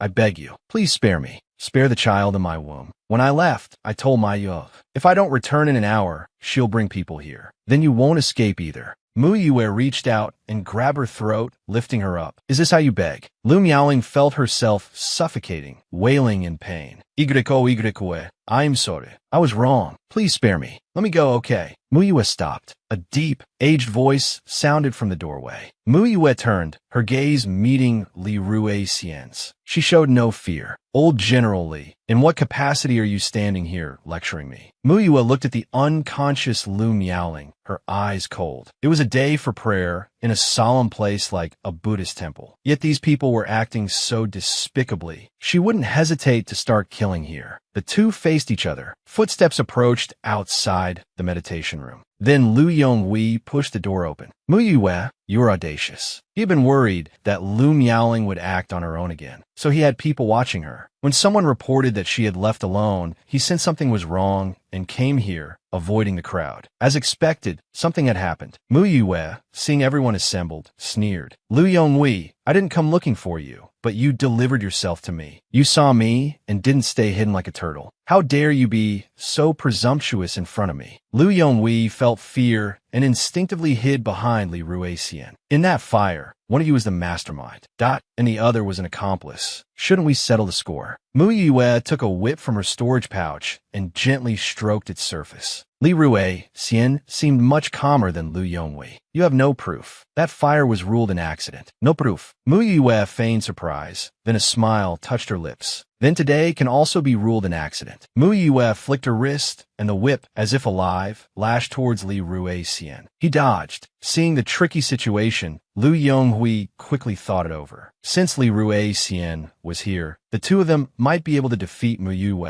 He charged forward to confront her. Lu Yonghui's every attack was infused with deadly spiritual energy, but after several rounds, he hadn't even touched the corner of Mu Yue's clothes. Finally, Mu Yue, whip in hand, knocked an incense burner to the ground, scattering ashes. She then kicked Lu Yonghui. In the same manner as before, she stepped on Lu Yonghui's head, pressing it into the incense burner. The incense burner had just been burning, and the scalding ashes stuck to his face. Lu Yonghui struggled in pain. Mu Yue showed him no mercy, keeping her foot firmly planted. Dealing with this kind of dog doesn't even require a hair's breadth of mercy. Mu Yue, do you not want your mother's remains anymore? Li Rue Xian's sinister voice came from behind. Mu Yue tilted her head. You're not qualified to negotiate with me. Li Rue Xian clenches fists. More and more footsteps approach from outside. Mu Yue spoke slowly. Does old General Li also want to be disgraced? Li Rue Xian weighed his options and turned to leave. As he walked out of the meditation room, he bumped into Yi Xianjin, who was slowly approaching. They exchanged glances, but said nothing. Yi Xianjin entered the room and saw the chaos. Someone's temper is quite fiery today. Seeing Yi Xianjin, Mu Yue suddenly lost her desire to kill. She wanted to change her approach. While Lu Yonghui still had a breath left, she released him. He scrambled away, coughing violently. People would be arriving soon. Mu Yue crossed her arms. She asked Lu Yonghui, someone's going to be humiliated today. Will it be you or Lu Miaoling? Lu Yonghui glanced fearfully at the meditation room. Seeing the monks lying there, he could guess what Lu Miaoling had tried to do. What an idiot, causing trouble for nothing. Lu Yonghui deeply felt that Dong Qi's words were right. This girl was a stumbling block, but she was pregnant, the best bargaining chip to appease the Kuan King and the Empress Dowager. Miaoling can't be implicated at this juncture. Lu Yonghui's eyes darted around. How about my wife instead? He offered his own wife to protect his foolish daughter. Mu Yue and Yi Xianjin exchanged a knowing look, expressing their satisfaction. Inwardly, they were truly disgusted by the Lu family. Master Lu, she's your wife after all. Isn't this a bit much? Lu Yonghui saw their performance, but did he have a choice? He had to protect Miaoling and himself. As long as he could get out of this alive, the future was uncertain. With life on the line, what's one wife? Being able to die for the Lu family is his good fortune. Yi Xianjin sighed twice. No wonder everyone says if men were reliable, sows could climb trees. Our men's reputation has been ruined by people like you. Mu Yue gave him an amused glance. As if your own reputation is so great. If I were in his shoes, I would never trade my wife away. Yi Xianjin took Mu Yue's hand and looked at her earnestly. She didn't avoid his gaze. Wait until you have a wife before you say that. Then, looking at Lu Yonghui, he said, Lord Lu, a man of his word, I presume. Lu Yonghui's face was ashen. Mu Yue's smile reached her eyes. Lu sure isn't deserving of pity. When the original Mu Yue was confined to the Lu family, Lu sure often tried to intimidate her. Sometimes because she had just given blood to Lu Miaoling and hadn't recovered, she wanted to wait a couple of days before giving blood again. Lu Sure, however, thought she was being disobedient and often beat her in private. More than half the rituals were completed when a major incident occurred at the Qingjing Temple. Something happened in the Western Meditation Hall. It said that someone couldn't find the minister's wife. After searching everywhere, they discovered her meeting privately with several monks. How dare she, with the princess's mother present, behave so shamelessly? Several official wives gathered together, gossiping. Not long after, the disheveled Madame Lu was bound and brought to the main hall. Everyone watched this disgraceful scene. On the throne, the young emperor glared furiously at the people below, slamming his fist on the table, debauching the sacred Buddha. You're shameless. I will sentence you to eat excrement. Empress Dowager Wei's face was also dark, but she felt the whole affair was both absurd and pitiful. Lu Yonghui slapped Madame Lu. You wretch. Carrying on in private is one thing, but to do so at such a solemn occasion. Simply, Lu Yonghui trailed off, then knelt down, crying and wailing. It is this minister's failure to discipline his wife. Your Majesty, please punish me. Madame Lu looked at Lu Yonghui, tears streaming down her face. Lu Yonghui had personally come to find her, saying there was something to discuss in the meditation hall. She never imagined what awaited her would be this. Lu Miaoling stood pale in the crowd, not daring to step forward. She bit her lip hard, filled with regret. Her impulsive act had harmed her mother. Yet, she was also relieved that she wasn't the one pushed out in the end. Mu Xiang watched the Lu family coldly, without a trace of sympathy. Remembering how Mu Yue had just been called away by the young monk, she now understood everything. Damn the Lu family. Mu Xiang stepped forward. Your Majesty, today is the annual prayer ceremony. Lu Yonghui's failure to manage his household has led to Lu Shi's disgraceful behavior, defiling the Buddhist temple. Your Majesty, please punish the entire Shangshu manor and make an example of them. Many officials also stepped forward, echoing the call for punishment. Yi Xianjin glanced around, trying to gauge his uncle's thoughts. He tilted his head slightly towards Empress Dowager Wei. Empress Dowager Wei sighed. This matter, Minister Liu is also a victim, unaware of the situation. For their sake, Your Majesty, the Empress Dowager's meaning was clear. The Emperor looked at Yi Xianjin. Finally, he decreed that Liu Shi be sent to Dali Temple for immediate execution. Furthermore, due to Liu Yonghui's failure to manage his household, he is hereby stripped of his position as minister and demoted to the 7th-rank position of Innerka Secretary. Liu Yonghui collapsed to the ground, his face ashen. That secretarial position was merely a minor role responsible for record-keeping. The Liu family's glory had crumbled in an instant. Li Rui Xian took a deep breath and shook his head at Liu Yonghui, a good-for-nothing who only causes trouble. The prayer ceremony ended unhappily. Liu Miaoling didn't even dare to look at Madame Liu, quickly walking away. Many people pointed and whispered behind her. Liu Miaoling kept her face impassive. Mu Yue,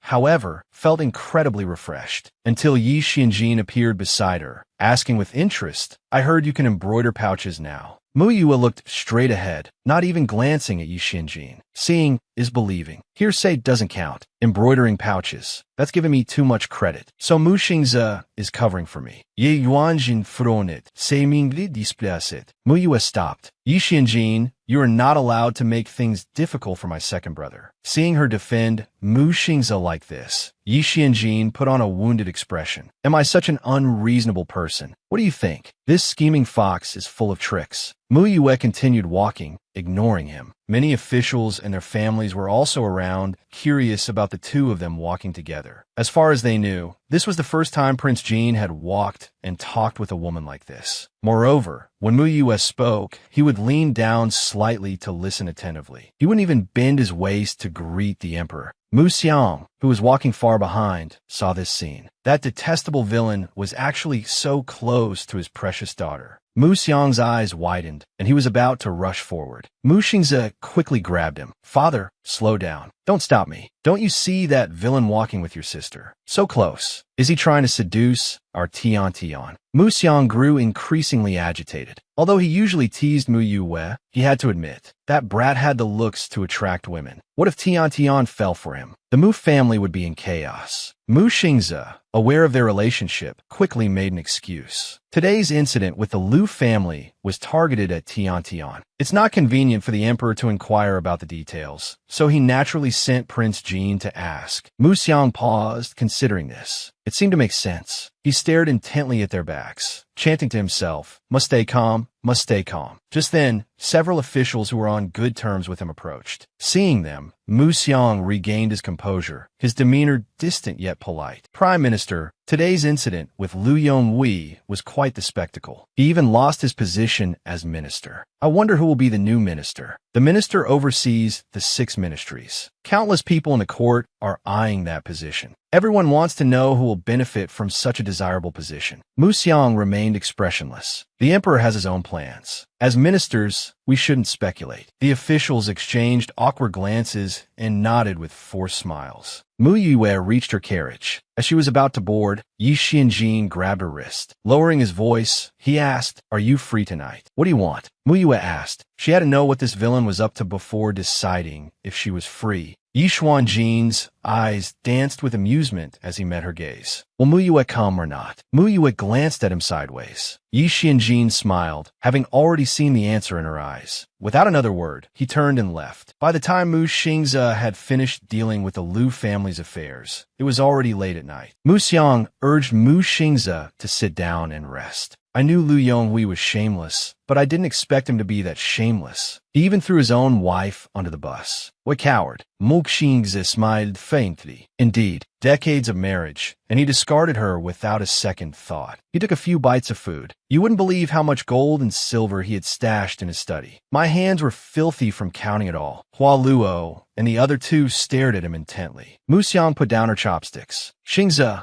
we can't keep this money. It's all dirty money Liu Yonghui extorted. It wouldn't be right for us to take it. Of course I know that. Many areas outside the capital are suffering from famine. So I plan to convert all of this into cash and distribute it to the famine-stricken areas, to the people there. Mu Xingze explained his plan. Mu Xiang nodded in approval, but with a hint of worry. This must not go through the local officials. Otherwise, the people will likely receive very little. Leave it to me, Mu Xingze interjected. Mu Yue nodded. I can help too. Seeing her family working together, Mu Xiang was deeply moved. Good. You're all good children of the Mu family. Late at night, Mu Yue, dressed in black, slipped out the back window and headed straight for the Li residence. Near the Li residence, she saw a dark figure already waiting. I thought you weren't coming again. Yi Xianjin had been waiting for her for a long time and was almost about to go looking for her. Sorry, I overslept. Mu Yue hadn't expected him to be so punctual. Yi Xianjin didn't argue with her. All that mattered was that she was here. Yun Qing and Yun Dai hid in the shadows, yawning repeatedly. Aren't they ever tired? Yun Qing yawned, leaning against a tree trunk and starting to doze. Tired. These two are energetic enough to kill 100,000 men in one go. Inside the Li residence, Mu Yue followed Yi Xianjin, deftly avoiding the guards and patrols. Mu Yue noticed the Li residence's layout was particularly complex, with traps and even arrays in several places. Yet, Yi Xianjin moved through it as if he were in his own backyard, displaying an uncanny familiarity with the terrain. Finally, he led her to an artificial hill. Let's do something exciting. Mu Yue looked at him, feeling a strange sense of anticipation. You're going along with this. Aren't you even going to ask what we're doing? Yi Xianjin leaned closer, a playful glint in his eyes. Mu Yue punched him lightly. Be serious. What's not serious about this? Yi Xianjin caught her hand, feigning innocence. Mu Yue glared at him, her face suddenly flushing. Looking into her clear, bright eyes, Yi Xianjin felt a fleeting sense of familiarity, though he couldn't place it. Just then, footsteps approached. Yi Xianjin glanced towards the sound and pulled Mu Yue's hand, leading her forward. Mu Yue looked at her hand in his, a strange feeling stirring within her. She shifted uncomfortably, trying to pull away, but his grip was firm. She had no choice but to follow. They arrived at Li Ruixian's bedroom. Inside, Li Ruixian seemed to sense something amiss. As he frowned, Yi Xianjin casually looked up and, with a flick of his wrist, sent a stream of black light into Li Ruixian's forehead. Li Ruixian froze. Mu Yue frowned, looking at Yi Xianjin in disbelief. Black Xianling technique. So he also possessed the ability of Tongming. No wonder Yi Xianjin had looked so amused while watching Xianro, possessed by the fat ghost, at the Empress Dowager's birthday banquet. Are you doing it, or am I? Yi Xianjin asked, seeing her standing there dumbfounded. Doing what? Mu Yue had barely finished speaking when a knife appeared in Yi Xuanjin's hand. No way, really. We're going to kill the old man tonight. Isn't that too easy on him? Mu Yue felt it wasn't the right time. Yi Xianjin considered this seriously. It's all right. It'll grow back anyway. Grow back? What will? Before Mu Yue could understand, Yi Xianjin shoved a lock of hair into her hand. Mu Yue stared at the strands of Li Ruixian's hair, then at Yi Xianjin clumsily, trying to cut more with his knife. Your knife is dull. Didn't you sharpen it before leaving? Mu Yue couldn't bear to watch any longer. She pulled her sharpened knife from her storage pouch and handed it to him. Yi Xianjin took it. Thanks. With one slice, the blade proved its sharpness. Ye Wanjin pires mu yuyus sharpening sikis. Examining Li Ruixian's hair, he remarked, the old man keeps his hair in good condition. Just right for making you a horsetail whisk. Mu Yue was speechless. Then Yi Xianjin continued. So, as a proper exchange of gifts, what do you have for me? Mu Yue realized she'd walked into a trap. He'd led her on this whole charade just for this. Keep the whisk for yourself, she said, turning to leave. Yi Xianjin followed. Leaving already? Aren't you going to the Li family vault? Fine. Mu Yue relented, turning back. Yi Xuanjin's eyes lit up with amusement. So it's settled then. I cut this hair myself. So, as a proper exchange, you have to make me a gift with your own hands, understand? Entering the Li family vault, a wave of icy air washed over them, as if they had stepped into the depths of winter. Yet, both Mu Yue and Yi Xianjin, in their light clothing, seemed perfectly comfortable, unaffected by the cold. The same thought crossed both their minds. Is she a ghost? Remembering Li Ruixian's threats at the Qingjing temple, Mu Yue felt a mixture of nervousness and anticipation. Could her mother's remains be here? Yi Xianjin expertly located the mechanism and opened the vault. How many times have you been here? Mu Yue's curiosity about Yi Xianjin deepened. It seemed nothing escaped his notice. Once, he replied casually. Mu Yue gave him a thumbs up. You're amazing. The stone door opened a crack. What caught Mu Yue's attention was an ice coffin placed right in the center. Could it be her mother? Mu Yue took a deep breath and subconsciously quickened her pace towards the coffin. As she approached, her brow furrowed. The ice coffin was empty. As she looked away, Mu Yue noticed something else inside the coffin. Reaching in, she picked it up. It was a jade green earring, the same one her mother wore when she was alive. Yi Xianjin glanced at the earring in her hand, looking somewhat regretful. It seems he moved her beforehand. Knowing this, I should have come with you sooner. Mu Yue glanced at him, clutching the jade earring tightly in her hand. It seems Mother's empty grave is indeed related to Li Ruixian. But if Mother is already deceased, why would he keep her body? Mu Yue, thinking that her mother hadn't been reincarnated, couldn't help but entertain other speculations. Don't overthink it. The fox will eventually show its tail. Seeing her furrowed brow, Yi Xianjin reached out and gently rubbed her head. Mu Yue looked at him, finally showing a different expression. I'll go back now. I reckon Li Ruixian should be waking up soon. Their figures disappeared into the night once more. This nighttime exploration of the Li residence had yielded at least some results. The next day, Mu Xingze brought Mu Yue to Fuminlu for soup dumplings. Tian, something's on your mind. Mu Xingze looked up, noticing her hesitation to speak. Mu Yue nodded. Second brother, do you remember what earrings Mother wore when she was buried? Mu Xingze furrowed his brow, thinking carefully. A complete set of green jade jewelry. Grandmother gave that set to Mother when she married into the family, saying it was to be passed down only to the wives of the Mu family. After Mother passed away, Father kept the jade jewelry, saying that Mother would be the only wife of the Mu family, and there would be no others. What's wrong? Why are you suddenly asking about this? Mu Yue held out her hand, a green jade earring resting in her palm. Mu Xingze's face paled. How? How is this possible? Last night, Yi Xianjin took me to the Li family's underground vault. There was a cold cave inside with an ice coffin. I found this inside. Mu Xingze almost immediately connected it to the empty grave. So, Li Ruixian stole Mother's body. Mu Yue shook her head. It's hard to say for sure. It's also possible this is a trap set by Li Ruixian. He's deliberately revealing that Mother's body is with him, probably to lure me into investigating. And Grandmother's jewelry, which he gave to Mother, Li Ruixian should also know about. Leaving such a conspicuous green jade earring in the ice coffin might also be deliberate. He wants us to know that Mother's body is in his hands, so he can use it to control us. That despicable Li Ruixian is truly scheming and ruthless. Mu Xingze clenched his fists. We can't tell Father about this yet. I'm afraid he won't be able to handle it. Mu Yue also knew her father's deep affection for her mother, and feared he would act impulsively and fall into Li Ruixian's trap. After reaching an agreement, they prepared to leave. At the door, Yun Qing approached with a smile, holding a brocade box. Second young master, Miss Mu, you're both here. Mu Xingze raised an eyebrow at the sight of Yun Qing, putting the unpleasant matters aside for the moment. Oh, it's Qing. What are you doing here so early in the morning? Yun Qing's lips twitched, clearly disliking the nickname, but too lazy to argue. Turning, he placed the brocade box in Mu Yue's hands. Miss Mu, His Highness instructed me to deliver this. Hair shaved from Li Ruixian last night. The very next morning, Yi Xianjin had turned it into a gift and sent it over. Mu Yue looked at the box, and her lips twitched. She knew what was inside without even opening it. Remembering Yi Xuanjin's clumsy movements as he cut the hair last night, Mu Yue couldn't help but smile. What a child. Mu Xingze stroked his chin, looking at the box for a long time. He recalled Tian mentioning going to the Li residence with Yi Xianjin last night. Are their relations this close now? What is this? Can I take a look? Mu Xingze reached for the box. Mu Yue felt a little embarrassed and stopped him. It's just a trinket. Yun Qing, sitting to the side, eating soup dumplings, mumbled through a mouthful of hot food. Yes, it's a gift for Miss Mu. Second young master, best not to look. Oh, and His Highness said he's looking forward to Miss Mu's return gift. He also said it must be handmade to show sincerity. Mu Xingze looked at Mu Yue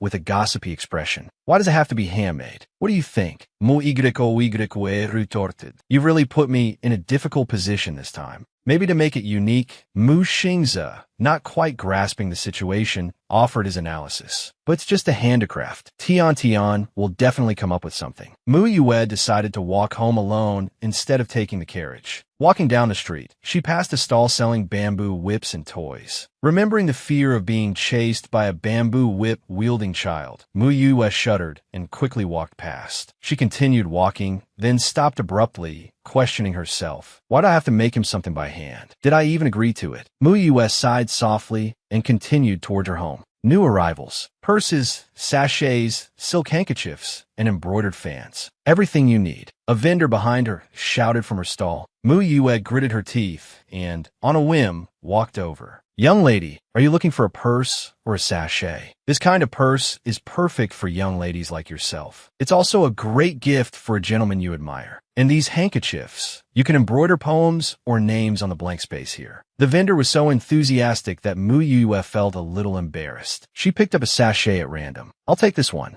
After paying for the sachet, she left. The vendor, happy to have made a sale, muttered to herself, that girl has good taste. She picked a peach blossom sachet. That's sure to bring her plenty of romance. A faint floral fragrance wafted from a sachet. It smelled quite pleasant, but holding it felt strangely unsettling. Mu Yue decided to head to Prince Jing's residence to get rid of this hot potato. Ming Qing, who had seen Mu Yue just that morning, was surprised to see her again. Huh, Miss Mu, you're here. Where's Yi Xianjin? Mu Yue asked. Yun Qing said with a grin, His Highness was too tired last night and hasn't woken up yet. Then I'll go back first. Mu Yue didn't know when he would wake up, so she decided to leave. Yun Qing quickly stopped her. Miss Mu, please wait. I'll go and wake His Highness right away. After saying that, he hurried towards Yi Xuanjin's courtyard. Miss Mu is here, Your Highness. Why are you still sleeping? A moment later, Yi Xuanjin's sleepy voice drifted out. Your Highness, Miss Mu is here. Yi Xianjin gave a light acknowledgement, his sleepiness instantly vanishing. Mu Yue waited for a while. Yun Qing ran out. Miss Mu, His Highness requests your presence. Mu Yue stepped into Yi Xuanjin's bedroom. It was her first time there. Mu Yue looked around. As expected of the Grand Chancellor, even his bedroom is incredibly luxurious. Even the Emperor's palace isn't half as magnificent. Tian, why are you here? A now refreshed Yi Xianjin walked out. Mu Yue directly tossed the sachet in her hand towards him. Yi Xianjin caught it and looked down. It was a pink sachet. He brought it closer for a better look. 8 small characters were embroidered on it. Love at first sight, bound by life and death. Yi Xianjin looked at Mu Yue incredulously and chuckled softly. So, Tiantian's feelings for me have reached this point. Mu Yue thought he had realized the sachet wasn't made by her. She had prepared an excuse on her way there, but now she felt inexplicably guilty. Just say whether you want it or not. Yi Xianjin clutched the sachet tightly in his hand. Of course I want it. Why wouldn't I? He then added, I'm not that heartless. Although he didn't have those feelings for her, this little monster had already reached the point of life and death. What else could he do? He couldn't just dash the young girl's hopes. Seeing that Yi Xianjin had been fooled, Mu Yue felt inexplicably relieved. Then I'll be going. Seeing her relax after he accepted the sachet, and then smile at him, Yi Xuanjin's eyes softened with a smile. As Mu Yue was leaving, Yi Xianjin asked with some concern, Does your father know? Mu Yue paused. Seeing his slightly serious expression, she assumed he was asking about the jade earring. It's not the right time to tell him yet. Indeed, otherwise your Mu manor would be in chaos. Yi Xianjin agreed with this. They were talking about different things, completely on different wavelengths. After Mu Yue left, Yi Xianjin brought the sachet to his face again and examined it closely. His fingers gently traced the 8 small characters. He sighed, this is a bit of a headache. Li Fu arrived arrived to attend to him. A servant carrying a basin of water entered. Upon seeing Li Ruixian, the servant screamed, dropping the basin on the floor. Then, terrified, she knelt down. "Master, forgive me. I'm so clumsy." Li Ruixian subconsciously tried to smooth his hair. When his hand touched his head, he froze. He rushed to the bronze mirror. Seeing his bald head, his face darkened. Looking at the kneeling servant girl, Li Ruixian's expression turned grim. He grabbed a nearby sword and stabbed her. The servant girl collapsed dead. Li Ruixian shuddered in disgust. He found a cloak in the wardrobe and wrapped himself from head to toe. Then, he left the room and quickly headed towards the underground vault. He went straight to the ice cave. Seeing the earring missing from the ice coffin, a cold smile spread across his lips. The fish has taken the bait. To be able to do this without a trace. As expected of someone with the phoenix blood, Li Ruixian closed his eyes, his thoughts drifting back 10 years. "General, have you made up your mind?" When Daoist Xylan was alive, he foretold the reincarnation of the 9 Nether God Emperor, someone possessing the phoenix blood. "If we can make her our own, we will become even more powerful. But if she defies us, we will face utter destruction." Now, Mu Jiadi's strange blood, capable of healing anything, proves Daoist Xylan's prophecy. Li Ruixian pondered deeply and made a decision. A 4-year-old girl can't cause much trouble now, but the future is full of uncertainties. It's better to eliminate her. Footsteps sounded outside the study. Li Ruixian rushed out and saw Li Suan, who had just returned to the manor for a short stay, running out with the young Mu Yue in her arms. Clearly, Li Suan had overheard everything. "Seize them," Li Ruixian ordered. Li Suan and the young Mu Yue were quickly captured. "What did you hear?" Li Ruixian looked coldly at Li Suan. Later, Li Ruixian locked Li Suan and her daughter in their courtyard. He sealed all the doors and soon, a raging fire engulfed the courtyard. Listening to Li Suan's frantic cries for help and Mu Yue's wails, Li Ruixian clenched his fists, turned, and walked away without a word. Li Suan's shrill screams echoed through the flames. "Father, Yue is your granddaughter. How can you be so cruel?" Outside the manor, Lu Yonghui happened to see the fire. Lu Yonghui paused, then thought of the child with the phoenix blood. He rushed into the burning courtyard and secretly carried Mu Yue away. Li Suan, still barely conscious, watched this scene unfold. She knew Lu Yonghui was not a good person, but at least this gave Mu Yue a chance to survive. Good. Later, Li Ruixian sent someone to inform the Mu Manor that a fire had accidentally broken out, and both Madame Mu and Miss Mu had perished in the flames. Mu Xiang, upon receiving the news, clutched her wife's clothes, unable to accept the reality. The couple had shared a deep and loving bond. Now, the pain of losing his wife was unbearable. He knew Li Ruixian was involved in his wife's death, but at that time, he was not yet the Grand Chancellor and couldn't challenge Li Ruixian, who was then a powerful general. He swore through gritted teeth that one day, he would make him pay for his crimes. Lu Yonghui was surprised to see Li Ruixian. "It's so hot. Why are you wearing a hat?" Li Ruixian asked him something. Lu Yonghui's face showed a trace of sorrow. "Generally, I failed to teach my daughter well. Now, not only has she ruined my official career, but she refuses even to see me. At this rate, there's no place for me in the capital." Li Ruixian's face darkened upon hearing this. "Who told you to be such a good father? When you learned of Lu Miaoling's illness, you shouldn't have kept her. If it weren't for your womanly compassion, would the Lu family have fallen to this state?" Lu Yonghui surprisingly found Li Ruixian's words reasonable. If he had abandoned Miaoling from the start, he wouldn't have brought Mu Yue back to the manor. Now, Mu Yue was relentlessly seeking revenge against the Lu family, with Yi Xianjin backing her. "Generally, please show me a way out." Lu Yonghui bent down and knelt before Li Ruixian. Now, as a mere 7th-rank official, it was nearly impossible for him to regain his former status. He could only seek Li Ruixian's help. Li Ruixian took a sip of tea and slowly said, "I never keep useless people. If you can kill Mu Yue, I can help you reclaim your position as minister." Lu Yonghui left Li's residence with a dejected look. He had fought Mu Yue at the Qingjing Temple and couldn't even touch her. How could he kill her? Li Ruixian made it sound so easy. As Lu Yonghui walked, he caught a glimpse of a figure in his peripheral vision. Turning his head, he saw Fu Rui haughtily stepping out of a carriage, supported by a servant girl, and entering a jewelry store. A mere housekeeper's daughter, yet living such a lavish life, living so extravagantly. As Liu Yonghui watched, an idea suddenly formed in his mind. Mu Yue treated her last patient of the day, finishing the leg treatment. Li So-en returned from outside. Liu Yonghui went to Li's residence today and ran into Fu Rue when he left. Mu Yue's lips curved into a slight smile. This is getting interesting. Fu Rue, this is your last chance. At the Chancellor's residence, Mu Xiang, Mu Xingze, and Mu Jingyu were gathered together, discussing something. Mu Xiang frowned. Are they sure it was a gift for Tian? Mu Xinggu nodded.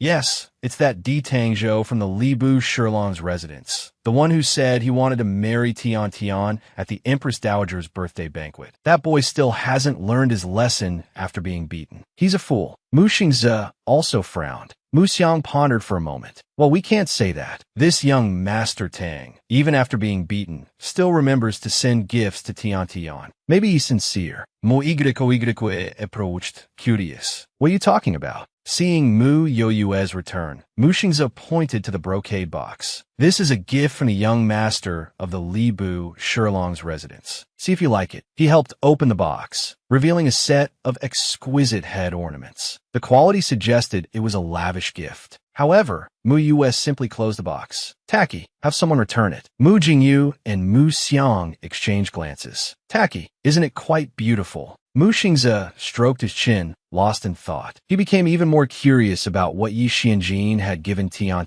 He remembered that Tian had put it away without even opening it. He had to find a time to take a look. Second brother, fourth brother, what are you talking about? Fu Rue had been standing at the entrance for a while, but no one noticed her. After she spoke, Mu Xingze and Mu Jingyu seemed to ignore her. Only Mu Xiang turned around. Rue'er, you're back. Mu Xingze chimed in, glancing at her with displeasure. Just chatting. Fu Rue felt snubbed, her face stiffening slightly. Then I'll take my leave. She walked towards the back courtyard alone. Mu Xiang stared at her retreating figure and suddenly said, Rue'er is almost of marriageable age. We'll have to make proper arrangements and find her a good family, so she won't be bullied in the future. Unless she marries into the royal family. With Fu Rue's ungrateful nature, I doubt any family would be good enough. Mu Xingze genuinely disliked Fu Rue. At the doorway, Fu Rue overheard their conversation. Fuming, she left the residence without a word. Don't force me. At night, Mu Yue took out the brocade box Yi Xianjin had given her. Opening it, she found a white horsetail whisk inside. Remembering their playful banter that night, she couldn't help but laugh. Because Tang Zhou kept sending gifts to Mu Yue,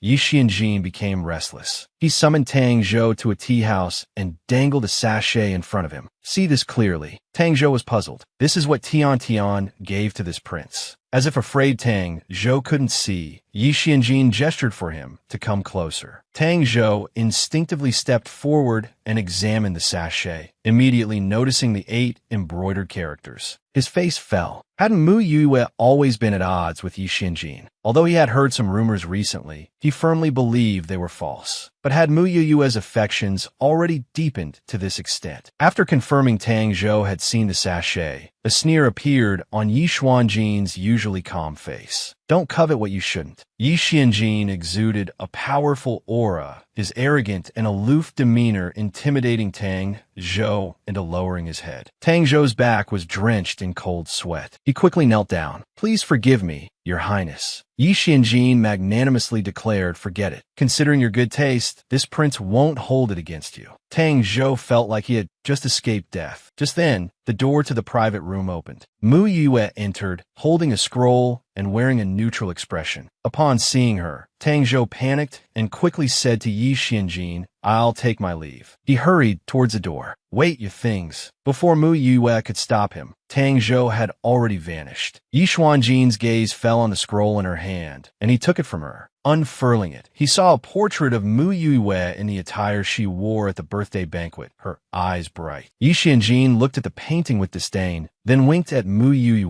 with a smile. How about this prince paints one for you personally? Hearing the words personally, Mu Yue felt apprehensive. No, il refusa. He had given her a personally painted portrait last time, and who knew what kind of handicraft he would demand of her next. The two went downstairs and boarded Yi Xuanjin's carriage, heading towards the palace. As they passed a small stall, they heard a peddler calling out, "Sachets for sale. For elders, for children, for lovers, for friends. Don't miss out." Hearing the familiar cry, Mu Yue glanced nervously at Yi Xianjin opposite her, afraid he would lift the curtain and look outside. Yi Xianjin was watching her. Surely store-bought ones aren't as good as homemade, right? Mu Yue forced an awkward, yet polite smile. Yes, indeed. Mu Yue bandaged the last patient's leg. After Li Sur returned from outside, Lu Yonghui, who had visited Li Ruixian's residence earlier, bumped into Fu Rui on his way out. Mu Yue's lips curved slightly. This is getting interesting. Fu Rui, this is your last chance. At the Chancellor's residence, Mu Xiang, Mu Xingze, and Mu Jingyu were gathered together, discussing something. Mu Xiang frowned. Are they really saying it was a gift for Tian Tian? Mu Xinggu nodded. Yes, it's from the one who said he wanted to marry Tian Tian at the Empress Dowager's birthday banquet last time. That DZ from the Libu Shirlong's residence, Tang Zhou. That kid got beaten up and still hasn't learned his lesson. What an idiot. Mu Xingze also frowned, then considered. Well, you can't say that. Young Master Tang got beaten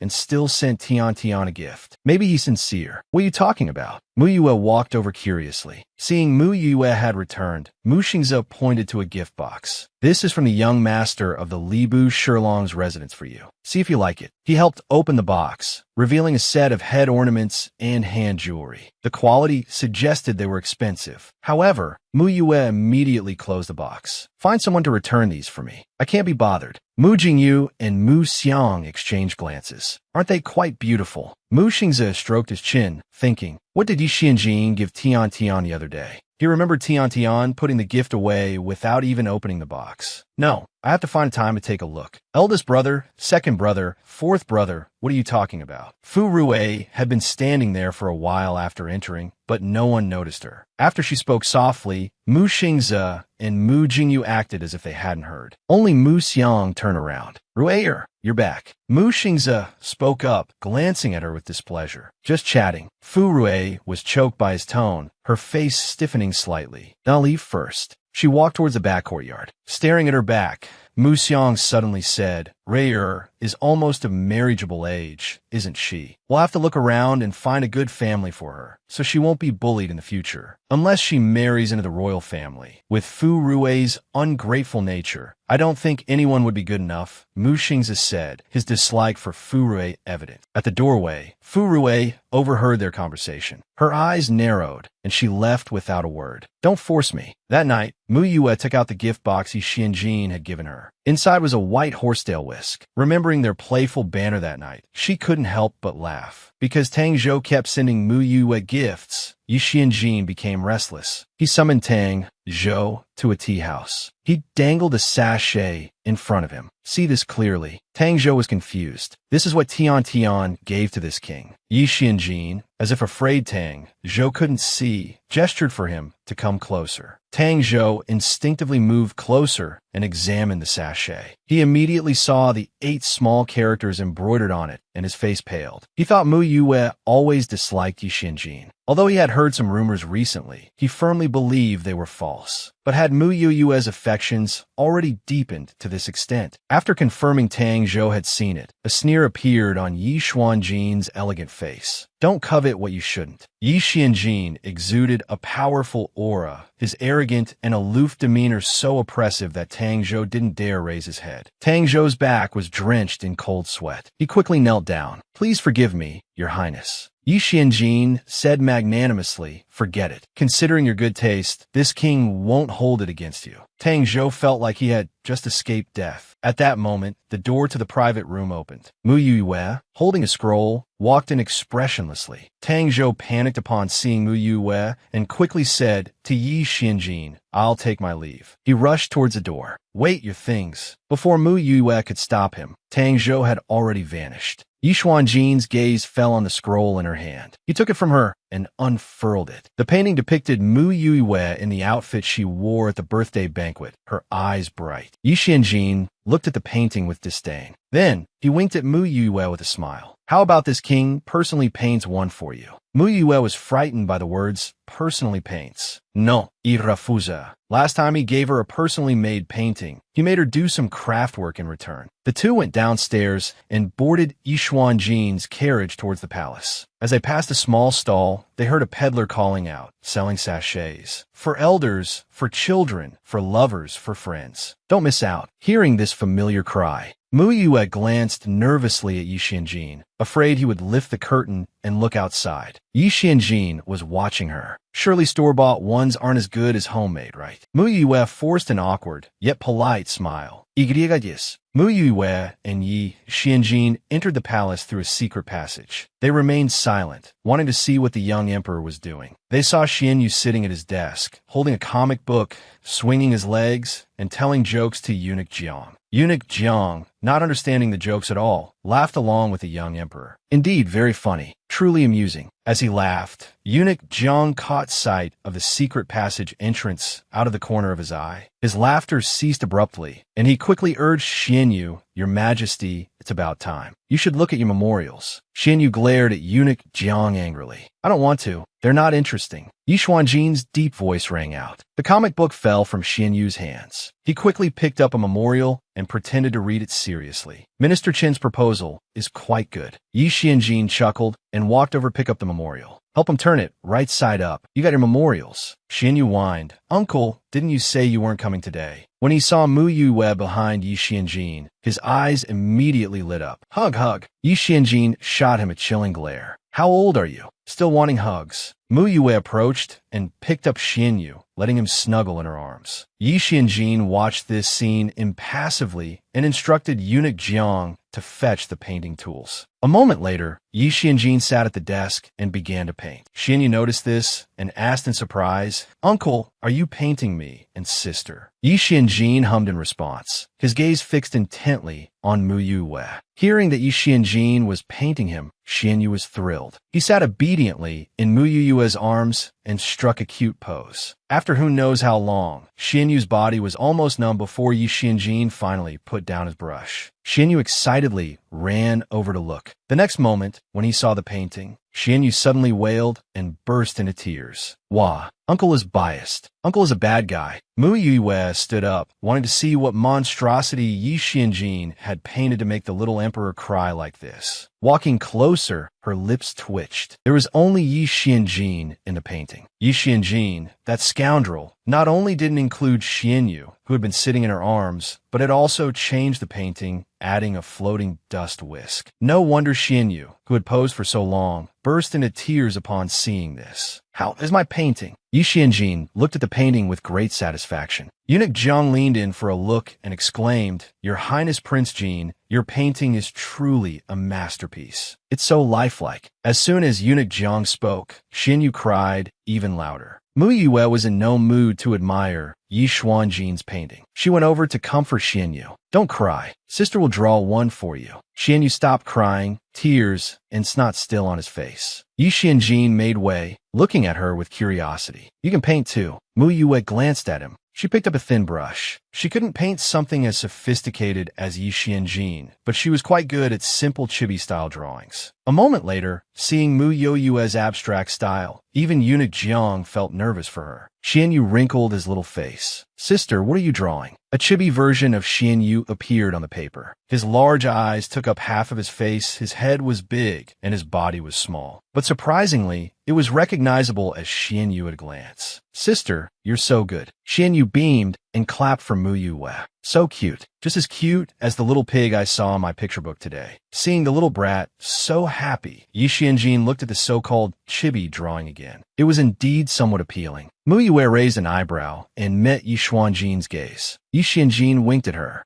Mu Yuiwei acted a little haughty. "Beg me." Yi Xianjin reached out and tapped her head. That's not sincere enough. How about something more exciting tonight? Yi Xianjin leaned in as he spoke. Mu Yue had always considered herself a woman of steel, unfazed by any temptation. But ever since she met Yi Xianjin, the excitement this cunning minister spoke of was truly exciting. Eunuch Jiang, listening from the side, immediately let his imagination run wild. Young people are so full of vigor, he thought. But Miss Mu and Prince Jean are already this close. Does the emperor know? Will he agree to two tigers sharing the same mountain? Eunuch Jiang pondered. Two tigers sharing the same mountain was probably unlikely. Mu Yue staying in the palace and hanging herself seemed more likely. Mu Yue stayed in the palace for dinner. Xin Yu sat between the two, happy as a child. Uncle and sister are eating with me. I'm so happy. Ye yuan jin fronit. Can you change the way you address me? Why? Does Uncle not like being called Uncle anymore? But the first time we met, Uncle told me to call you Uncle. Don't you remember telling me to call you Uncle? Xian Yu's barrage of questions gave Yi Xianjin a headache. Shut up. Eat your food. Yi Xianjin picked up a rice ball and stuffed it into Xian Yu's mouth. Xian Yu patted his round belly and burped. He then asked Yi Xianjin, Uncle, the minister position in the court is still vacant. This morning, they brought it up again during the court session. Do you have any suitable candidates? Yi Xianjin looked at Mu Yue.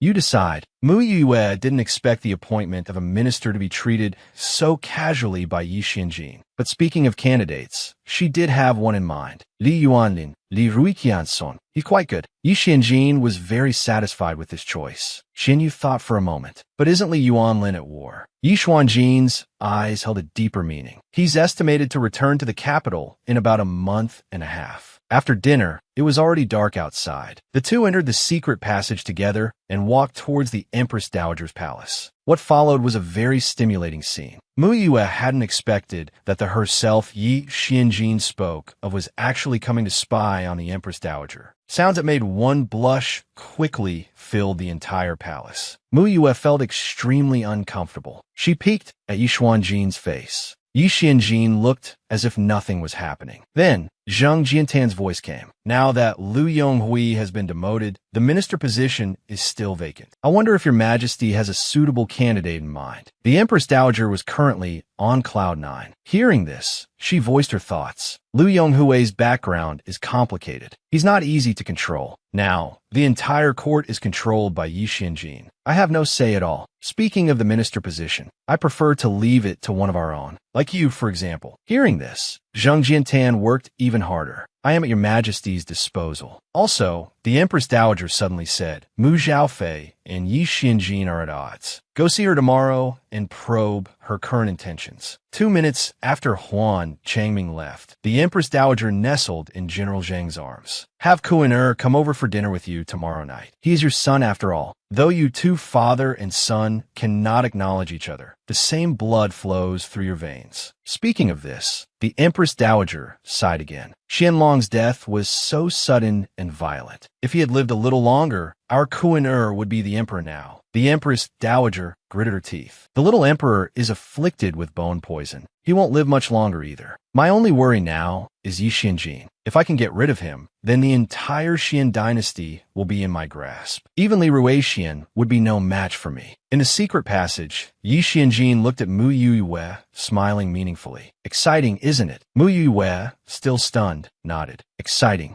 Never would I have thought that Xian Kun wasn't the former emperor's son, but the Empress Dowager's and General Zhang's. This means that they've been together for at least 25 years. After the two fell asleep, Yi Xianjin and Mu Yue left. Mu Yue asked, I'm curious. How did you know about so many of the palace's secrets? Yi Xianjin smiled at her. If you want to know, draw me a picture. No, 2 pictures. More than Xin Yu's. Mu Yue was speechless. The longest journey she'd ever taken was the road paved with Yi Xuanjin's schemes. Finally, back at Xin Yu's side, Mu Yue drew 2 cartoon pictures for Yi Xianjin. His facial expression was fierce, his mouth pouting, but he was also making a peace sign. Cleverly, Mu Yue wrote 2 words on his chest. Traitor. Xin Yu, who hadn't slept yet, came over and covered his mouth, giggling. Uncle is a traitor. Not as cute as me. Yi Xianjin gave him a sidelong glance. I'm going to sleep. Xin Yu obediently ran to the bed and burrowed under the covers, his big eyes blinking. Uncle, can I sleep with you tonight? No. Yi Xianjin refused mercilessly. Xianyu pouted, but I'm scared to sleep alone. Then can I sleep with sister? Xianyu turned his attention to Mu Yue. Seeing the pitiful little emperor, so young with endless political duties, even at night alone in this huge palace, Mu Yue felt sympathy. But, Your Majesty, returning to the Xiang residence wouldn't be too excessive, would it? Wah, I have no daddy to love me, no mommy to love me. I'm the most pitiful child in the world. Xianyu grabbed the corner of the blanket and started crying loudly. Mu Yue's heart softened. She thought for a moment and looked at Yi Xianjin. So how about Yi Kuanjin sleeps, Drudavid upierts. Fine, take him. Xianyu, surprised by his sudden good fortune, quickly got out of bed, put on his shoes, grabbed the small bundle he had prepared, slung it over his shoulder, and said, Sister, let's go. Mu Yue was speechless. He had clearly been prepared. The three of them left the secret passage, arriving at Prince Jing's residence. Yi Xianjin was originally going to escort them to the Xiang residence, but Mu Yue, afraid that the traitor would cause more trouble, picked up Xianyu and preemptively said, We'll go back ourselves. With that, she leaped away using Qinggong, carrying the little emperor back to the Xiang residence. The little emperor cheered excitedly. Wow, sister can fly too. Sister is so amazing. Back at the Xiang residence, inside her bedroom, the little emperor opened his bundle and prepared to sleep on the floor. Mu Yue wouldn't let a child sleep on the floor, so they switched places and she slept on the floor. Before going to sleep, Mu Yue saw that he was still awake and asked, When you were at Prince Jing's residence, did Your Majesty always sleep on the floor? Xianyu smiled. No, although Uncle told me to sleep on the floor, he always gave me the bed, just like sister. Oh, Uncle is just saying that. He's actually very good to me. Listening to Xianyu's words, Mu Yue felt curious about Yi Xianjin once again. He relied on the late emperor, supported Xianyu, and controlled the court. What was he really trying to do? Early one morning, Mu Xiang, Mu Jingyu, and Mu Xingze were having breakfast together. Mu Yue joined them shortly after. Why aren't you at Fu Manlu today? Mu Xiang found it strange to see Mu Yue here at this hour. Mu Yue gave an embarrassed smile. Fu Manlu isn't open yet. Outside, Mu Yue led the little emperor towards the dining hall. The three men were chatting casually when the dining hall door opened. Mu Xiang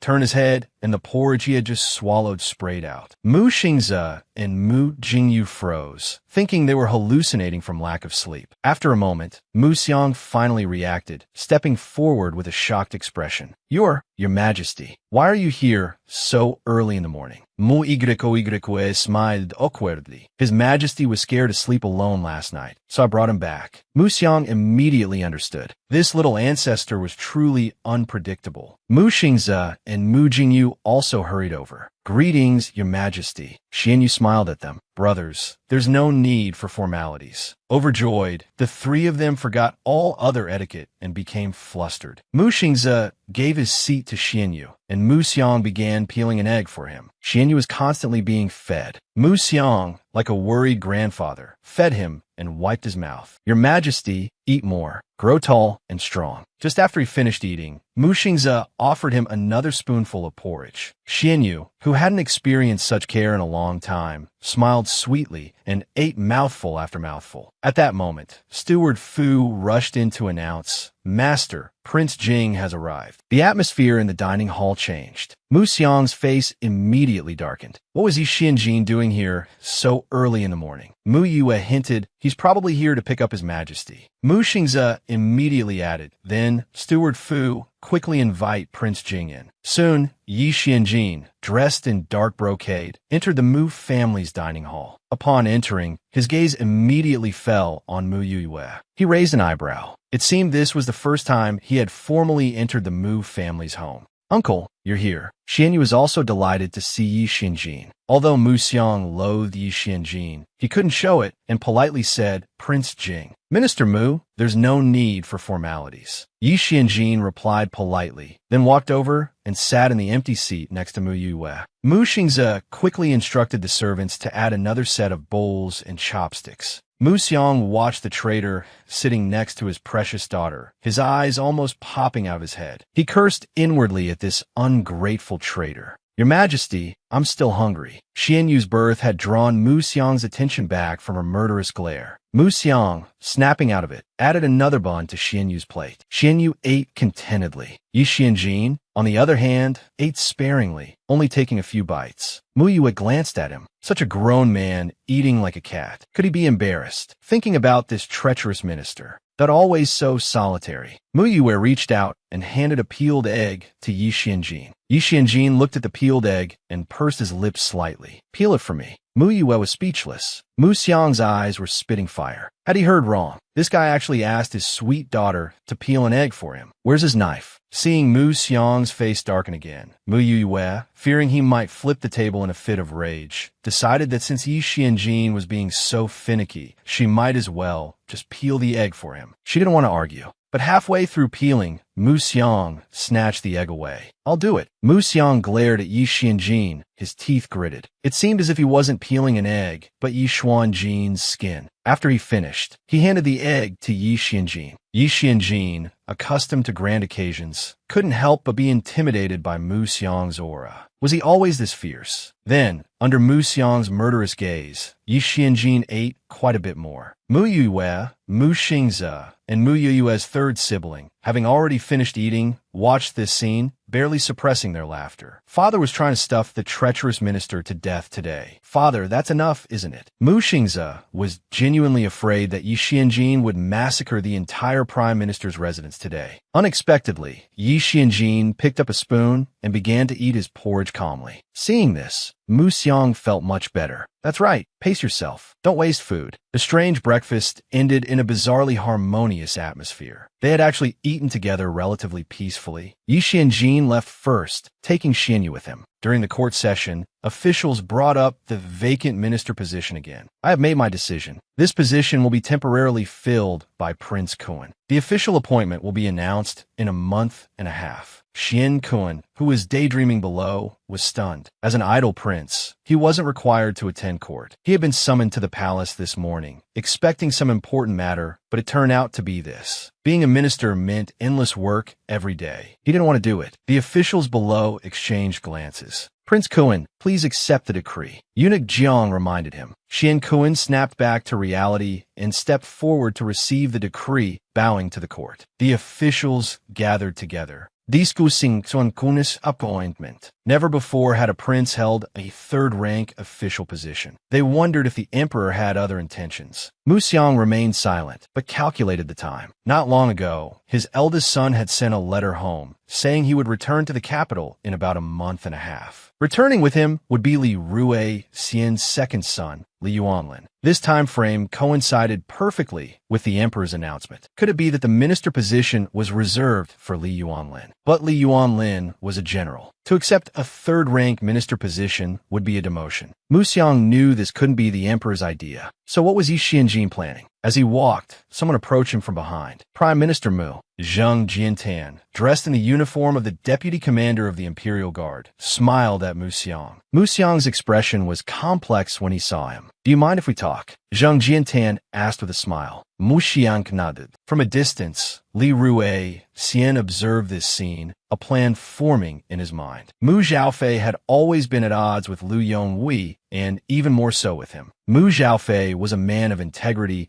and hated Yi Xianjin deeply. Could it be that Mu Zhaofei had chosen a side with Empress Dowager Wei? Li Rue Xian clenched his fists. Since that little girl had returned, the court situation had shifted drastically. Could this be the power of the Phoenix blood? It seemed some people needed to be eliminated soon. It was time for the Xian dynasty to change its surname. Lost in thought, he saw Xian Kun walk past, clutching an imperial decree, grumbling, "Damn it. Is that little brat Xian Yu crazy? Do I look like someone who should be a minister?" Li Rue Xian sneered at Xian Kun's retreating figure. What good was an imperial decree? If he truly sided with Empress Dowager Wei, he was destined to lose. News of Xian Kun's appointment as minister quickly spread throughout the capital. Upon hearing the news, Liu Yonghui was both surprised and furious. Xuan Kun, how could be Xian Kun? Didn't Li Rue Xian promise he could secure this position for me? Now that it was given to Xian Kun, it had undoubtedly fallen into Empress Dowager Wei's hands.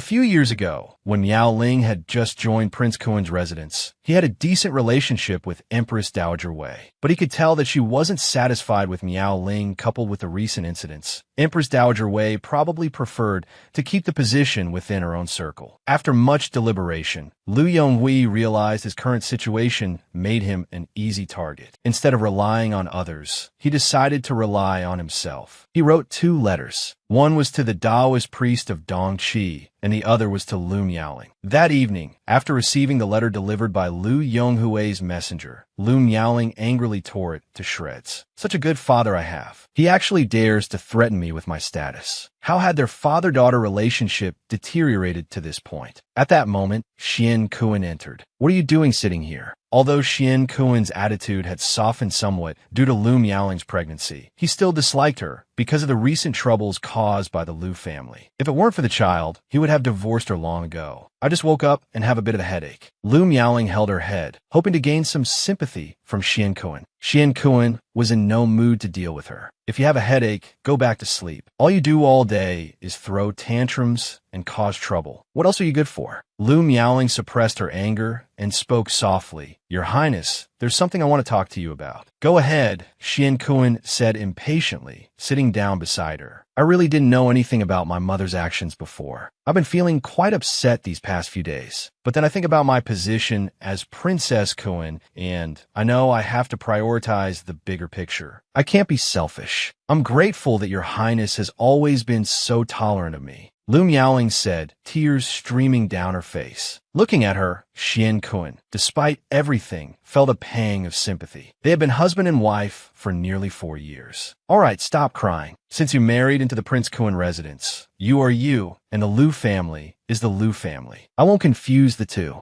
Seeing that Xian Kuan had been persuaded, Lu Miaoling felt slightly relieved. She planned to put in a good word for Liu Yonghui in a few days. Unexpectedly, Xian Kuan brought up the matter himself. Your father has been quite idle lately, hasn't he? Lu Miaoling was taken aback. Perhaps the matters of the Ministry of Revenue aren't as complicated as those of the Ministry of Personnel. In that case, hurry up and have him come here. Have him handle some of the Ministry of Personnel's affairs for me. That little brat, the Emperor, is so annoying. I don't understand any of that official stuff. After saying this, he picked up the imperial edict and left. Mu Yue was almost finished with her work at the clinic and about to head back when 2 figures, one tall and one small, walked in. Xian Yu had changed into casual clothes and carried a small bundle on his back. He smiled sweetly at Mu Yue.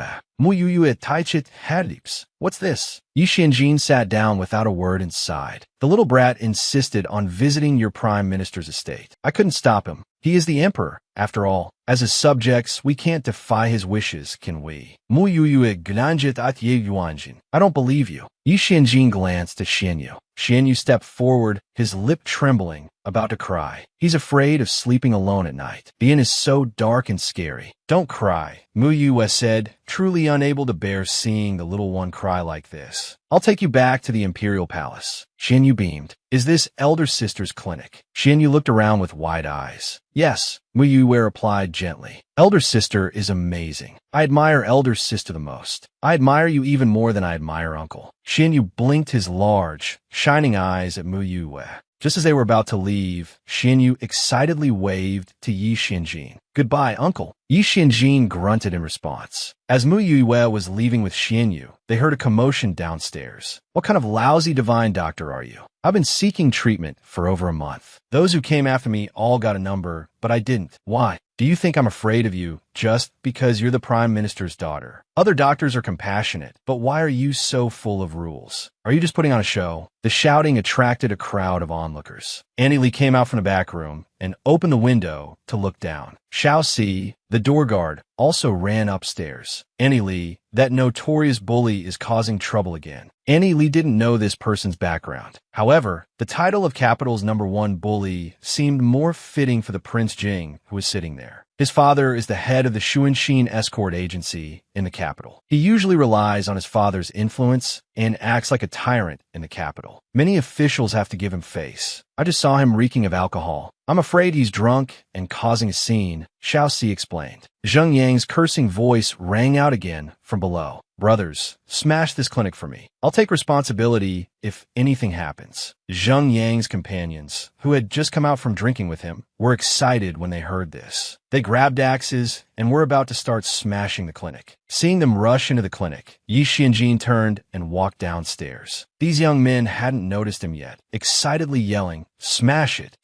to pieces. Yi Xianjin tapped his fingers lightly on the table, watching the commotion with amusement. A few of Zheng Yang's companions noticed Yi Xianjin. They tugged at each other's sleeves and looked up. Brother Zheng, let's go. Prince Jing is upstairs. What Prince Jing? I'm not afraid of anyone, even the king of heaven. Zheng Yang, drunk and reckless, charged upstairs. Yi Xianjin folded his arms and gave an order. Go and break that dog's legs. De Lingyun acknowledged the order and flew downstairs. As Zheng Yang charged forward, De Lingyun kicked him in the chest, sending him flying 10 meters away. A moment later, a blood-curdling scream echoed through the air. Zheng Yang lay on the ground like a dead dog, completely unconscious. Zheng Yang's companions were terrified and backed away. Just as they were about to flee, someone blocked their path. Where do you think you're going? Yi Xianjin descended from the upstairs. Seeing him, Zheng Yang's companions immediately scattered and knelt before him. Your Highness, please spare our lives. We won't dare to do it again. Moments later, they knelt outside the clinic, bruised and swollen. Yi Xianjin looked at them with a seemingly pleased expression. I'll give you a chance. Zheng Yang's companions' faces brightened for a moment, then fell again as they heard Yi Xianjin's next words. Use your axes to each cut Zheng Yang once. I want to see blood and bone, but if anyone kills him, I'll kill them first. Yi Xianjin spoke with a faint smile, but his words sent chills down everyone's spines. He raised an eyebrow, as if waiting for them to act. That dog dared to cause trouble here. He doesn't know what's good for him. Zheng Yang es companions gulped. None of them wanted to die, but none dared to disobey this madman. Gritting their teeth, they each took turns stabbing Zheng Yang's arm with their axes. The onlookers covered their mouths in horror. It was truly best not to offend Yi Xianjin. His methods of torture were unmatched. Zheng Yang was soon a bloody mess, barely clinging to life. Just as everyone breathed a sigh of relief, they heard Yi Xianjin speak again. Hang him at the entrance of the Xuanxin escort agency. That evening, the head of the Xuanxin escort agency rushed to the entrance and nearly fainted when he saw his son hanging there, covered in blood. But because of Prince Jing's order, no one dared to take him down. The head of the agency was devastated, and rumors spread throughout the capital. The young master of the Xuanxin escort agency went to cause trouble at Miss Mu's clinic and ran into Prince Jing. Now he's barely alive. The news quickly reached the Mu residence. During dinner, Mu Xingze recounted the incident to Mu Xiang, embellishing the details. Mu Xiang's feelings were a complicated mix. It felt like two little people were constantly arguing in her head. This treacherous minister is cruel to the bone. Today it's Zheng Yang. Next time it will be you. Nonsense. He was standing up for Tian Tian. He took all the blame on himself. What a selfless and responsible person. This treacherous minister isn't as good as you say. He's shameless, cunning, vicious, and capable of any evil. He's a murderer. Ugh. He was helping Tian Tian. You idiot, can't you see that? Mu Xiang suddenly covered her ears with both hands and shook her head vigorously. Dad, what are you doing? Mu Xingze was startled. Mu Xiang sighed. Nothing, just a buzzing in my ears. Early the next morning, when Xin Yu appeared in the Mu family's main hall again, Mu Xiang wasn't so surprised. Your Majesty, have some pancakes and a big chicken leg. Just then, Fu Bo entered. Master, the prince is here.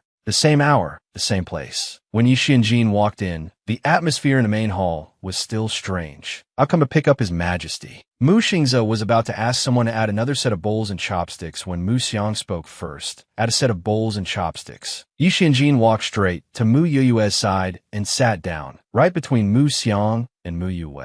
Although Mu Xiang still found Yi Xianjin disagreeable, he couldn't be too obvious, considering Yi Xianjin had stood up for Tian Tian yesterday. She reached out, picked up a chicken leg, and offered it to Xian Yu. Before Xian Yu could take it, she suddenly seemed to remember something. Your Majesty just had one. She then changed direction and placed the chicken leg in Yi Xuanjin's bowl. Prince Jing, please eat. It will be a waste otherwise. Yi Xianjin accepted the chicken leg with some surprise. Thank you. Mu Xiang held her head high, not even glancing at Yi Xianjin. You're welcome. Mu Xingzhe watched his father's awkward behavior. He really felt sorry for him. He clearly disliked Yi Xianjin, yet felt indebted to him. Mu Yue glanced at Yi Xianjin and smiled. Yi Xianjin. Yi Xuanjin's gaze fell on her smiling face. He lowered his eyes and smiled slightly. If he had known that this heartless woman would smile at him because of something like this, should he do more of this kind of thing in the future? When they had almost finished eating, Mu Xiang cleared her throat and wiped Xian Yu's mouth with a handkerchief. It's time for court. Let's go. Mu Xingzhe also picked up Xian Yu. We're going to court. You two enjoy your meal. Soon, only Yi Xianjin and Mu Yue were left in the main hall. Yi Xianjin put down his chopsticks. Mu Yue looked at him thoughtfully and handed him a pastry. Just a petty bully. Was it worth making such a fuss? Yi Xianjin wiped his hands, a glint of something in his dark eyes. Why wasn't it worth it? I may not have those kinds of feelings for you, but you've already pledged your life to me. It wouldn't be right for me to ignore the matter. Mu Yue was completely confused. Pledge my life? What nonsense? Yi Xianjin, what kind of daydream are you having? Mu Yue felt like she couldn't keep up with Yi Xuanjin's train of thought. Mu Yue asked in bewilderment, when did I ever pledge my life to you? Seeing the confusion in her wide eyes, Yi Xianjin smirked. So you don't admit it. He paused, then pulled out the sachet he carried with him. The evidence is here. Seeing the sachet, Mu Yue had a bad feeling. She took it and looked at it carefully. She finally saw 8 small characters on the back and felt her blood run cold. Damn it, this sachet actually had this trick up its sleeve. At the time, she had simply liked the look of the sachet and bought it without a second thought. She hadn't noticed the embroidered characters, especially such ambiguous ones. Mu Yue felt utterly betrayed. No wonder this treacherous minister is so narcissistic. Mu Yue's expression was a kaleidoscope of emotions. Yi Xianjin noticed something was amiss. What? Could it be that you didn't embroider this sachet? As things stood, although it was somewhat dishonest, it was better for Mu Yue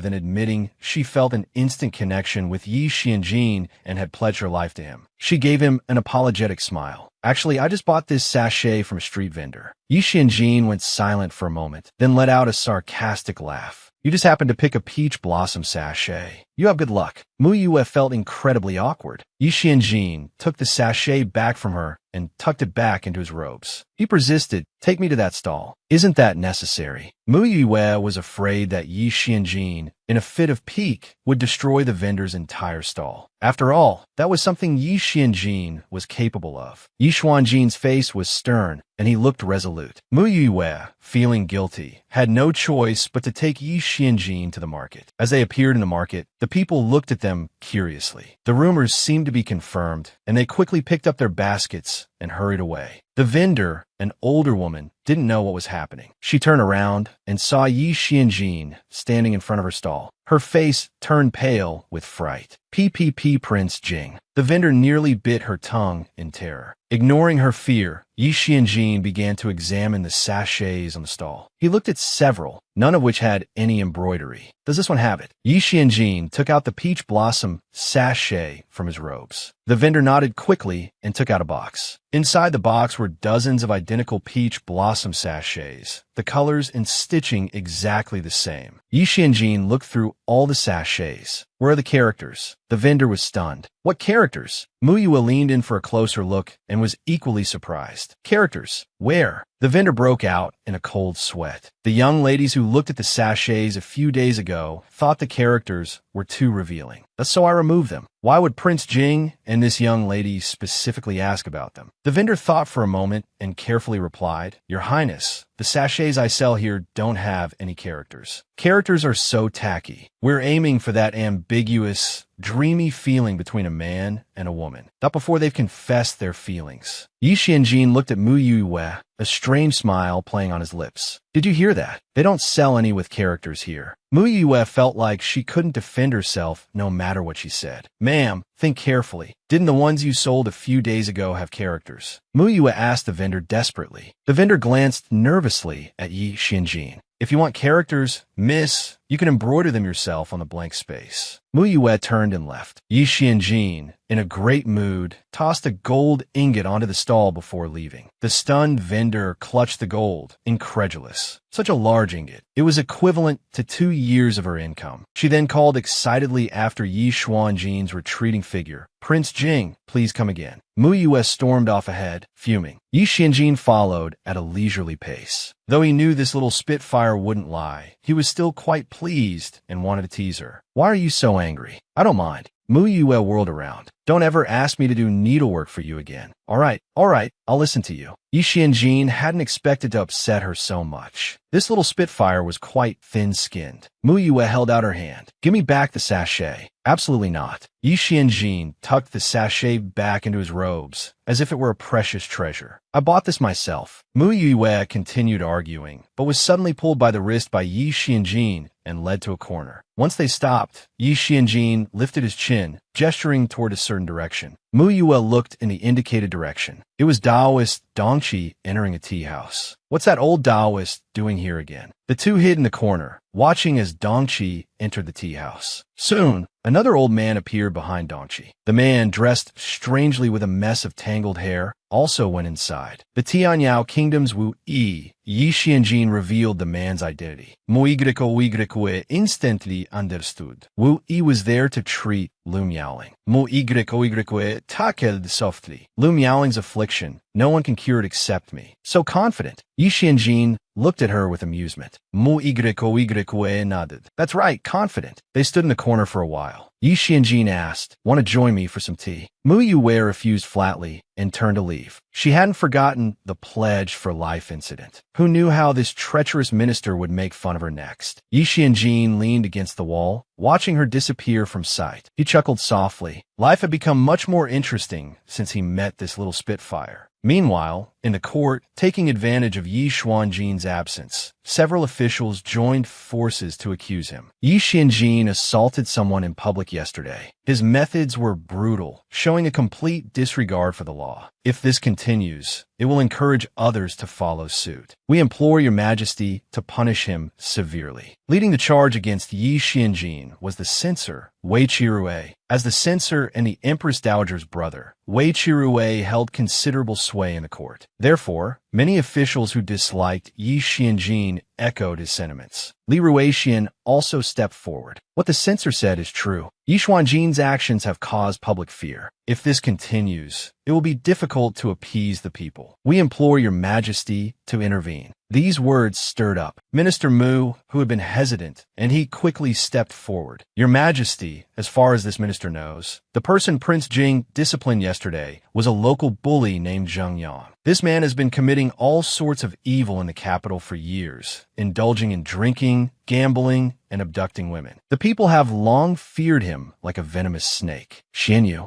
sitting on the dragon throne, pretended to ponder. He asked, Minister Mu, do you have evidence of this man's crimes, such as abducting women? Of course we do. Pei Yinji from the Jingzhao Yin's office also stepped forward. Zheng Yang's past misdeeds are all recorded at the Jingzhao Yin's office. I can testify that everything Minister Mu said is true. One thing at a time, Your Majesty. Censor Wei immediately interjected. Even if this Zheng Yang is a villain, Prince Jing has no right to take the law into his own hands. This is against the rules. What are you talking about? Censor Wei. A low, languid voice echoed from the entrance of the court. Censor Wei shuddered. Everyone turned to look and saw Yi Xianjin strolling in, looking calm and collected, a faint smile on his face, as if he were in a good mood. Yi Xianjin walked up to Censor Wei and scoffed. Taking the law into my own hands. Everything I do is above board. How does it become taking the law into my own hands when you say it? While Yi Xianjin was absent from court, several officials had banded together to accuse him, only to be caught red-handed by the cunning Prince Jing. Censor Wei trembled, but seeing Yi Xuanjin's haughty demeanor, his fear quickly turned into anger. Prince Jing, although you are the imperial tutor, you are too arrogant to disregard the laws of Xianchao. Yi Xianjin looked down at him condescendingly and said word by word, so what? I kill whoever I want. Well, have I ever needed anyone's permission? The officials who had previously sided with Censor Wei were now intimidated by Yi Xuanjin's powerful aura, fearing they would be implicated. They quietly retreated, leaving only Censor Wei standing there, gritting his teeth. Wei Fu, colluding with Bayan to smuggle silverware. Investigated. Wei Chirui's face paled. The court erupted in an uproar. Smuggling Bayan silverware had been a capital offense since the late emperor's decree. Now, Wei Fu had defied the imperial edict. This was a serious crime. Xian Yu's small face was stern. Censor Wei, are you aware of this matter? Censor Wei, completely unaware, immediately knelt down. Your Majesty, this must be a fabrication by Prince Jing. I believe in my son's innocence. Xian Yu then summoned Pei Yanji from the Jingzhou Yin's office to investigate. The court session ended abruptly. The officials quickly filed out, leaving only Censor Wei kneeling on the floor. Yi Xianjin leaned down and whispered, "How many sons does your Wei family have again?" He then put on a thoughtful expression. "All right too, isn't it? Even if one dies, there's still another. Your Wei family line won't die out." Censor Wei gnashed his teeth. That night, he rushed to the palace and confined Empress Dowager Wei. Empress Dowager Wei, already overwhelmed with problems, was furious upon hearing about her nephew's smuggling. "Are you all deliberately trying to make my life difficult?" Wei Chirue burst into tears. "Empress Dowager, please calm down. I didn't know. I thought he was just doing business. But that business turned out to be smuggling silverware. Now that Yi Xianjin had caught him red-handed, he was likely doomed." Empress Dowager Wei flung her teacup to the floor in a rage. "Yi Xianjin again. Is there no one in this world who can deal with him?" Although Empress Dowager Wei was furious, "But I can't just stand by and watch my beloved nephew die. I'll go to the Prince Regent." With that, she threw on a robe and left the palace for the Prince Regent's residence under the cover of night. Empress Dowager Wei, accompanied by Wei Yushi, stormed off to the Prince Regent's residence. When the outsider announced their arrival, Yi Xianjin just chuckled and replied, "Tell them this prince will act according to the law. Does he think the laws of the Xian dynasty are just for show?" Soon, Yun Qing relayed the message to Empress Dowager Wei outside the gate. "His Highness says he will act according to the laws of the Xian dynasty." Who told Wei Yuan to associate with thugs and bullies and then get reported? Without a care for Empress Dowager Wei's displeased expression, Yun Qing closed the gate. Empress Dowager Wei gritted her teeth. Unfortunately, the Dali Temple is now overseen by that assistant minister, Mu Jingyu, a man of integrity and fairness. Empress Dowager Wei looked at Wei Yushi. If Jiang Qingping were to take over Lu Ruyun's case, there might still be a chance for him to survive. But if it falls into Mu Jingyu's hands, his fate is uncertain. Mu Jingyu, despite his young age and recent appointment, has already made a name for himself in the Dali Temple. With Mu Chengxiang, his righteous and incorruptible father, getting him to show leniency would be harder than ascending to heaven. But if the smuggling charges are proven, even if he survives, he'll be imprisoned for at least 10 years. He's the eldest son of our Wei family. At this moment, Wei Yushi deeply regretted his actions in court today. He never imagined that Yi Xianjin held such damning evidence against the Wei family. Empress Dowager Wei, also exasperated, decided to return to the palace. "Then kneel here and beg Yi Xianjin for mercy. His life or death rests entirely on Yi Xuanjin's whim." After saying this, only two words remained in Empress Dowager Wei's mind: absurd. The fate of their Xian dynasty's throne actually depended on someone surnamed Yi. After Empress Dowager Wei left, Wei Yushi remained kneeling in front of the Prince Regent's residence. Then, the attendant who had gone to the Dali Temple to inquire about the situation came running back. "Master, the young master has been imprisoned in Zhao Prison. Assistant Minister Mu is also working through the night at the Dali Temple, interrogating the others. The Zhao Prison in the Dali Temple is notorious for its torture methods. I'm afraid there will be a verdict by daybreak." Hearing this, Wei Yushi's heart sank. Without further hesitation, he knelt directly at the entrance of the Prince Regent's residence. "I beg your Highness, the Prince Regent, for mercy." He knelt until dawn before the gates of the Prince Regent's residence finally opened. "Your Highness, it was this official who was blind and ignorant. Please spare my son's life." The moment Wei Yushi saw Yi Xianjin, he kowtowed repeatedly on the ground. Yi Xianjin looked down at him. Yesterday, Wei Yusher spoke incessantly about rules and regulations. Why is it that today, when it comes to himself, he disregards them completely? How can he set an example for others in this manner? Ye Wanjin Sinirit. These old geezers put on an act of abiding by the law and being upright officials all day long.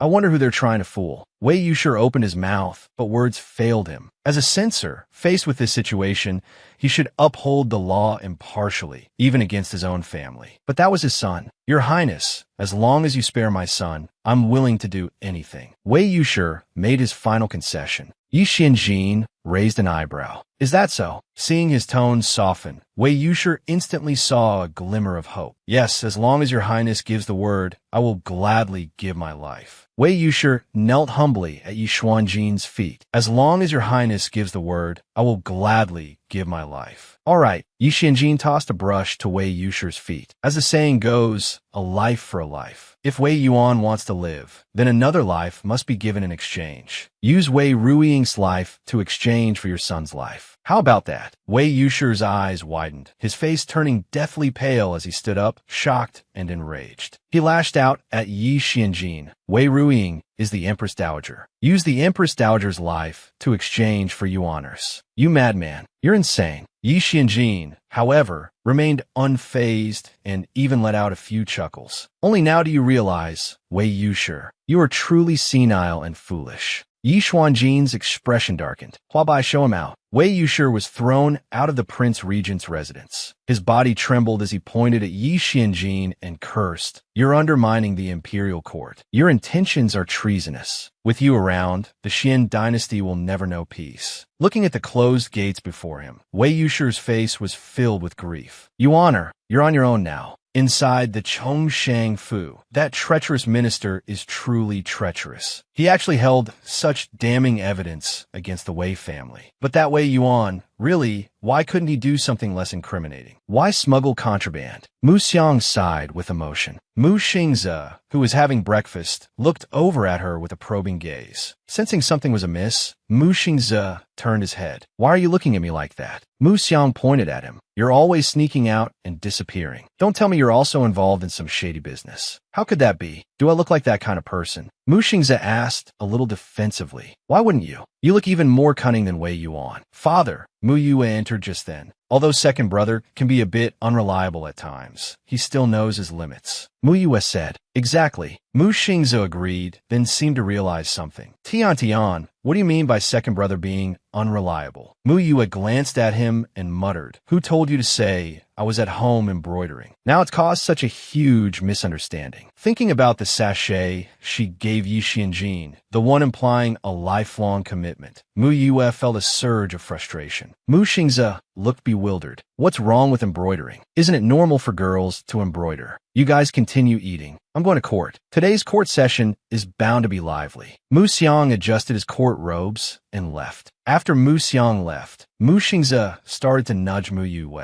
Yue, let's go to the Dali Temple. What for? Mu Yue asked. Jingyu has been busy all night. He must be tired. Let's bring him some food. On the carriage, Mu Xingze chattered incessantly. I knew about Wei Yuan's smuggling activities a long time ago. The Prince Regent has been keeping this information under wraps. I didn't expect that old fool to walk right into the trap. Li Ji, Ye Wanjin. Mu Yue's expression turned serious. He knows a lot of things. If he ever goes crazy, he might even take down the entire Qingxiang Manor. Mu Xingze nodded. This time, it involves the eldest son of the Wei family. Not only is the Wei family in a panic, but I'm afraid Empress Dowager Wei hasn't slept all night either. This incident has also served as a warning to the other families. They'll probably be quiet for a while. As they chatted, their carriage came to a stop near the Dali Temple. Mu Xingze lifted the curtain and looked outside. Another carriage was blocking their path. Do Mama emerged from the carriage. Miss Mu, the Empress Dowager requests your presence. The Empress Dowager had privately summoned Mu Yue more than once. But this time, Mu Yue knew exactly why. What exactly gave the Empress Dowager the illusion that she could influence Yi Xianjin? Even Mu Xingze was a bit worried, knowing Mu Yue was close to Yi Xianjin.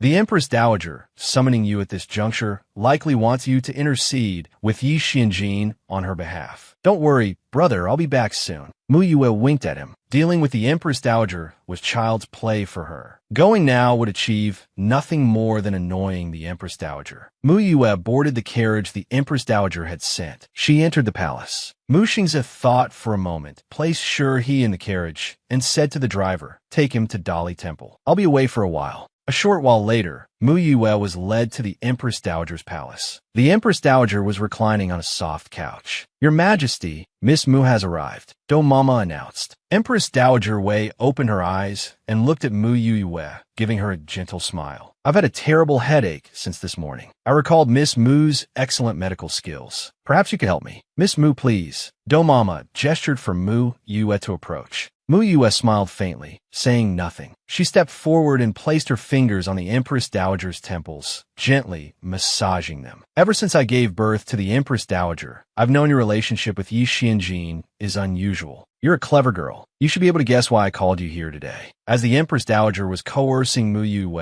a figure rushed in from outside, shouting, "Mother! Mother!" A throng of officials in court attire followed behind the figure. Xianro shrieked as she ran towards them. Reaching Mu Yue, she shoved her aside with her hip. "Move it." Mu Yue smiled at her. Princess Xianro circled behind the Empress Dowager, made fists with her hands, and placed them on either side of the Empress Dowager's temples. Her massage technique is no good, slow and tedious. It'll take forever. With that, she put all her strength into squeezing the Empress Dowager's head. "Stop! Stop!" Empress Dowager Wei's face was contorted by the pressure, but Xianro refused to let go. "Mother, let me tell you, that Wei Yuan is a troublemaker. Why couldn't he do something legal? He had to do something illegal. If you don't teach him a lesson, he'll be dancing on your grave, believe me," Xianro said. Empress Dowager Wei sat up straight and slammed her hands on the arms of the chair. "Outrageous. You are absolutely outrageous." Empress Dowager Wei glanced at the other officials in the hall. Even Mu Xiang was there. "Why are you all here?" she demanded angrily. Xianro answered, "I called them here. Let's be clear about this today. I know exactly why you called Mu Yue here, so I called everyone. Let's get this straight." Xianro then turned to the officials. "Gentlemen, tell me honestly, wasn't what Wei Yuan did utterly heartless?" The officials looked at each other. This usually spoiled Princess Xianro was unexpectedly insightful at this critical moment. A true blessing for the Xian dynasty. "Heartless." Minister Chun was the first to agree. The others echoed his sentiment. Mu Xiang also stood by, nodding repeatedly. Xianro cracked her knuckles. "That damned Wei Yuan did something so heartless." "Mother, how could you ask a young girl to plead with Yi Xianjin? Such a delicate frame. How could she withstand the torments of that treacherous minister? I don't know what you're thinking. You're so stubborn. Look, you're not even happy when I'm trying to help you. You're like a mule." Xianro pointed at the Empress Dowager, her mouth moving nonstop. Empress Dowager Wei was furious with the seemingly possessed Xianro. She shouldn't have let this crazy daughter out. "Your Majesty, the Wei family's smuggling of illicit goods is undeniable. The evidence is clear. Please don't make things difficult for my daughter." Mu Xiang stepped forward and said, unable to stand it any longer. Empress Dowager Wei looked at Mu Xiang and suppressed her anger. "I merely asked Miss Mu to help me with my headache. When did I ask her to plead with Yi Xianjin?" She then looked at Mu Yue.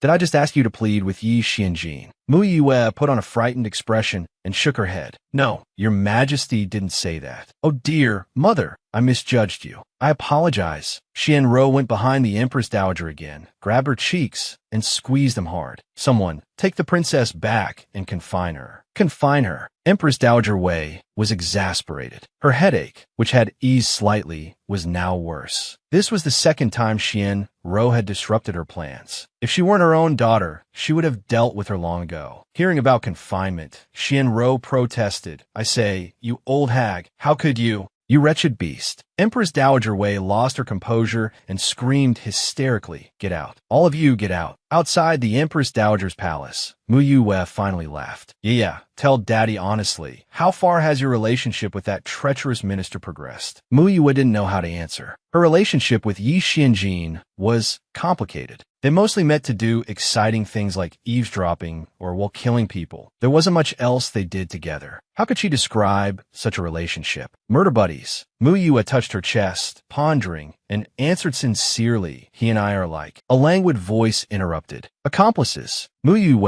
and Mu Xiang turned their heads simultaneously to see Yi Xianjin approaching. Seeing him, Mu Xiang's face immediately hardened. Yi Xianjin, seemingly oblivious, smiled at him. Speaking of my relationship with Ye, that's a long story. Ye, he's calling you Ye now. Mu Xiang felt his head about to explode. Mu Yue frowned at Yi Xianjin as he reached into his robes. She quickly grabbed his wrist before he could pull out the sachet. Father, the Prince Regent, and he saved my life once. Mu Yue blurted out. Yi Xianjin and Mu Xiang both looked at each other quizzically. When did this happen? The mention of a life-saving favor left them both stunned. Seeing the two men looking at her, Mu Yue nodded firmly. Yes, that's right. Yi Xianjin let his thoughts drift back. He remembered she had mentioned saving his life before. Now she brought it up again. Yet, he had no recollection of it. Mu Xiang also pondered for a moment, then softened his tone. So that's how it is. Seeing Mu Yue standing close to Yi Xianjin, Mu Xiang felt a pang of disapproval. He stepped between them and said to Mu Yue,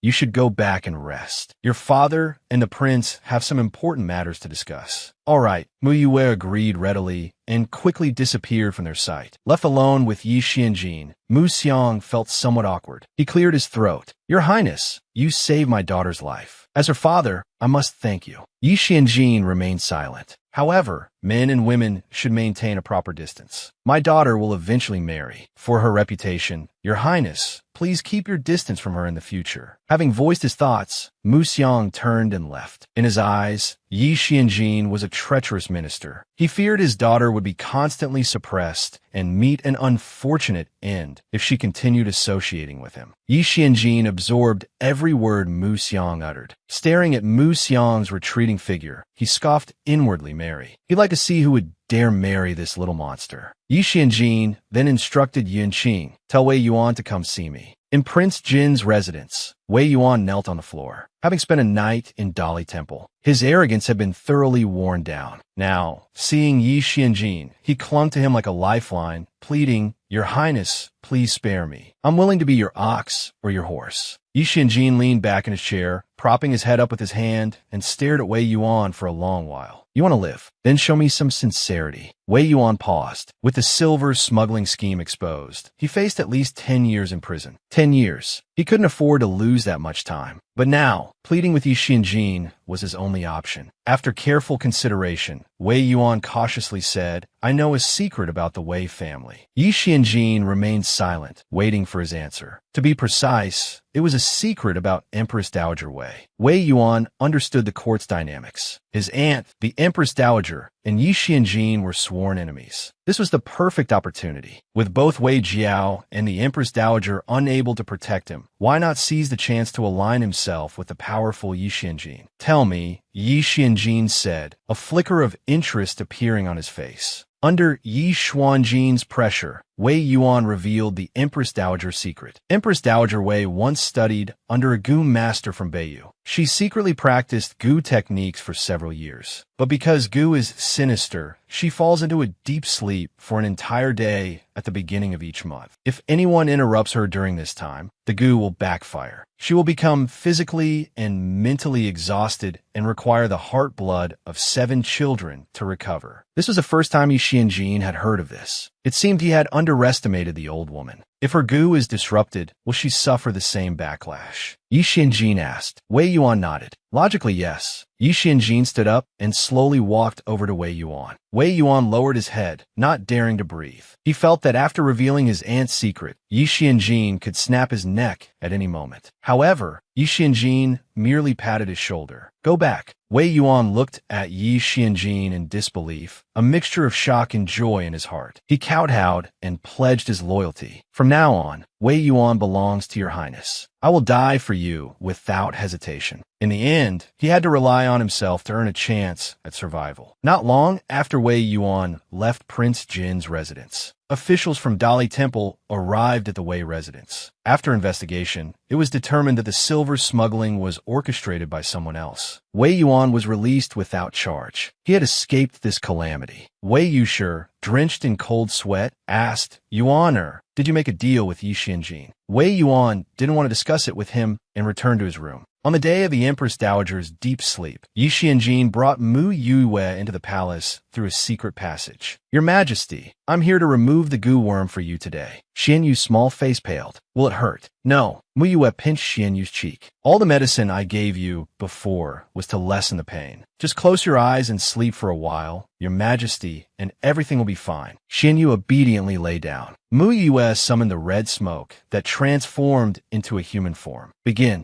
At Mu Yue's command, the red smoke transformed back into smoke and entered the young emperor's forehead, traveling through his body. On the bed, the young emperor closed his eyes, his brow furrowed, as if in discomfort. At the same time, in the Empress Dowager's chambers, the sleeping Empress Dowager suddenly opened her eyes. Her body began to tremble, and blood surged upwards from her chest. Sensing something was wrong, the Empress Dowager tried to suppress the discomfort. But the harder she tried, the more fiercely the blood surged. Someone was disrupting her goo. Anxiety filled her heart. Covered in sweat, the Empress Dowager suddenly coughed up a mouthful of black blood. Clutching her chest in agony, she felt as if it were exploding. Excruciating pain racked her internal organs. Her goo was being disrupted. The Empress Dowager's goo was being disrupted, causing intense pain that shot through her body. Lying on the floor, weak and struggling, she cried out, "Someone, help!" The servants waiting outside rushed in. They were horrified by the Empress Dowager's appearance. Her usually well-maintained face had become terrifying in a short span of time. Quickly, get the imperial physician. As soon as she finished speaking, the Empress Dowager fell unconscious. The young emperor's goo was completely removed, while the Empress Dowager suffered a severe backlash. Yi Xianjin took Mu Yue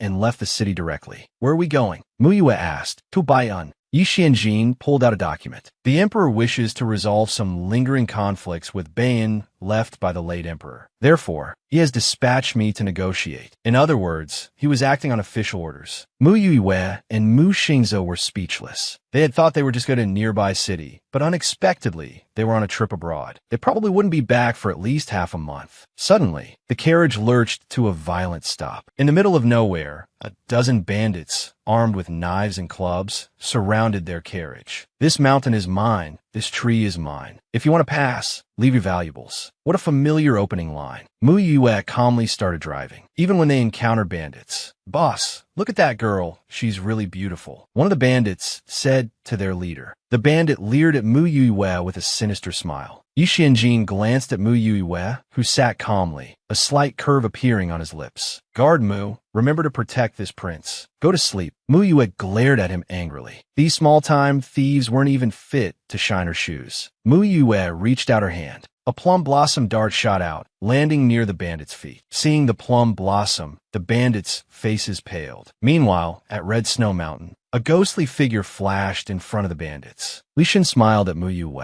"Miss, go ahead. Leave this to me." The bandits stared at the old woman who had suddenly appeared, brandishing their knives at her. "You old hag, I'll chop you into mincemeat." Li Shen smiled faintly at them. "Shadow Saintly is here. State your business." After Li Shen spoke, the lead bandit scoffed. "Shadow Saint, I'm more like Mountain Bandit Dad." However, the bandit beside him looked terrified. "Boss, the Shadow Saint, Li Qinglan, the infamous Shadow Saint of the Jianghu. She appears and disappears without a trace. Most importantly, she was the former leader of the Sealed Blade stronghold on Mount Taiqing." The leader's face changed dramatically. The Sealed Blade stronghold, the largest bandit den in the Jianghu. The small bandit continued. No one expected that the leader of the Sealed Blade stronghold, who once dominated the Jianghu and vanished overnight, Li Qinglan, not only survived but also joined the newly risen Red Snow Mountain. Li Shen flicked her wrists, and a pair of blades appeared in her hands. "Blocking my path. Have you considered the consequences?" Despite the others desperately trying to hold him back, the lead bandit held his head high. "It's just Red Snow Mountain. Our three slaughter sect is no slouch. Brothers, attack. If we kill this old hag today, I'll take all the credit." However, no one behind him moved. Even a wounded tiger is still a tiger. Provoking her was simply courting death. It didn't take long for the entire three slaughter sect to be slaughtered. Li Shen quickly caught up to Mu Yue's carriage. "Miss, it's all taken care of." Yi Xianjin looked at her and chuckled. "This prince was right to come out with you to see the world." Mu Yue rolled her eyes. "A wolf in sheep's clothing. Who knows how many of Yi Xuanjin's traps I've walked into along the way. The summer weather was unpredictable. The originally bright and sunny sky suddenly became overcast. Torrential rain began to pour down. The carriage continued westward, soon entering a new territory. The territory was protected by a barrier. Inside was Red Snow Mountain. They stopped the carriage. Mu Yue made a few gestures towards the barrier, and it opened, revealing a lush forest. Let's go. Seeing Mu Yue's actions, Mu Xingze was shocked. Could Tian Tian be the person behind Red Snow Mountain? What exactly had she been doing during the 3 years she escaped from the Lu family? Yi Xianjin raised an eyebrow. Tian Tian is truly impressive. Mu Yue glared at him. She always felt he was being sarcastic. At that moment, a pink figure skipped over from the front, opening her arms and hugging Mu Yue tightly. Yu, you're back. I missed you so much. Lu Yin pulled Mu Yue towards the village, waving at Mu Xingze behind them. Mu Xingze now understood the situation. He remembered this pink-clad girl. He just never expectedly shunned to be hiding such depths as well. They were escorted up the mountain. As they walked, Mu Xingze realized that Red Snow Mountain was completely different from what he had imagined. He had thought it would be a dark and ruthless place, but it was unexpectedly welcoming. The bandits of Red Snow Mountain, usually ferocious and intimidating outside, were completely different behind closed doors. They lacked any bandit-like air and even possessed a certain chivalrous spirit. Yi Luyan was the little tyrant here. Despite her young age, her martial arts skills were exceptional. She usually ran the mountain stronghold when Mu Yue was away. Now, she was holding a large bowl, inviting everyone a drink. Mu Yue also held a large bowl filled with wine, looking somewhat like a bandit herself. Yi Xianjin sat to the side, seemingly out of place in this lively atmosphere. A plate was placed in front of him. Eat something. You may be called the living Yama, but you're not really above earthly needs. Seeing Mu Yue serving Yi Xianjin food and drink, everyone couldn't help but sense something between them. It was hard not to read into this handsome man and beautiful woman together. Mu Yue left for a moment. Several women sat down in front of Yi Xianjin, their faces full of curiosity. Young Master Yi, what's your relationship with our Yu? What do you think? Yi Xianjin smiled, asking back casually. Seeing that he didn't answer directly, they became even more excited. I bet you like our Yu. What's there to guess? We're at most half allies. Mu Yue had returned at some point, having overheard part of their conversation. Half allies. Everyone echoed, looking at Yi Xianjin. Yi Yuanjin Simidet. I'll go with whatever she says. The next day, they set off again for the northern kingdom. Everyone waved goodbye to Tian Tian. You've managed Red Snow Mountain quite well. Yi Xianjin had only spent less than a day at Red Snow Mountain, but he already liked the atmosphere of the large family. I like them too. Mu Yue smiled slightly. Everyone at Red Snow Mountain was also her family. They had faced the most difficult times together, and things would only get better from now on. 2 days later, the carriage arrived at the Northern Kingdom. The Northern Kingdom was the closest to the Xian dynasty and its primary tributary state. Marquis Zhenghua was waiting at the city gate to greet them. Marquis Zhenghua and his entourage bowed respectfully towards the carriage. We humbly welcome His Highness Prince Jing. Yi Xianjin sat inside the carriage and simply said, lead the way. Mu Yue looked at Yi Xianjin. Then you go ahead with your business. We'll entertain ourselves. Yi Xianjin said indifferently, this prince represents the Xian dynasty. Traveling alone would damage the Xian dynasty's reputation. Guard Mu, you will enter the palace with this prince. The rest of you will go to the Eastern Palace for accommodations. Yi Xianjin said, handing Mu Xingze a key. Mu Xingze nodded in understanding. Mu Yue then followed Yi Xianjin into the palace. Yi Xianjin brought Mu Yue to the northern and kingdom's royal palace. King Xiaolu had already been waiting in the palace with his officials. Seeing Yi Xianjin, Xiaolu stepped forward and said with a warm smile, Xianjin, you're finally here. This familiar tone surprised Mu Yue. After all, no one in the Xian dynasty dared to address Yi Xianjin so casually. Xiaolu looked curiously at the person standing next to Yi Xianjin. This young woman is Prince Jin's guard. Mu Yue, fearing another surprising remark, quickly explained. Xiaolu became even more curious. Such a beautiful young woman, just a guard. Impossible. But seeing the heroic air about her, he figured her skills must be considerable. You must be tired from your journey. Please. Xiaolu ushered Yi Xianjin inside. Many ministers and a princess walking behind them, whispered amongst themselves. I really didn't expect the legendary Prince Jean to be so young and so handsome. Even the crown prince is overshadowed. Why do Prince Jean and the king seem so familiar? Do they know each other from before? Xiahou Lu led Yi Xianjin alone to the imperial study for a private conversation. Mu Yue initially intended to wait outside. Just before entering, Yi Xianjin reached out and pulled her in with him. Xiahou Lu looked over curiously. My guard is rarely away from home. I'm afraid she'll be bullied. Yi Yuanjin apelying it. Xiahou Lu saw through the pretense somewhat. Who here would dare bully your person? Inside the imperial study, Xiahou Lu ordered tea to be served. It's been almost 2 years since our last meeting. I owe my life to your medicine. If it weren't for you, I wouldn't be sitting here today. Recalling the past, Xiahou Lu was filled with emotion. Mu Yue listened intently. From the sound of it, Yi Xianjin had saved the northern and king's life. She wondered just how many people his medicine had saved. Xianlong is dead. You have nothing to worry about now. Yi Xianjin took a sip of tea, speaking meaningfully. Xiahou Lu didn't try to hide anything. That's true, but Northern has suffered under his suppression these past years. Mu Yue more or less understood the situation. Xianlong, the previous emperor, had tried to kill Xiahou Lu during a visit to the Xian dynasty for a banquet. Yi Xianjin had saved him. This caused irreparable conflict between the two nations, leading to a trade embargo. Not wanting to get involved, she excused herself. I'll go out for some air. Don't go too far, Yi Xianjin called after her. After she left, Xiahou Lu, full of curiosity, asked this young woman, she's more than just a guard, isn't she? You seem quite concerned for her, Xianjin. Yi Xianjin glanced at Xiahou Lu and raised a hand, signaling him to stop. Seeing his protective manner, Xiahou Lu laughed. Understood, understood. Yi Xianjin handed him a document, an imperial edict. From now on, Northern and Xian will resume trade. Xiahou Lu accepted it, overjoyed. Is this true? If we can truly resume trade with the Xian, then good times will return to Northern. He paused, then added, of course, I have one more request. After hearing Yi Xuanjin's request, Xiahou Lu pondered for a moment. But whose hand shall I use to play the villain? Xiahou Lu was still thinking about who to use as the villain when the villain practically delivered herself to his doorstep. Mu Yue was waiting outside the imperial study for Yi Xianjin to emerge when a shrill voice pierced the air. Which palace are you made from? Mu Yue turned to see an ornately dressed woman looking at her with jealousy. Dressed so seductively. Are you trying to entice some nobleman? Mu Yue, detesting the look, retorted without hesitation, I'm your father. You insolent girl. The woman, Su Fei, reached out to slap Mu Yue.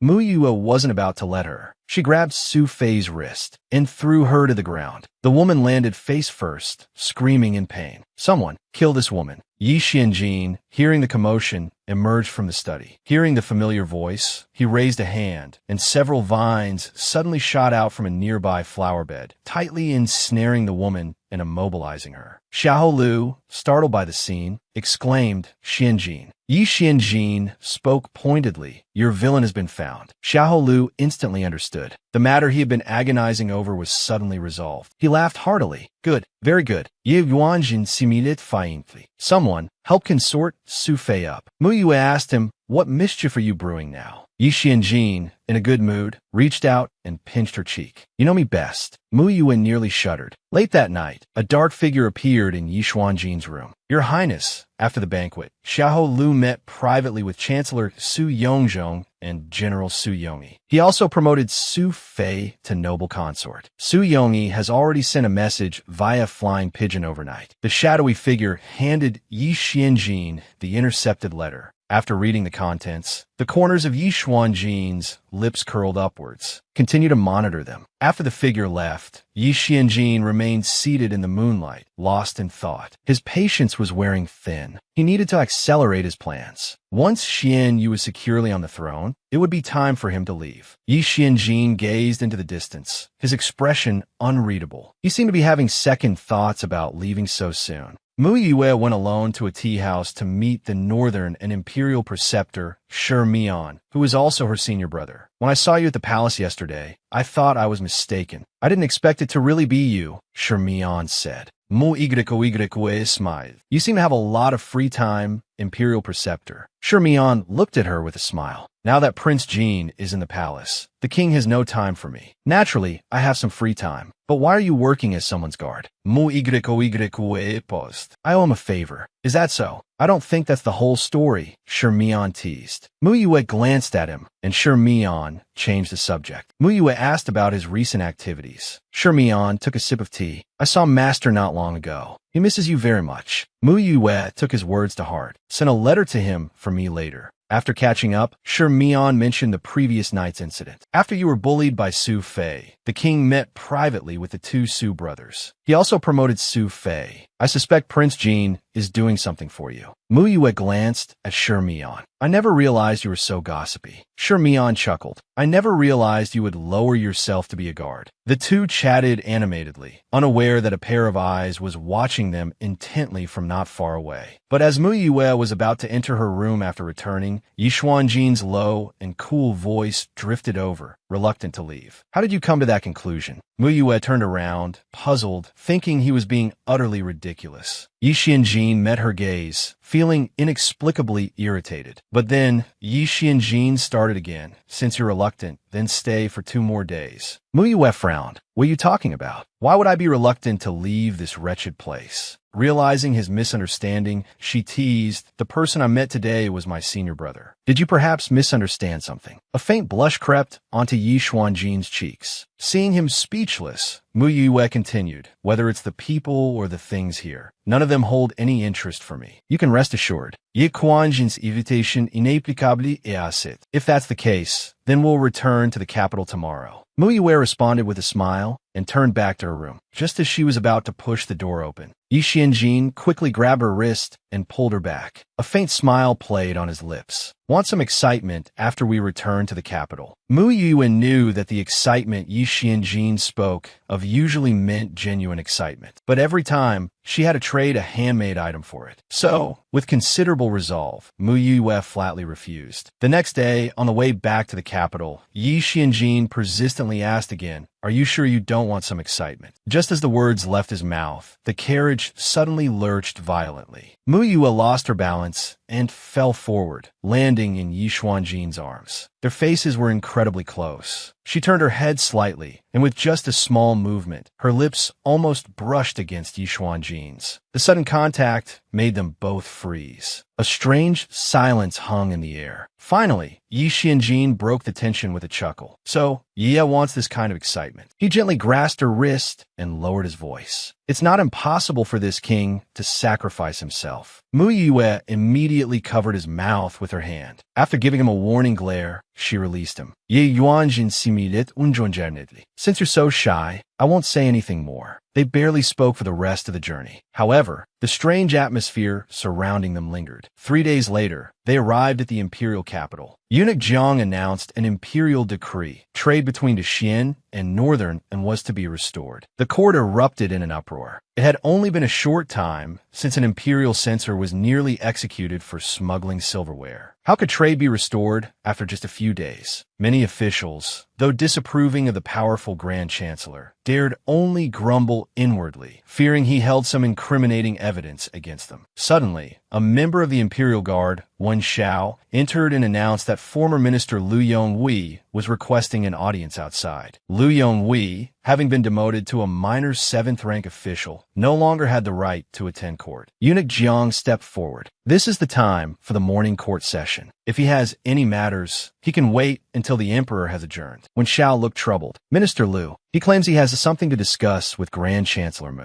The court was shocked. Hearing that Liu Yonghui wanted to speak with Grand Chancellor Mu, everyone was stunned. Upon hearing this, Grand Chancellor Mu scoffed dismissively. What nonsense! Emperor Xianyu was unsure what to do and looked towards Yi Xuanjin. Yi Xuanjin signaled with his eyes for Wen Xiao to admit Liu Yonghui. Soon, Liu Yonghui shakily entered the court and knelt down. Your humble servant, Liu Yonghui, greets your majesty. Liu Yonghui, how do you plead for disrupting the order of the court? Emperor Xianyu asked, his young face stern and displeased. Liu Yonghui looked apprehensive. Your humble servant knows he shouldn't have interrupted your majesty. However, I have just discovered a matter of grave importance. Therefore, I must come forward and reveal the truth. Liu Yonghui swallowed hard and declared loudly, I possess evidence that Grand Chancellor Mu Jiahui has been accepting bribes and colluding with local officials to embezzle funds over the years. The court fell silent. Emperor Xianyu, unsure of Liu Yonghui's intentions, played along. Liu Yonghui, you must be responsible for your words. Do you know what you're saying? I wouldn't dare come here without irrefutable evidence. This matter was revealed by someone from the Grand Chancellor's residence. I implore your majesty to immediately dispatch men to search the Grand Chancellor's residence for evidence of Mu Jiahui's crimes. Liu Yonghui spoke with conviction. Emperor Xianyu looked towards Yi Xianjin. Uncle, what do you think of this matter? Yi Xianjin waved his hand dismissively, signaling for Xian Kuan to lead the search. The officials followed to the Grand Chancellor's residence. After a search by the Imperial Guard, a ledger was indeed found. Your Highness, Prince Jin, we have found Mu Jiahui's ledger of embezzlement, along with silver notes from Tianyao Kingdom. Liu Yonghui said triumphantly. Yi Xianjin raised an eyebrow. Is that so? Let this prince have a look. Liu Yonghui presented the ledger. Please see, Your Highness. On the 2nd of this month, he received 20,000 taels in silver notes from Lingnan Prefecture. This silver was the yearly allocation from the court to the impoverished people of Lingnan. And on the 7th of April, he received another 15,000 taels from local officials. This was the money allocated by the court for flood control in the region. And on the 6th of June, as Liu Yonghui continued, his back suddenly stiffened. His expression changed from confident to bewildered and finally to terrified. He froze in place. Continue. Why have you stopped? Ye Yuanj invited patiently. Liu Yonghui's hands trembled uncontrollably. This wasn't the ledger he had prepared. It was his own personal ledger. How could this be? Even more terrifying, this ledger had been destroyed after his demotion. How could an identical copy reappear now? Xian Kuan walked over and examined the ledger, also stunned. Without thinking, he blurted out, Liu Yonghui, isn't this your handwriting? Mu Jingyu stepped forward and laughed. What's going on? Wasn't this supposed to be about my father's embezzlement? How did this become Minister Liu's ledger? Could it be that someone deliberately tried to frame me, but brought the wrong ledger? Grand Chancellor Mu scoffed, his face full of disdain. Su Fei, standing in the corner, breathed a sigh of relief. At this moment, she could only be thankful for her last-minute betrayal, which prevented her from being implicated. She had intended to use Liu Yonghui to bring down Grand Chancellor Mu. Fortunately, someone had warned her, allowing her to escape this disaster. Originally, Su Fei had been determined to make everyone in the Mu family suffer. But then she remembered the luxurious life she enjoyed after becoming a consort. If the Mu family fell, what would become of her? Su Fei decided that since Liu Yonghui wanted to use her, she might as well use him in return. It was a good opportunity to prove her loyalty to Yi Xianjin. However, the sudden appearance of this ledger was something Su Fei had never anticipated. After the farce in court, Liu Yonghui reacted and furiously pointed at consort Su Fei. It's this wretch. Last night, she sent a message to my brother-in-law telling him that Grand Chancellor Mu Jiahui was investigating him. That's why I spoke up in court this morning. The insider I mentioned from the Mu family is her. Everyone turned to look at consort Su Fei. She retreated in fear, denying, no, I didn't. My lord Liu, although I'm a daughter-in-law of the Mu family, I'm still considered part of the family. Why would I betray them? Why would you wrongly accuse a woman like me? Even Xian Kuan couldn't stand it anymore. He slapped his father-in-law's head. Liu Yonghui, have you completely lost your mind? A daughter-in-law of the Mu family has a good life. Why would she conspire with you? Having such a father-in-law, Xian Kuan truly felt he had been blind before. No wonder Liu Miaoling acted like a fool all day, stirring up trouble. Fearing that Liu Yonghui's dirty deeds would taint him, Xian Kuan distanced himself. Your Highness, this matter has nothing to do with me. I know nothing. Yi Xianjin spoke casually. According to Xian dynasty law, the supervising official will detain him and gather all evidence before sentencing. Mu Jingyu, still relatively new to Xian dynasty law and criminal proceedings, watched as Wen Xiao took Liu Yonghui away. After everyone left, Mu Jiahui glanced at consort Su Fei. She immediately stepped forward and knelt before him. Father, this matter was Su Fei's own initiative. Last time, when I was out, Liu Yonghui found me. He said I was just the daughter of a housekeeper, and now that elder sister Yu is back, father cares even less for me. He told me to plan for my future. but father's kindness to Su Fei over the years, Su Fei has always kept in mind. I already consider myself a part of the Mu family. How could I be easily deceived by Lu Yonghui? But Lu Yonghui has been too arrogant recently. So last night, I used a carrier pigeon to inform Lu Yonghui's followers. I'm sorry, father, I was too rash. Consort Su Fei spoke with a trembling voice. Mu Xingze crossed his arms, watching her cry her heart out, and unexpectedly laughed. Enough with the theatrics. Who are you putting on a show for? You planned this quite well. If Lu Yonghui had come to investigate today, he indeed wouldn't have found anything. Then you could have displayed your loyalty to us. But if Lu Yonghui had a backup plan, it would be our Mu family who would suffer in the end, and you would still be able to escape unscathed. Consort Su Fei, you wouldn't lose either way, would you? Mu Xing's sharp words left Consort Su Fei speechless. Second young master, why must you think so poorly of me? Consort Su Fei didn't know what else to say. Her voice choked with sobs. Mu Xingze scoffed and looked away. Mu Jiaohui's last bit of trust in Consort Su Fei had completely vanished. The only thing they could do now was to keep their promise and find her a good family as soon as possible, so she could live the rest of her life in peace. After Consort Su Fei left, Mu Jiaohui asked Mu Xingze and Mu Jingyu, by the way, what's the character of Lin Ke, the second young master of the Tongjing Sea Su family, like? Mu Xingze knew what Mu Jiaohui was thinking and exclaimed, Father, don't drag that poor Lin Ke into this for no reason. On the day of the Aiden festival, Mu Xingze, Mu Jingyu, and Mu Shuyan, the three brothers, invited Yi Xianjin out for drinks. Mu Yuyue, having seen them off, was about to enter the house when a carrier pigeon landed on her head. She removed the note from the pigeon's leg. Familiar handwriting came into view. Shusher Flower Street, small courtyard. After reading the note, Mu Yuyue's first reaction was, what is that guy up to again? He usually has Yun Qing run errands for everything. Why is he using carrier pigeons now? Men's hearts are unfathomable. After dark, the entire Imperial City Street was ablaze with lights. Many young masters from noble families and unmarried ladies took advantage of this rare opportunity to stroll under the moonlight. Yi Xianjin wanted to take this opportunity to confess to Mu Yuyue. He felt he had wasted too much time already, and to continue wasting it would be too late. Mu Yuyue, holding the key Yi Xianjin gave her, arrived at the location. What's with the map and key you gave me? Yi Xuanjin's lips curved into a faint smile. Nothing much, just all my belongings. Mu Yuyue looked at him with a puzzled expression. All your belongings? What do you mean?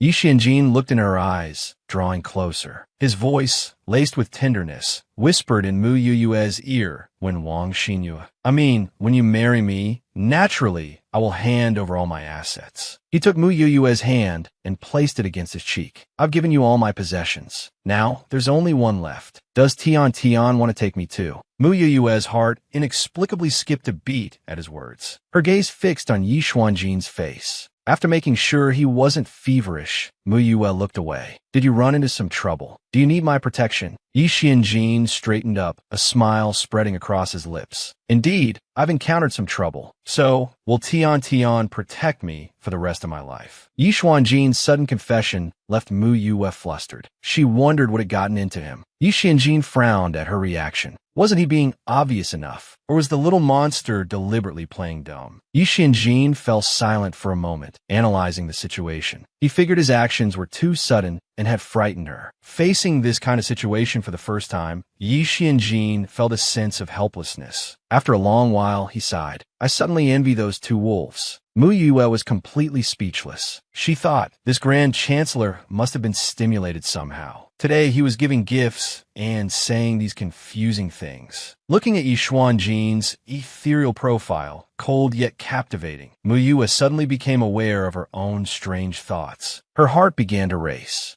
She pressed a hand against her chest, took a deep breath, and swallowed all her emotions. Yi Xianjin stared intently at her retreating figure. After realizing his feelings, his emotions towards her suddenly became fierce and passionate. Back home, Mu Yuyue took out the map and key Yi Xianjin had given her. Yi Xuanjin's words echoed in her ears. Mu Yuyue snapped back to reality and began to doubt herself. Could it be that Yi Xianjin likes me? As soon as this thought arose, Mu Yuyue quickly dismissed it. Impossible. Absolutely impossible. If the Grand Chancellor knew she had such thoughts, he would definitely laugh at her. Mu Yoyue's mind was filled with Yi Xianjin all night. In exasperation, she summoned Hong Yin and the others. The four spirits lined up. Master, what's up in the middle of the night? Hong Yin looked at her with a serious expression, thinking she was about to assign a mission. I have a few big problems and need your help analyzing them. Listen, it's the chubby ghost's turn for some brain work, something I excel at.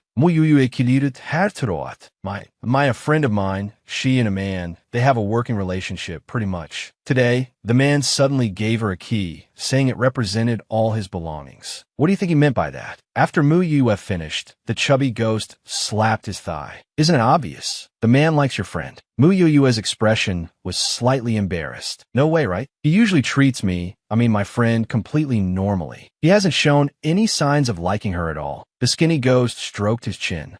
I think this is not so simple. There must be a trick. The lanky ghost nodded in agreement. It's also possible that this man has committed a serious crime and is about to be sentenced to death. The chubby ghost slapped both of them on the head. Nonsense. I guarantee you, this man has been secretly in love with your friend for a long time. Now, who knows what triggered him, but he suddenly had a revelation and gave her a key, wanted to lock her heart. How romantic. Just confessed and immediately offered all his possessions. Imagine that scene. If I were your friend, my heart would definitely be pounding like crazy. Mu Yue touched her chest, suddenly feeling exposed. Red Smoke, who had been silent, surprisingly agreed with the chubby ghost. But, she said, did the man tell your friend he likes her? No. Mu Yue shook her head. So, it's hard to say anything for sure right now. Your friend should observe a bit longer. This kind of thing needs to be completely clarified before any conclusions can be drawn. Mu Yue, after being thoroughly persuaded, felt the four ghosts were right. It was indeed hard to say anything definitive at this point. It would make her seem a bit presumptuous. The next day, Xian Kun had just returned from court when he saw Yi Xianjin sitting inside. Yi Xianjin gave him a kind look. How are things lately? Any headaches? Speaking of which, Xian Kun pouted. Actually, there's a bit of headache. Maybe it's because I'm young, but I always feel like there's a distance between me and the ministers. Xian Kun seemed at a loss. Ye Wanjin nodded slowly. That is indeed your problem. Is there something I haven't done well? Xian Kun blinked his large eyes, earnestly seeking advice. Yi Xianjin used a roundabout way. As an emperor, you are not considerate enough of your ministers. Xian Kun's small face wrinkled. Why didn't anyone consider him a 6-year-old child? Many ministers, including their families, are still unmarried. Doesn't your majesty intend to do anything about it? Yi Xianjin smiled faintly at him. Xian Kun paused, then suddenly realized something and began to ponder seriously. I see. So, who should be paired first? Yi Xianjin led Xian Kun step by step into his trap. Xian Kun, do you want a consort? Xian Kun's mouth dropped open as he looked at Yi Xianjin in surprise. Then, as if remembering something, he frowned with some difficulty. Does uncle want a consort? Is that not allowed? Ye Wanjin counted it. Nearby, Mu Yue,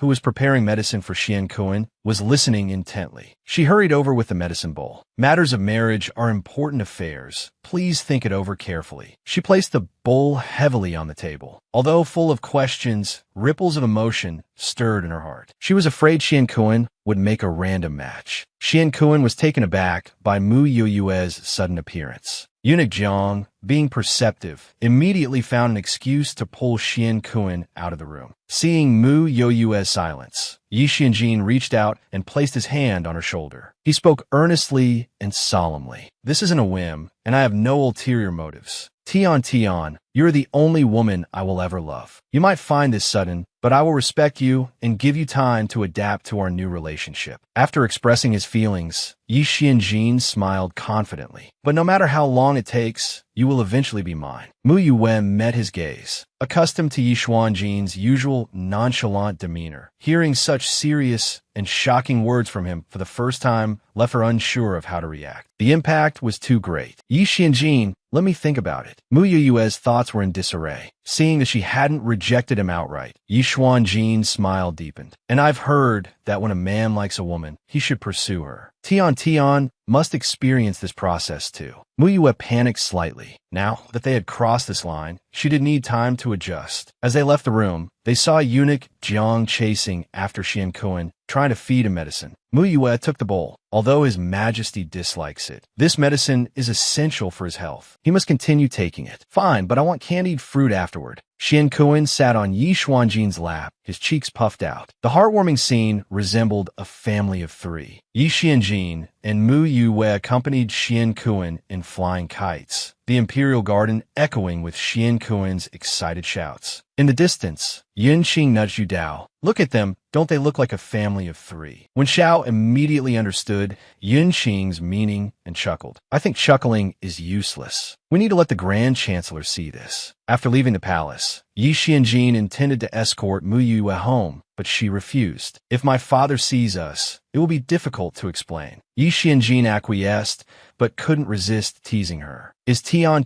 afraid of our relationship being discovered? Then he seemed to realize something. Oh right, it's only me who's smitten at the moment. Seeing him return to his usual teasing self, Mu Yue rolled her eyes and turned to leave. You should do more good deeds. Yi Xianjin stood there, a triumphant look on his face. So, this was what it felt like to like someone. Why hadn't he realized before how endearing the little monster was? One day in court, the imperial censor reported Tian Yao and Fangu have been interacting frequently lately. Northern recently tried to curry favor. Your Majesty, why not use Northern and to suppress Tian Yao and Fangu? Grand Chancellor Mu Jiaowei stepped forward. I believe that is unwise. Northern and is a tributary state of Xian. When the two countries ceased trade before, they were already crippled by our suppression. Being too opportunistic might backfire. The imperial censor snorted. While that's true, Northern is powerful. If we don't seize this opportunity, what if they join forces with the other two countries in the future? Xian will be in trouble then. Li Rue, Xian also stepped forward. I agree with the imperial censor. Prime Minister Mu was irritated at the sight of Li Ruexian. Just as he was about to speak, Yi Xianjin, who was sitting beside Xian Kuan, spoke up. This king agrees with the Prime Minister. After expressing his opinion, Yi Xianjin added, all right, the rest of you continue. Li Ruexian spoke again.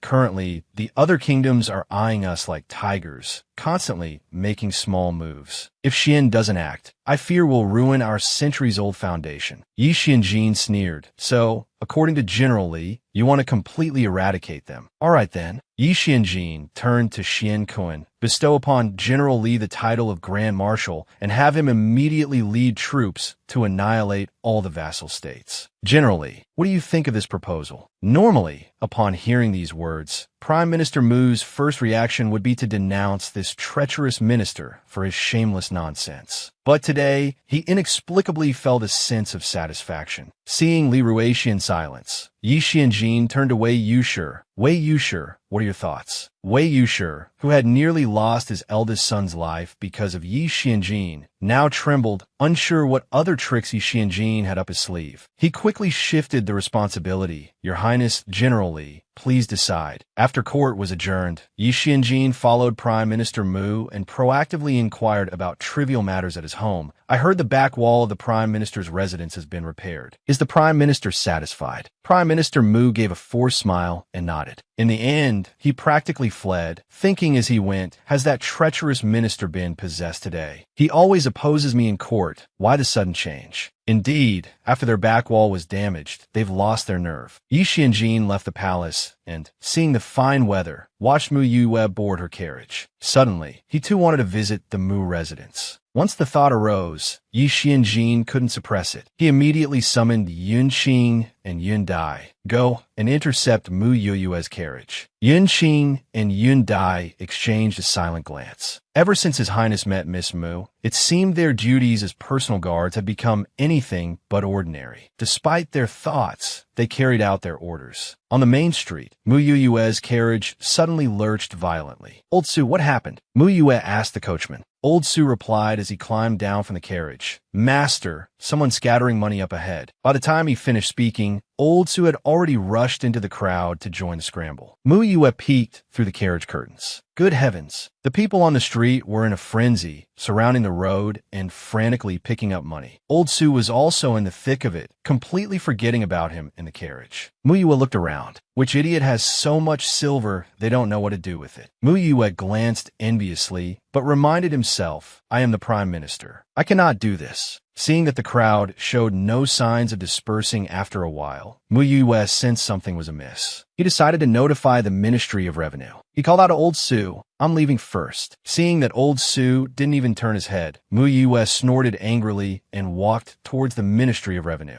On the rooftop, Yun Dai scattered copper coins with an impassive expression. Yun Qing stood beside him, counting and recording the amount. Not a single coin can be missed. We still have to report back to His Highness. Yi Xianjin had Yun Qing and Yun Dai scatter money on the main street to block Mu Yue's way home, while he took the opportunity to visit the Mu residence. Mu Yue opened the door and saw Yi Xianjin looking at her with a smile. "Why are you here?" Mu Yue calculated the time. Her father would be home soon. Yi Xianjin stepped closer and studied her carefully. "I missed you." Mu Yue's heart trembled slightly. Ever since Yi Xianjin confessed his feelings, he had become much more direct. This intimate tone made her feel a little awkward. "My father will be back soon. You should leave." Mu Yue turned her head, intending to push Yi Xianjin out. Yi Xianjin gently turned her around. "Don't worry, he won't be back for a while. Did you miss me today?" Yi Xianjin lowered his head, gently stroking the hair by her ear, tucking it behind her ear. He then took out a pair of earrings. He carefully placed them on Mu Yue's ears. "They suit you perfectly." Yi Xianjin looked at her with a satisfied smile. Mu Yue felt her ears growing warm. At this moment, Mu Yue admitted to herself that her heart was stirred. Yi Xuanjin's eyes were full of her. He felt the urge to lean in and kiss her. But just as the thought arose, a knock came from the door. "Young miss, master is back." The intimate atmosphere was instantly broken.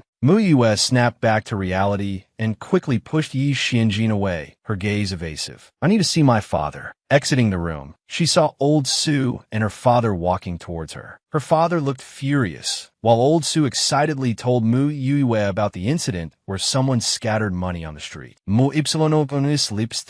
Just to see her, he'd resorted to such a scheme. Truly something that treacherous minister would do. Mu Yue's father stormed off angrily. But when Mu Yue returned to her room, Yi Xianjin was still there. Fearing he might repeat the money-scattering stunt tomorrow, she whispered, "Tomorrow is my day at the clinic. I won't be home." Yi Xianjin raised an eyebrow. "That's even better." Mu Yue and Yi Xianjin agreed on a time to meet the next day. Arriving at the main hall, she saw her father looking exhausted. He gestured for her to sit down. Taking a sip of tea, he said, "I'm worn out today. I walked 2 streets to report the incident to the Ministry of Revenue, then all the way back home." He still hadn't recovered. Mu Yue asked, "Did they catch the person who scattered the money?" "I don't know. Probably some fool. Even if they caught him, they'd probably just scold him and let him go." Just then, Mu Xingze, who had just entered, suddenly blurted out, "I picked up some today. Just enough for a serving of soup dumplings." "You rascal. You dare to pick up that money." Mu Yue's father nearly threw his shoe at him. "Why not take free money? I hope this happens again." Watching her father chase Mu Xingze, Mu Yue facepalmed. That treacherous minister is a bad influence. On the day Mu Yue was at the clinic, Yi Xianjin arrived even earlier than her. Mu Yue, organizing her medical table, looked at him. "Are you going to sit here?" Yi Xianjin picked up the brush and said, "Nanny, you'll be assisting me today." Mu Yue's lips twitched slightly, but she let him have his way and called in the first patient. The first patient coughed incessantly from the moment he entered. The coughing continued as Mu Yue took his pulse, and he sprayed saliva several times. Yi Xianjin took out a clean handkerchief and said sharply, "Cover your mouth." The man hadn't recognized Yi Xianjin yet, but he was startled by the commanding aura. He quickly took the handkerchief and covered his mouth. Mu Yue finished checking the pulse and was about to write down the diagnosis when Yi Xianjin took the paper and brushed first. He wrote as Mu Yue dictated, "Remember to come back for a follow-up after you finish these medicines. Also, use this topical medication. Do not alter my prescription or dosage. The consequences will be severe. Do you understand?" Yi Xianjin glared at the man. The man, unnerved by his stare, nodded repeatedly. Mu Yue continued seeing patients, and Yi Xianjin stayed by her side, writing prescriptions. After each patient left with their prescription, Yi Xianjin would give a chilling warning. "If you dare disobey divine Dr. Mu's instructions, I'll skin you alive and feed you to the dogs." With the word "I," the man finally recognized the infamous Grand Chancellor Yi Xianjin standing before him. His hair stood on end. He quickly disappeared from their sight. Mu Yue, Glanjit Atye Yuanjin. "My patients are going to die of fright before they die of their illnesses." Yi Xianjin remained unconcerned. A little show of authority is necessary to deter those who might have designs on what belongs to me. That evening, the family gathered at the dinner table. Prime Minister Mu grumbled that Yi Xianjin has been acting strangely lately. I don't know where Li Xiang offended him, but he never misses a chance to mock him. Mu Xingzi looked at Mu Yue and chuckled awkwardly. Actually, Prince Jing can be quite helpful. He even helped Tian when Li Xiang was giving her a hard time. Isn't that right, Tian? You two are too naive. Something's definitely up. That Grand Chancellor's unusual behavior must mean he's brewing some grand scheme. Prime Minister Mu saw Mu Yoyue's nervous laughter. Don't you think so? He turned to Mu Jingyu. Mu Jingyu raised an eyebrow. Perhaps Prince Jing is trying to curry favor with you, but he's too embarrassed to do it directly, so he's targeting your nemesis instead. Prime Minister Mu scoffed at this, losing his appetite. Curry favor with me? Nonsense. Have you forgotten a few years ago, when a late emperor was still alive, he wanted to bestow upon him the unprecedented title of prince of a different surname? As prime minister, I naturally opposed such a thing for someone of unknown origins, so I submitted a memorial. And what did that brat do after he took office? He charged me with insubordination and made me write a 5,000-word apology. And that other time, I was discussing matters in the late emperor's imperial study, and he deliberately kept provoking his gray wolf. Every time I spoke, the wolf would howl. I nearly had a heart attack. And another time, I overheard his subordinates reporting back to him about my conversation with him. That brat said, "That old fool Mu Jiahui just loves to make a fuss." He deliberately let me hear it. And then there was the time Prime Minister Mu recounted each incident. And it was the first time Mu Yue had heard these stories. She face-palmed. That Yi Xianjin. No wonder father has such a strong prejudice against him. Prime Minister Mu snorted, growing angrier with each word. In all my life, even my father never made me write a 5,000-word apology. That treacherous Yi Xianjin. I'll never reconcile with him. He stood up and walked to the window, gazing at the sky. You have no idea how wronged I felt. Prime Minister Mu turned around and found the dining hall empty. Those brats, they all ran off. I wasn't even finished talking. Back in her room, Mu Yue found a note on her table. Her heart pounded before she even opened it. The note contained a single sentence. Moon viewing together tonight. Mu Ypsilon's cheeks flushed. She suddenly realized she wasn't quite herself anymore. Her initial reason for returning to the capital was to deal with the Liu family and Li Xiang. Yi Xianjin was an unexpected development. A while later, she heard a noise outside the door. Thinking it was Yi Xianjin, she was surprised to see Li Saw. Li Saw, noticing her expectant expression, teased, "Who are you waiting for, miss?" "No one. Just looking around," Mu Yue murmured, suddenly self-conscious. Had she been too obvious? When she arrived at Prince Jing's manor, she noticed many servants hurrying about with anxious expressions. Did something happen? Yi Xianjin walked towards her and took her hand, a smile playing on his lips. The female wolf you sent just gave birth. Mu Yue flinched slightly, but Yi Xianjin held her hand tighter. She's a bit agitated after giving birth, so be careful. Mu Yue noticed Yi Xuanjin's hand and blushed. Yi Xuanjin simulated deep in it. The servants who saw them whispered amongst themselves, their first thought being, is the formidable Prince Jing's manor finally going to have a mistress? They arrived at the luxurious wolf den in the north courtyard. Beside the mother wolf lay a snow-white pup. Snow Region, the gray wolf, nuzzled the mother wolf's head. Yi Xianjin picked up the pup and offered it to Mu Yue.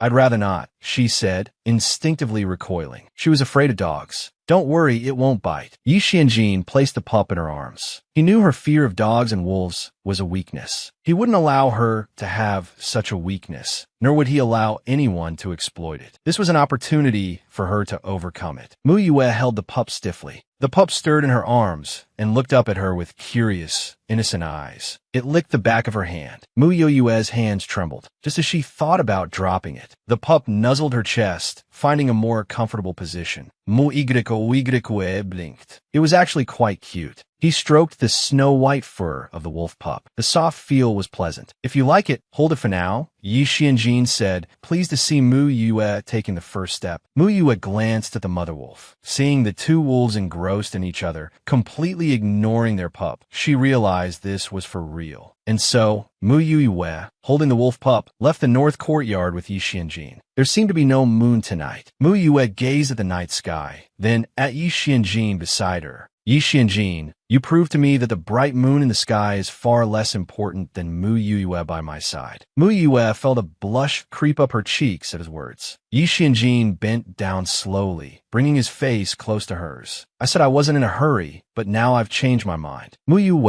have you made up your mind? Mu Yue's heart pounded. Meeting Yi Xuanjin's affectionate gaze, her eyes gradually reflected the same determination. I have. Yi Xianjin waited expectantly for her answer. A smile played on Mu Yue's lips. Actually, I already gave you the answer, Yi Xianjin. He continued to look at her expectantly. Mu Yue's finger traced lightly across his chest, finally stopping at a particular spot. Yi Xianjin paused, then reached down and pulled out a peach blossom sachet from where her finger rested. 8 small characters embroidered on the sachet were especially noticeable in the darkness. My answer is right here. A chuckle escaped Yi Xuanjin's lips. So you finally admit you were the one who admired me first. Yi Xuanjin's warm lips brushed against her cheek. Mu Yue's heart skipped a beat. He gently lifted his finger and traced it across her eyebrows. Then across her lips, alluring and intoxicating. Yi Xianjin leaned in again, capturing her lips in a tender kiss. One day, as the Mu family sat in the dining hall for breakfast, Mu Yue seemed somewhat distracted, but her good mood was evident. Yeah, did something good happen? Prime Minister Mu couldn't help but ask. Mu Yue returned to her senses and smiled. I found a treasure. Something that good. What good thing did you find? Prime Minister Mu's interest was piqued. Mu Xingze interjected, Father, if you don't leave now, you'll be late for court, right? Prime Minister Mu hurriedly stuffed a few bites of food into his mouth and prepared to leave. In the afternoon, Mu Yue went to the palace to accompany Xianyu as he reviewed memorials. Yi Xianjin arrived with a plate of pastries. Xianyu immediately perked up. Uncle, you made these pastries yourself. I really want to try them. Mu Yue, however, was skeptical. Did he really make them? Yi Xuanjin's gaze immediately fell upon Mu Yue.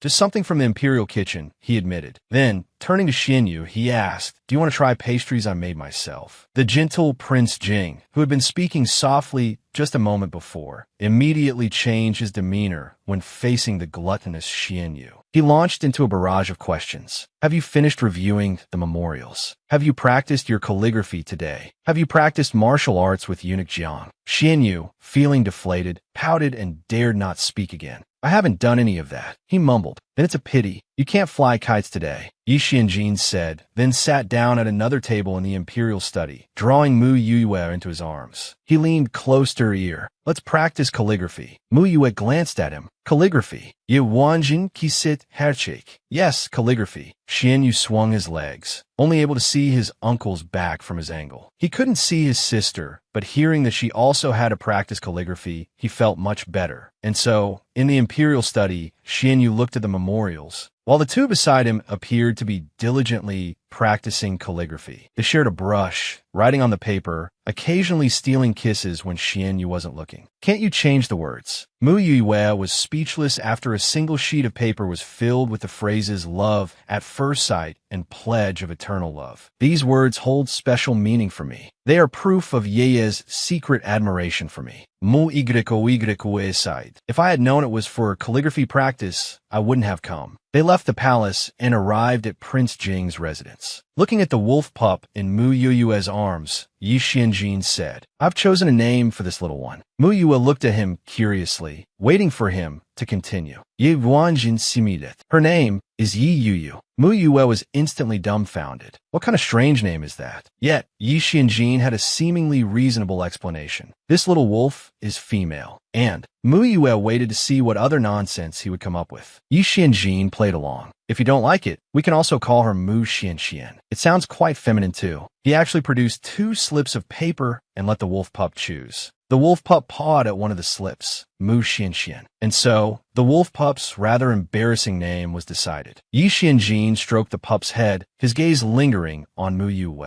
So cute. Mu Yue, oblivious, looked at the wolf pup enjoying the attention and felt a pang of jealousy. Why do I feel like she's closer to you? Yi Xianjin said shamelessly. Because daughters take after their fathers. Mu Yue rolled her eyes. You're so thick-skinned. I'm not only thick-skinned, but I also take every inch given to me. He took Mu Yue's hand hand and kissed it. After all, I'm destined to be family with Ye.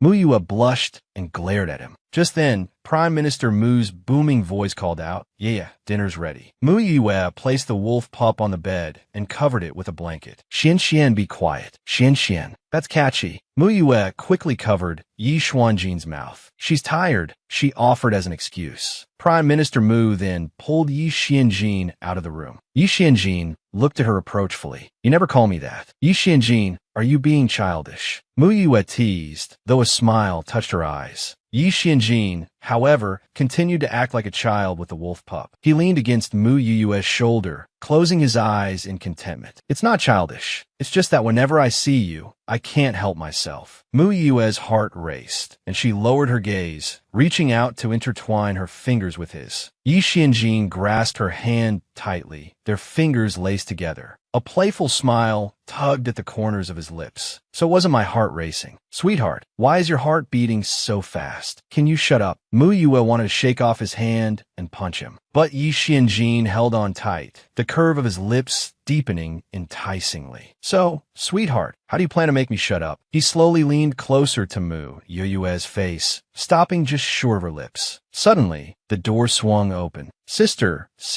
I'm here." Just as Yi Xianjin was about to do something with Mu Yue in his grasp, Prime Minister Mu came running in happily with Xianyu. The moment the door opened, Mu Yue felt everything go black. When she came to, Yi Xianjin was gone. She was still a little dazed, not even knowing which way he had disappeared. Only one thought remained. Falling in love is a bit too tragic. Did I just see a dark figure? Mu Yue feigned confusion. Was there? Maybe I'm seeing things. Prime Minister Mu looked around, but the courtyard was empty. "The Emperor wanted to see you today. Spend some time playing with him." "Okay. Yay. Thank you, Prime Minister." Xianyu clapped his hands excitedly. Prime Minister Mu looked at Xianyu, feeling a pang of sympathy for the child. So young, yet he has to shoulder the burden of the entire Xian dynasty. After Prime Minister Mu left, Xianyu reached out to Mu Yue. "Hug." Mu Yue wondered to herself, is my embrace that appealing? Why does everyone want a hug? Nevertheless, she picked Xianyu up. "The weather's nice today. Want to fly a kite later? Can we?" Xianyu was thrilled. "Of course, but I don't have a kite." "Your Majesty, would you like to make one with me?" Xianyu was ecstatic. Yes.